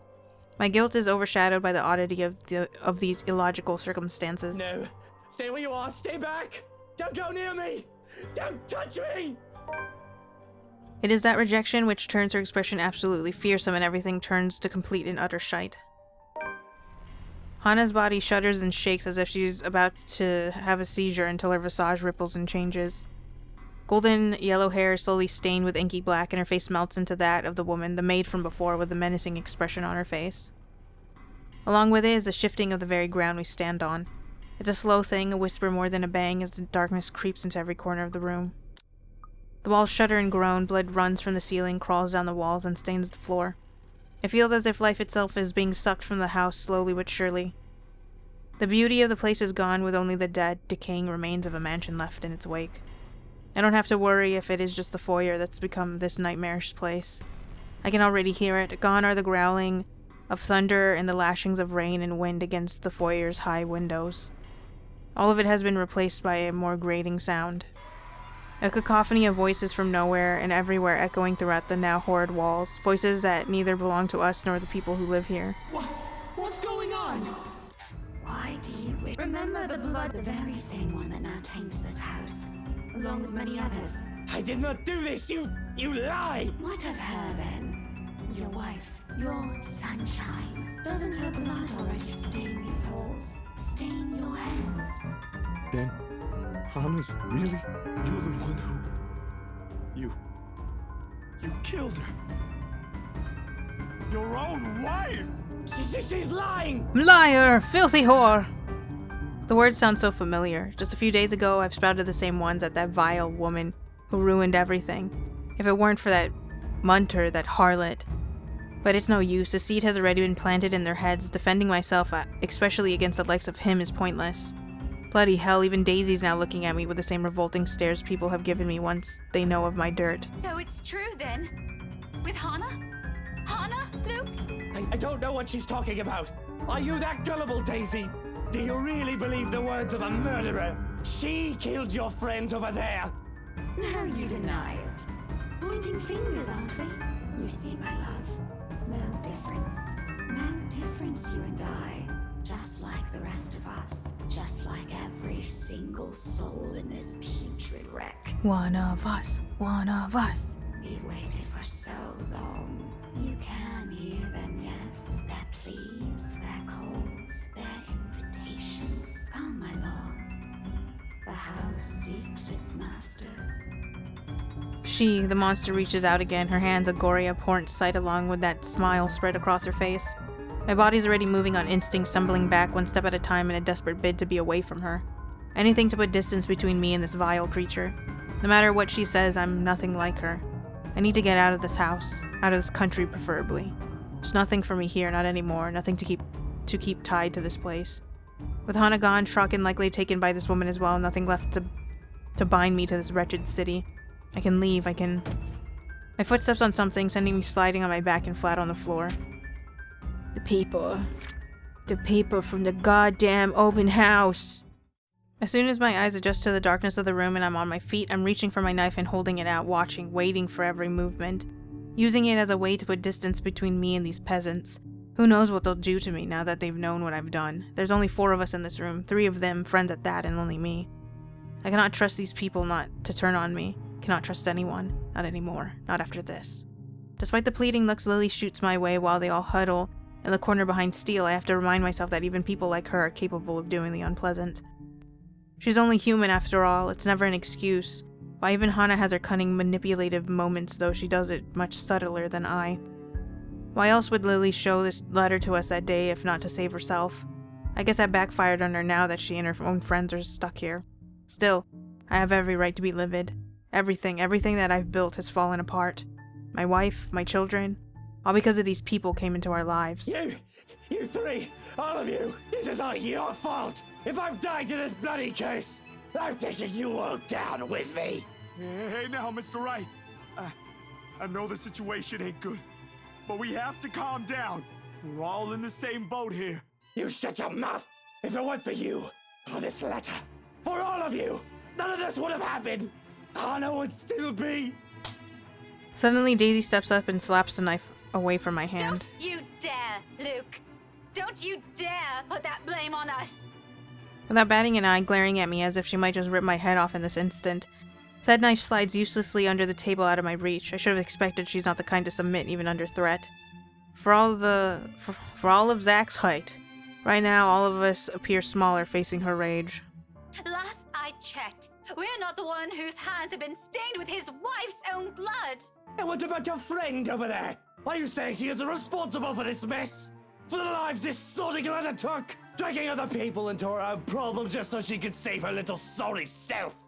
You're getting real tired of your double standards, Daisy! You know this curse is an entirely different issue from what you've done, Luke. Because, knowing you, I don't doubt that even without that blasted letter, you would have eventually— Rebecca, stop! All of you stop this! To hear Lily speak out, I can't say I'm not surprised. She's always given me the impression of someone so meek from the moment I've met her, either from her inexperience or her station in life. She has never struck me as someone fitting to be a real estate agent. If anything, that meltdown she had during the open house had only proven my assumptions, until now. Quietly, she puts herself between me and Daisy, cutting whatever scathing words we've yet to hurl at each other. The way she glares at me, it reminds me a little of the way my own mom would look at me, particularly when I've done something wrong. And it's not a stare she's unused to showing. She has done this before, probably to a younger sibling. Huh. She only sees us now as a pair of squabbling kids and not two mature adults. Well, that's only to be expected. No doubt that's how she sees us. For a long moment, there's only silence in the room. Steele, the big oaf, doesn't even dare break it, merely watching the three of us behind two women who he towers over significantly. Too soft. Not that it matters when Lily starts speaking again, after some of the anger and tension has lifted from the room. Stop this, please! With or without that damn piece of paper, A deep breath. An exhale. And then she closes her eyes, a crease forming between her eyebrows while she grips her hand tightly in front of her. We still would have ended up in this mess. The atmosphere that descends into the room right after that admission is anything but pleasant. Can I call it that, an admission? It seems like it from the way her eyes nervously flick between her friends and I. She happens to know more than she lets on. Impatience is something I don't have the luxury of having. What else does this girl know? Because from the looks of this, even her friends have no idea what she's talking about. Unwilling to wait, I grab her arm before she retreats without explanation, waving the letter still in my hand in front of her. Ow! Sir, you're hurting me! Luke, will you stop taking it out on every single person? Your friend is hiding something, Daisy. She struggles for a moment, but my hold eventually forces her to look up at me. Fear and uncertainty spreads across her features, especially when her eyes land on the damn paper. As much as I want to be considerate right now, I want answers. What do you mean, Lily? I'm not sure about it. Don't give me that, you know something! Ow! Please, sir. I know the paper's useless, okay? Those people they mentioned in the news lately, all those who died, my co-workers, the open house clients, none of them had seen it. Even Rose. And yet they're all dead. I should know, sir. That letter has been with me since I picked it up. And I swear I didn't make copies of this thing. Even if I wanted to save myself, I wouldn't do that to my friends. Or anyone. And yet we're all here! Are you taking me for a fool, Lily? We would have ended up here either way. Maybe? I really don't know. Sir, please. All I know is that paper isn't the reason why all of this is happening. There's something else that... This place. Steele's been quiet this entire time, and the sound of him talking, however whispered it is, still managed to catch us all off guard. We all pause, turning to him with likely the same questions in our eyes. What? I just remembered something a friend told me. You know, stuff about ghosts or curses. You probably don't want to hear it. No, it might be something. What about this place, Zach? Maybe it's also the reason why Ash went here. There's still a moment of hesitation in him, but the mention of their dead friend appears enough reason to spur him into speaking. Remember what I told you the last time you and Ash visited? A few days ago? A pause while he allows Lily to remember. Soon enough, whatever it is dawns on her and her face lights up with something like hope. Of all things in this nightmare, hope. Her head snaps up and she reaches for Steele's arm to give it a squeeze. Reassurance or confirmation. The meaning is lost even to Daisy, who glances at them baffled. Belle, what are you... Becca, it's this place. Think about it. Then they proceed to tell some ridiculous narrative about the supernatural. Stories about ghosts, legends, curses born out of the great anger and pain and whatever else people use to scare children. Not that I believe any of it, as if knowing will help. Bunch of loons, these people, officially off their rockers. To think I'll be stuck in this nightmare with people like them. What did I ever do to the world? Of course it's all absurd until... I think it's just like what the professor guy said. Just like that old story. This mansion and some other thing might be keeping her here. You know, something he wanted in life, but never got to have. Something like that. Or maybe it's not something, Zachary. Someone. The who doesn't have to be uttered out loud. There's only one person in this room who the woman calls after. Every single one of them has heard it. Bloody hell, it's in the reluctant shift in Daisy's eyes when they flicker over me, though only briefly. She's also holding information on her own, or perhaps a realization she just had. Doesn't matter. I know when people have slowly started to turn on me, how do they think I lasted in this cutthroat world? Betray them before they do the same thing to you. Put a knife in their back before they can act. Kill or be killed. Survival in a nutshell. Why didn't they think I put Hana out of the picture before she could cry for help and ruin everything? What now? Are they going to throw me at the creatures, see what happens to save themselves? I'm no fool. No. You're all in on this, aren't you? Of course! Of fucking course! Luke, that isn't what I... My hands are already on the door, pushing it open before she finishes. Betrayal or not, this isn't anything new. They may not be thinking of it right now, but eventually. Trapped in this nightmare, the first thing to do is put a distance between us before a plan even hatches in their minds. There's 3 of them, only 1 of me. I have to get out of here, find an exit to this place, or a way to get rid of each of them. But karma, the damn thing, seems to be at work here. Because when the door swings open and I barrel into the next room, there's only a reminder of the blood I've shed. Of her. Of them. You don't have to do this. You can still have it all, Luke. Just please. Don't you love me? It's not only her sobs that I hear, but his. Hers. Theirs. I'll never know, will I, what kind of life I would have lived with him, if I will ever be a father better than my own. But I suppose I have my answer now. I killed them after all. It's their blood that stains my hand in this room. By my own doing, I've ended all of it, even before anything has begun. Now their blood drips from every wall, pulling at every inch of the floor, leaving a sorry mess at the hem of my pants with every step I take into the room. Like the cold, suffocating embrace of my sins, the dread of the sight creeps up my limbs. Slow and unhurried. Twisting and turning, up and up it goes, until nothing but a sharp guttural cry escapes from my mouth and a realization. It hits me like a gut punch, sending my knees buckling and the rest of me sprawling. Behind me, Daisy shouts, a worried cry, running into the room and placing a comforting hand on my shoulder. Following after her are Lily and Steele, lingering by the doorway to that room. Hana's little nursery, or at least it's supposed to be one until things in this place have gone haywire. Can't even bring myself to look at it. Are you alright? You vampot. Don't just run off like that. We don't know what's going on in this house. But the sharp timbre always present in her tone pales in comparison to every voice ringing in my ears, along with Hana's and the distant cry of babies somewhere. How many people have died here, I wonder? How many of them are still trapped in here? Because it isn't just that creature's murmurs and pleas that I hear. It isn't just my wife's or the life she carried in her, but hundreds, thousands of them. Not that it matters now when I know I've also doomed Hana and my own children to this nightmare.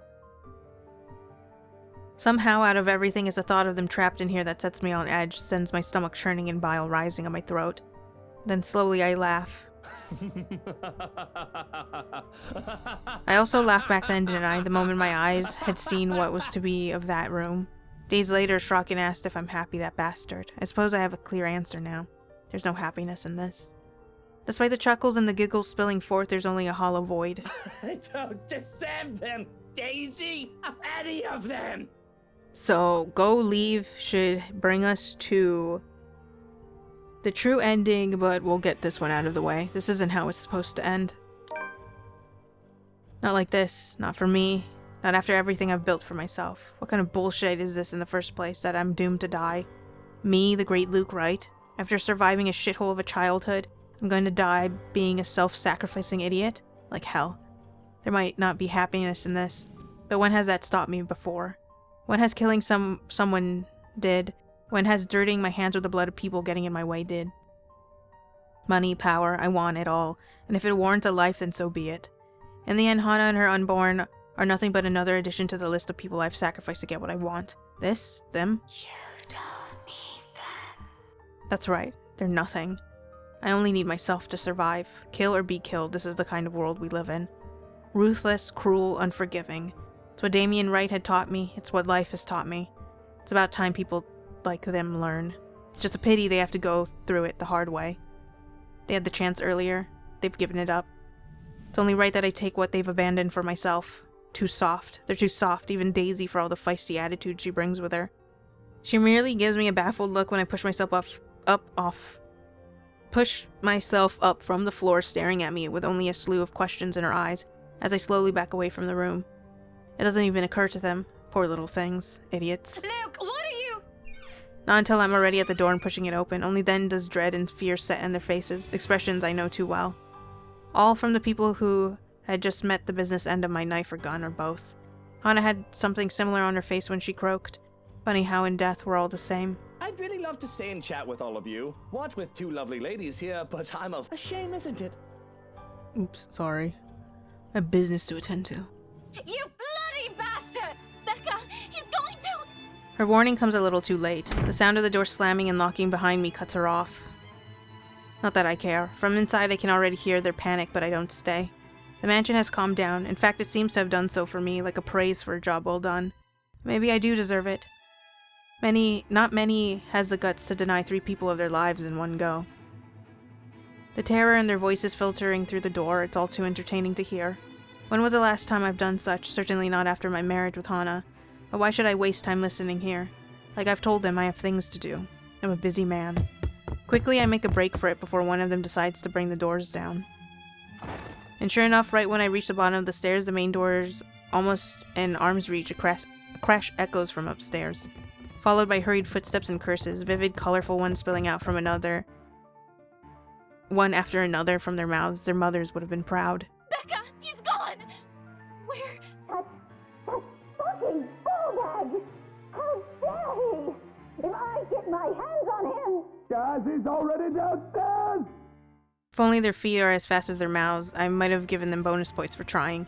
But alas, we may all end up in the same place after death, but getting there will never be the same for all of us. For me, this hellhole is definitely not where I'm snuffing it, and I will damn make sure of it, even if it means sacrificing a few useless nitwits. Damn. Bye, bitches! Their fists pound hard against the door when they finally reach it. Pushing, pulling, trying to budge the bloody thing open with all their might. Yelling at the top of their lungs, begging even in a futile attempt to get me to open it. It's useless, however, for them. These doors won't open once locked without a key. And why should I let them? I'm not an idiot. A betrayal of this kind? Well, what did I tell about people stabbing you in the back once you turn around and you give them an opening? Only you matter. Only you matter, my lord, my love. You have no need for them. We have no need for them. I say never give them the chance. Let them rot. From the other side of the door, their pleas continue until a laughter rings from the other side. Vile, menacing. And I can only feel relief that I'm not in there with them, left at the mercy of that woman. Soon the ground trembles and the air shifts with their screams, while a thick, acrid smell filters from the room beyond. And all at once... Damn, they just imploded. A silence, deafening, still. The same hush that comes after a terrible storm has swept the countryside, and with it is the sight of the sun rising above the horizon. Ever so slowly, the sky begins to lighten before my eyes, darkness giving way to the warm morning hues, soft rays spilling over the vast expanse of Luxborn's countryside. Nearby, the trees sway and rustle with the breeze, a passing draft cold enough to make me shiver. The remains of a storm that has passed. In the distance, I can hear the soft chirping of birds while the rest of the world stirs away. Wakes, dawn at last, I am free. You see, my love, no difference. No difference, you and I.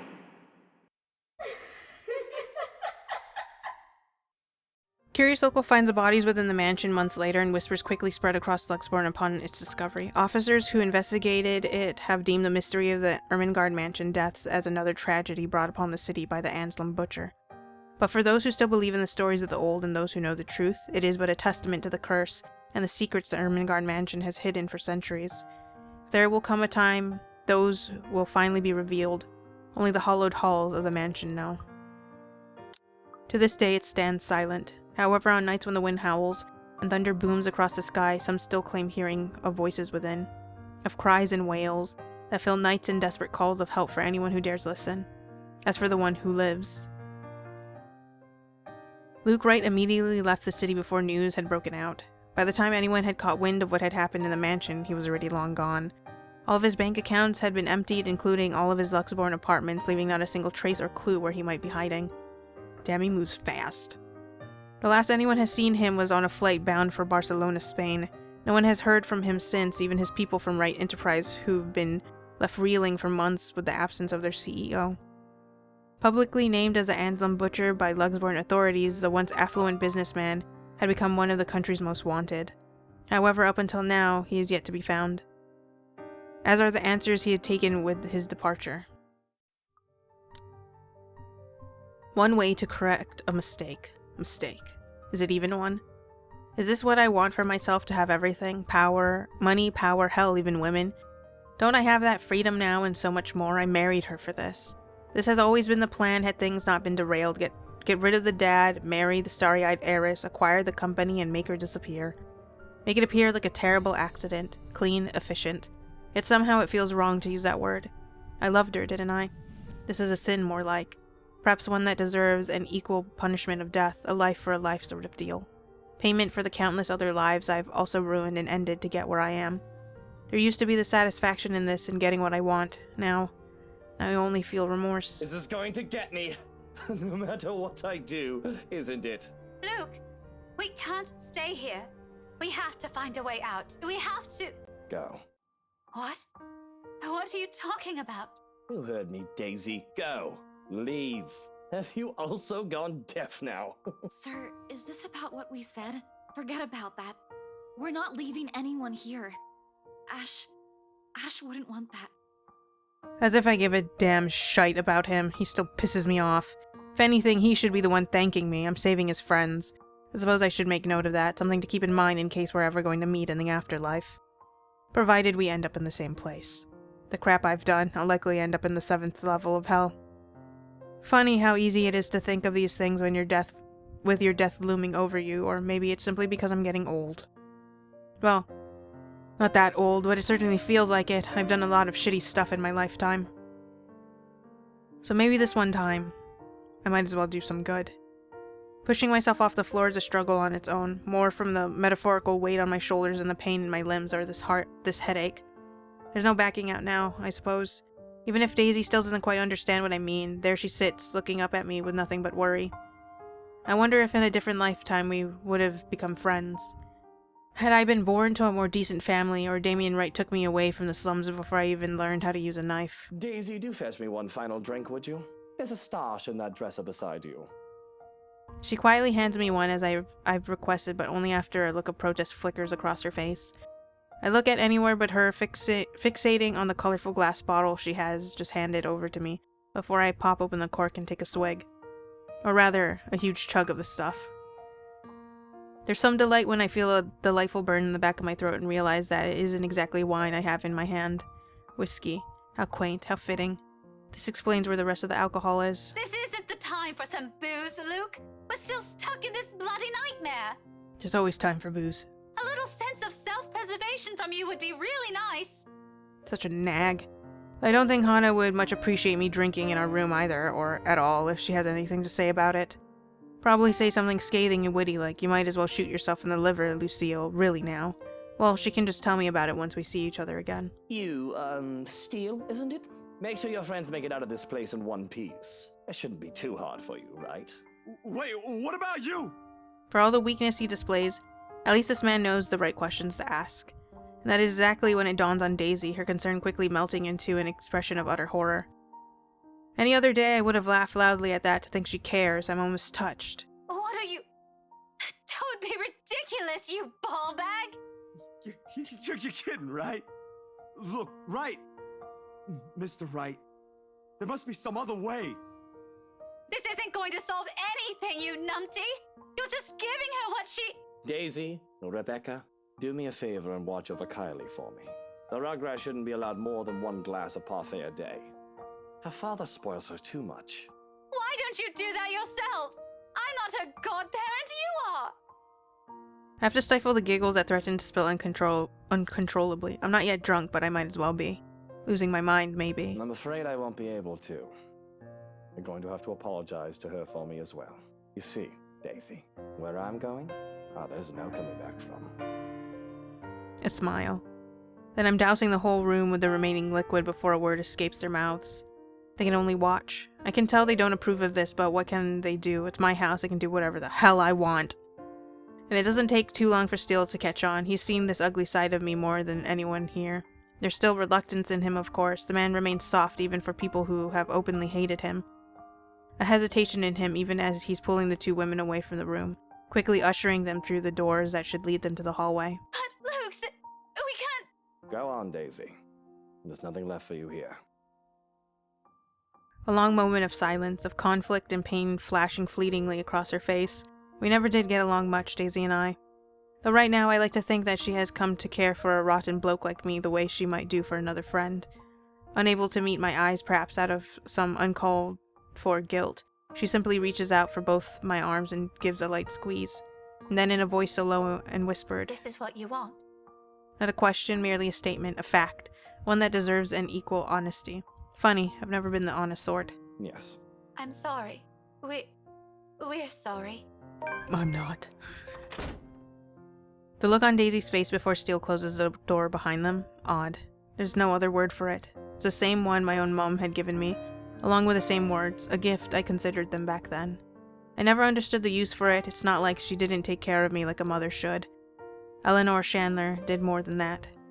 But seeing such a strikingly similar expression on Daisy, I understand it now. It was not for her misgivings as a mother. It's for all the what-ifs and could-haves and should-haves. Things that will never be because it's far too late. I'm sorry, too. Under the room's low light, the amber liquid gleams tauntingly where it had landed. On the floor, on the bed, on the walls. On every dresser it splattered, had reached. It's brighter, of course, when set alight, but I don't wait for it to spread. If I'm to die here, this place also has to go, burned to the ground with every sin and horror it hides. I suppose this is the closest I can get to an atonement. Without a single glance back, I take the rest of my liquor stash from the dresser with me, and head instead for the door to Hana's nursery. It opens to the study before, though with how fucked up this place is, I'm not entirely sure what I'll find next. One thing's certain. Somebody. Anyone. Help me. Help us.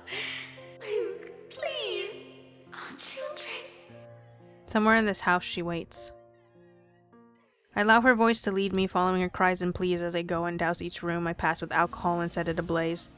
Not a comforting thing to hear, but certainly a better sound than an agonized wail. Amidst the gore and the horror, it's the closest thing I can cling to, including the stray thoughts that has somehow chosen to surface. Short bursts of memory I've always been fond of more than I care to admit, either out of fear or embarrassment. How about Botany Bay, Luke? In Kent? It's gorgeous there.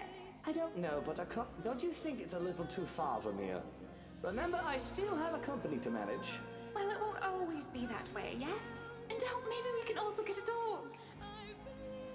I suppose. So, someday? Someday, Buttercup. Someday. In truth, a half-hearted response spoken out of ignorance or some sort of complacency over the kind of life I assume we'll have. Or I'll have. She was never meant to live past the second year of marriage.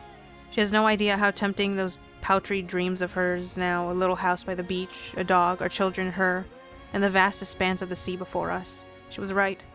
We would have been so beautiful. But as the whole of this place smolders, so do those. When I run out of liquor, I simply drop the bottle and take one off from many nooks I've stashed one. And there's no lack of it in there, the hard stuff, the shorts, the watered down kinds, gifts from a distant relative, friends, so-called friends, you name it. I've made sure there's always one within reach. Hana has called me out on this numerous times before, telling me I have a problem. I've always told her she doesn't know the half of it before completely dismissing her concerns. That woman.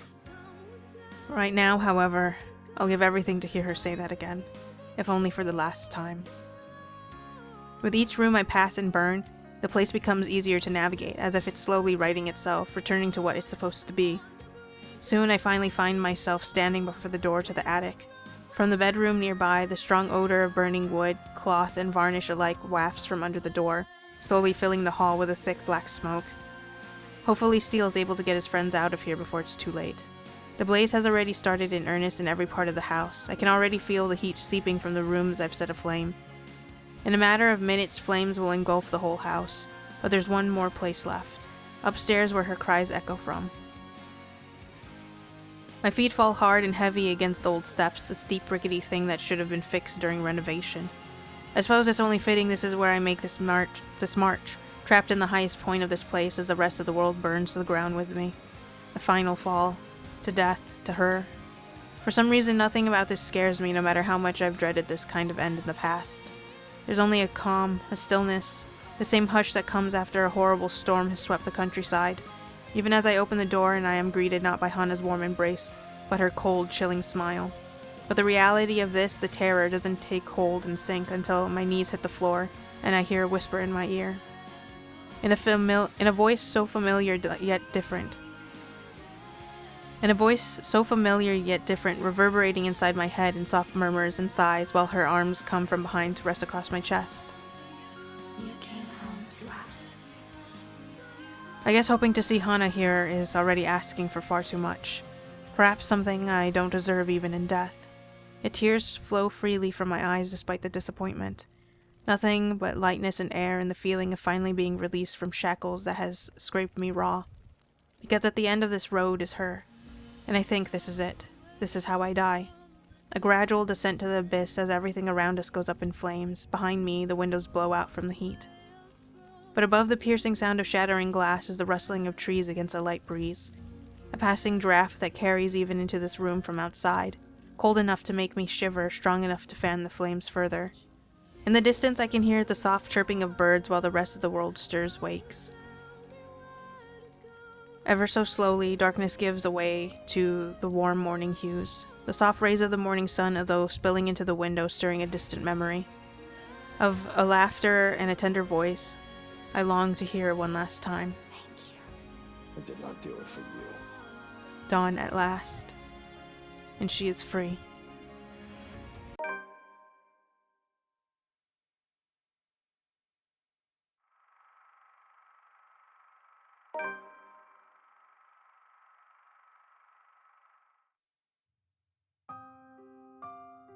Like the flames that engulfed the mansion that night, whispers quickly spread across Luxborn City after the incident. Officers who investigated it have deemed the tragedy of the Ermengarde mansion an accident. An unfortunate outcome of a long-rumored domestic dispute between Luke and Hana right killing innocent lives. But for those who still believe in the stories of the old, and those who know the truth, it is but a testament to the curse and the secrets of the Ermengarde mansion. If there will come a time, those will finally be revealed, only the ashes of the now ruined mansion know. However, on nights when the wind howls and thunder booms across the sky, some still claim hearing of voices where it once stood. Of cries and wails that fill the nights and desperate calls of help from anyone who dares listen. As for those who remain, Zachary Steele decides to give the movie industry another try a year after. This time he brings a film that tells of a harrowing experience under the shadow of the Ermengarde mansion's curse. With help with Rebecca Gales and Isabella Santos on production, he's able to bring it to life 2 years later. But unlike his first foray into the indie scene, this one turns out to be a blockbuster hit, gaining him accolades from several award-giving bodies. Although the film has brought him considerable success and opportunities, Zachary claims it will be the last film he will be making, remarking that he merely wishes to tell the tale. A decision he has yet to change his mind on, much to his fans' disappointment. After the clamor for the movie has died down, he quietly returns to his freelance photography business, living a simple life in the same old apartment away from the spotlight. All the same, he dedicates the film's success in honor of an unnamed friend. Determined to disclose the truth, Rebecca Gales writes a book detailing Luxborn City's true history. With help from Professor Andrew Clark, she pieces together every omitted information from current accounts. Charlotte Ermengarde's role in the city's foundation and the truth behind the very woman who built it. This, in spite of the professor's stern warnings against bringing those to light, Charlotte Ermengarde has always been revered by the people of Luxborn, after all. And sure enough, upon publication it creates a huge stir, although considering a masterpiece by some, even becoming a bestseller, it also met with harsh criticism from Luxborn's academic circles. Others believe it an attack to the city's way of life, outright condemning it. It doesn't take long for it to reach controversial status, and mere months after its release the book becomes a subject of litigation. As a result, it has since been withdrawn from the shelves by the publisher. To date, Rebecca continues the effort to bring it back to the market, knowing its worth, a war that she seems to be winning in time, doing it not for herself but for the memory of a dear friend whom the book has been dedicated to. Months after the incident, Isabella Santos has finally found the courage to pursue what she truly wants. Having made enough to keep her family afloat for a few years with their blessing, she quits her job at Briar Realty Corporation, which I feel like shouldn't be open anymore, and takes the scholarship offered by the local university. Slowly, she gains recognition both in the local and international art scene for her vivid depiction of death and suffering. Although continuously lauded for her talent, no one knows why she has chosen such a dark subject. She has kept mum about it throughout the years. Perhaps the closest answer the curious will get when she is asked is a slight shift of her eyes and the wistful look that crosses her face. A quiet glance towards a painting of a young man in her studio. Her best known work, and strangely the only one from her collection with an honest portrayal of life from the ashes.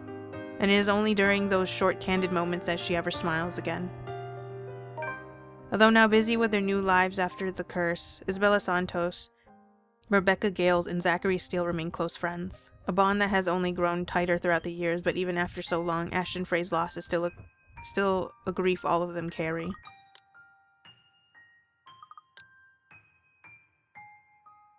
I mean, I guess. It's reasonable, I suppose. And on the same day as what became known as Ermengarde Mansion's tragedy to the public, they always make it a point to meet where he lies. Once a year when they exchange stories and talk like the way they all used to. A shadow of what they were before the tragedy. Their way of coping with a sorrow that still looms over them. Though they never speak of it, will never, each of them know that his death is a wound that may never heal. They can only carry on.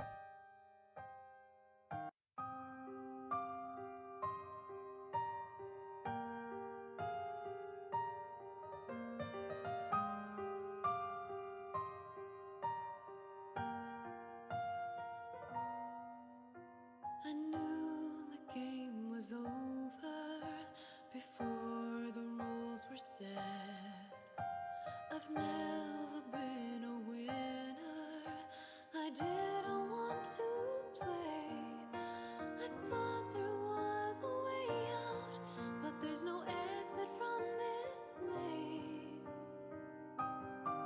where every path is the wrong turn and every choice is a mistake. I lied to the Lord, I lied to myself, I lied to you and everyone I care, until there were no more lies to tell. Cowardice is easier than being brave, but at last I found the strength I lost to sing my love letter to you.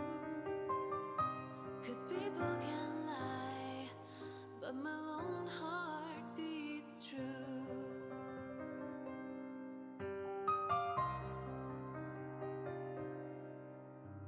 It was a simple question, my answer came too late, and every time I said no, I wanted to say yes.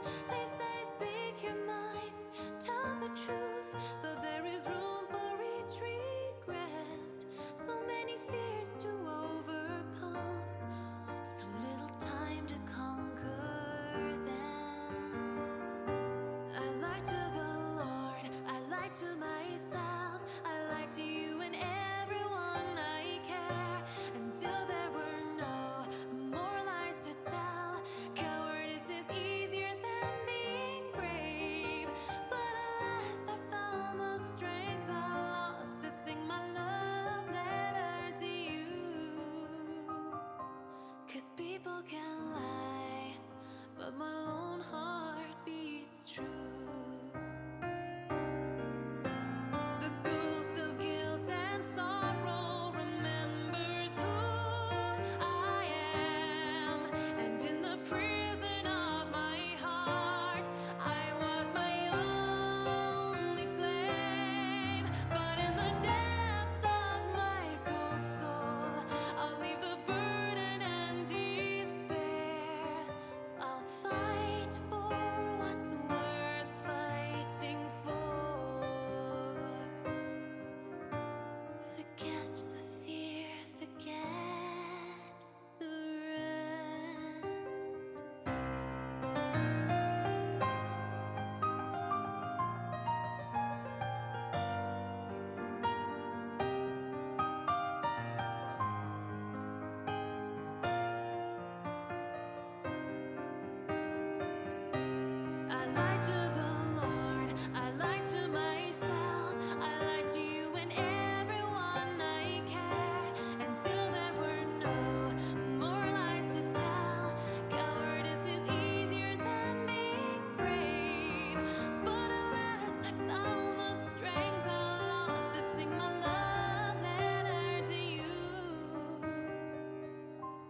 'cause people can lie, but my lone heart beats true.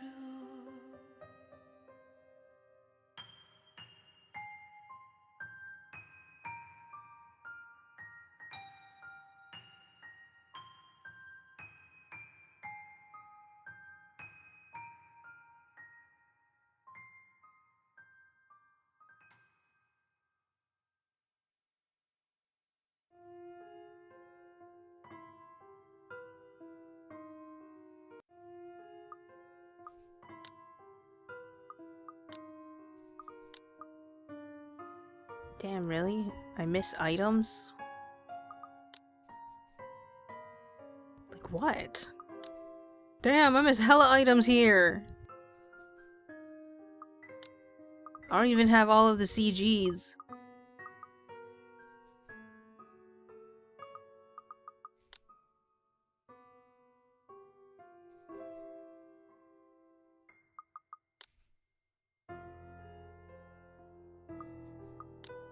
I don't even- what is the miscellaneous stuff?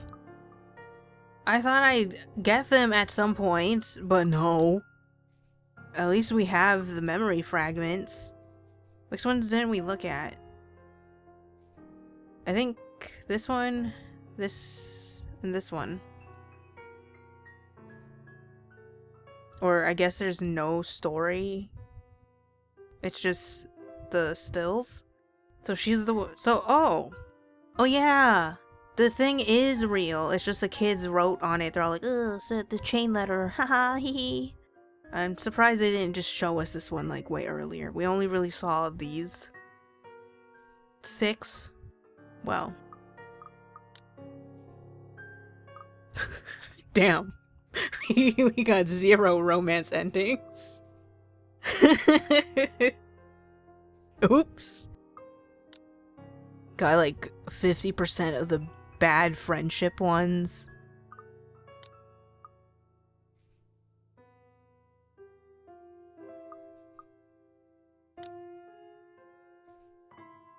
Is it really bad with Luke? Because he escapes and he's pretty damn happy.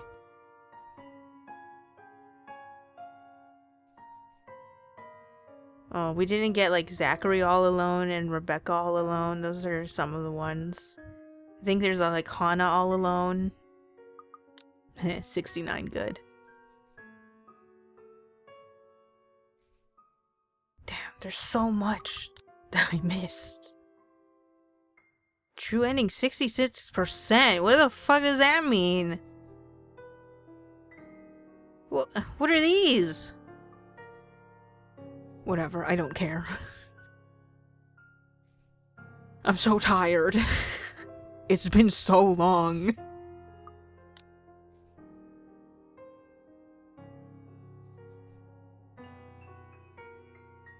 And there's so many achievements that I don't have.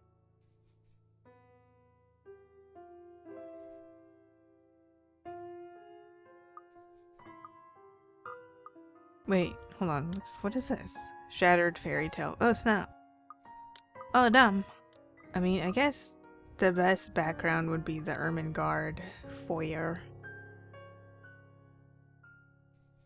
What's the difference? Oh, cooler toned, warmer toned. Let's go this one. So it has been so long, and I am so glad I'm done, but also I'm kind of upset that there's... What do you mean there's 2 things that I missed for the true ending? I looked at this walkthrough, I don't know, like... It's not the best walkthrough, but it's a walkthrough. And it's like... I followed what it told me after fucking it up the first time. And to not 100% the true endings is insane. I don't understand. As enjoyable as this is, it's also infuriating. That's why it took so damn long. I still don't like Rebecca. At some point, when I talked about her, I forgot her name. I remembered everyone else, totally forgot her name. I was like, who the fuck is... What is her name? I hate her so much. What is her name? I think that Zachary and Isabella should have been a pair. Should have been a couple. Like, they kept pushing for Ash and Isabella. Is that picture? Wait, hold on. No, not that one. This picture is over another picture. What is that? What the heck? Hold on, is there like bloody? No, it's the same thing. It's just over another picture. What the fuck? Why? That's so weird. Okay, what was it? I got so distracted. Oh. They were pushing for the Ash and Isabella pairing, but it was so, like... I don't know, it kind of gave me the ick. And I don't even like Ash that much because he's so cringe. It's just like the way they interact with each other is so... Oh, God. It's just like a different type of, like, toxic compared to Rebecca and Ash. Which, Rebecca and Ash, the worst pairing. Like, if there was any pairings that should have not showed up, it should have been Rebecca and Ash. Like, Isabella should have had Zachary, at least. I don't care. This is the pairing that I want. Rebecca's whole thing is so just obsessive and she's mean about it that I'm just like, you don't deserve to be in a romantic relationship with Ash. So, yeah. That one shouldn't have shown up. I think there was like a pairing with Marianne and Hannah, which would have been interesting, but also kind of just like, Marianne? Because Marianne just sees her as her high school crush. Yeah, why does Isabella only get one pairing? But Rebecca, I think, can be paired up with Luke somehow, in some way. That's so weird. I don't know about the Marianne. I think there's a Marianne in Luke 1, but I feel like Marianne, like, that feels more like a denial. Like, Marianne just feels like a pure lesbian. And her sleeping with dudes is just her with her Catholic guilt. Zachary and Hannah, I mean, I could see it working. It just feels weird because of Hannah's personality. But I think it could work in a way because like he could be the more like down to earth, honestly, probably more human feel, and then Hannah is the one who wear the pants in the relationship. But like he could grant her that family that she really wants. Though it does feel kind of off because it just feels like a rich lady going after the pool boy type beat. I can't remember if I mentioned it, but I did see something where they're all like, the ghost is too powerful. Like, they made the ghost be able to do literally everything, and it's absurd that the ghost didn't just kill the whole city at that point. Because, like, there was one where there was, like, a security guard that died, yeah?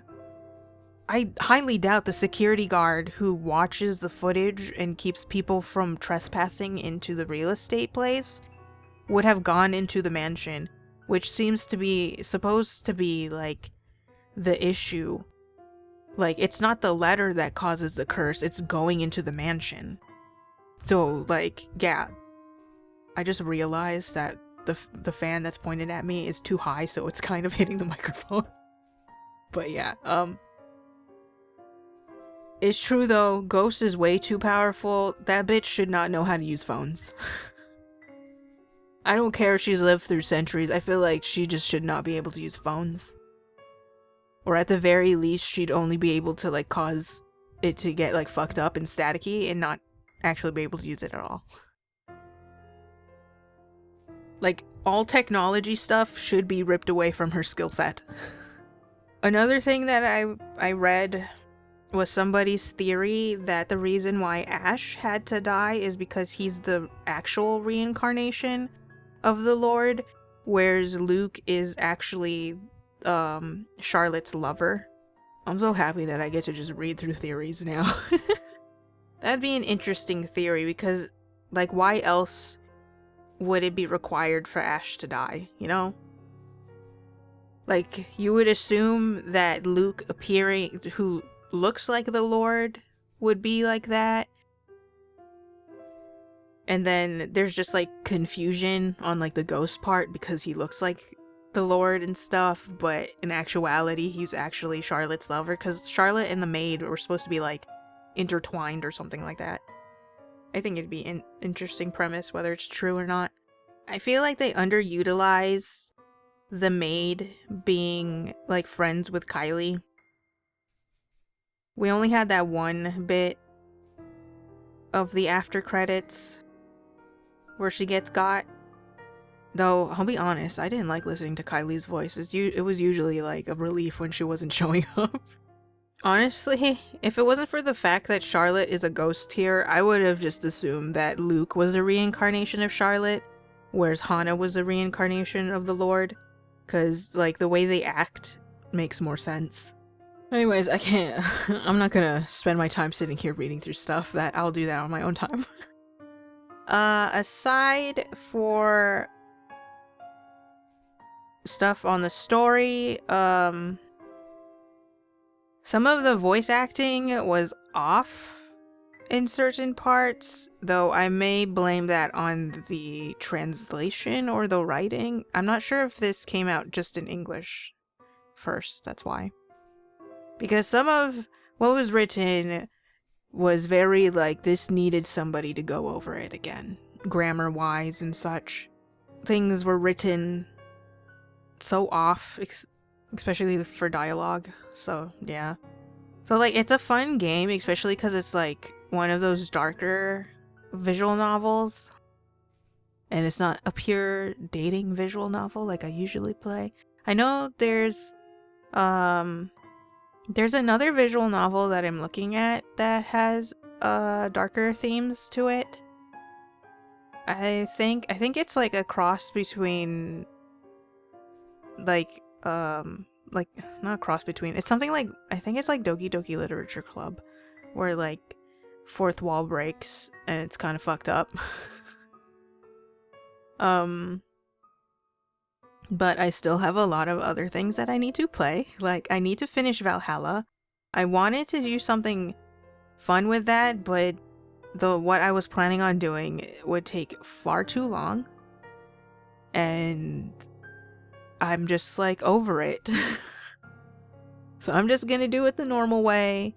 We get to play through it again, but I'm gonna probably cut out all of the like being in your room stuff unless there's something important there.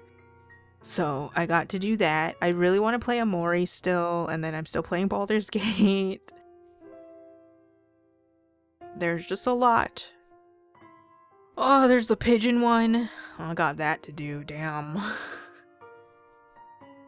But yeah, I like playing, like, I've always liked playing visual novels. It's just like this one was kind of like painful in a way. It was enjoyable in some aspects, but painful in others. I guess it's just real, like how they're portrayed. Like, they're not gonna be like fully likable, but at the same time, god damn, I want to strangle some of these guys, like Rebecca, Luke, of course. A sort of Isabella sometimes. And I guess, I don't know. I didn't feel that strongly about being pissed at Zach in any way. I think they should just leave it be. He's just a guy. Oh, okay, I think I know why. I didn't have that much of a gripe with Zach between like everybody that I've had gripes with, because Zach was pretty like normal. Like, even when he was getting angry at something or he was like flustered about something, it was just like, okay, this is normal, this is regular, I can deal with this. But in comparison to Isabella, who I've had a soft spot for in the beginning, she gets into things with Rebecca and Ash that's so infuriating sometimes. It's like, how are you guys friends? Like, come on. Like, how can your friendship with Zach not even be that tight when you're out here screaming your head off at Ash for doing something stupid because he's awkward when he's not on duty, and with Rebecca, who is like a bitch to your face sometimes, where it was like super like uncalled for, like, damn, I know what your deal is, but what is your deal? But anyways, it's finally done, it's finally over. I can finally uninstall this goddamn game. I don't have to look at it ever again. But you know who I hate the most in this? The pigeons. Those goddamn pigeons are so stupid, they're so distracting. Why did they make them loop across the screen? It's so dumb. The clouds were fine, they were so subtle, didn't even matter. Those goddamn pigeons though, Jesus Christ. I hope you guys enjoyed this, and I hope to see you in anything else. Have a good day and a good night. Goodbye, my lords and ladies.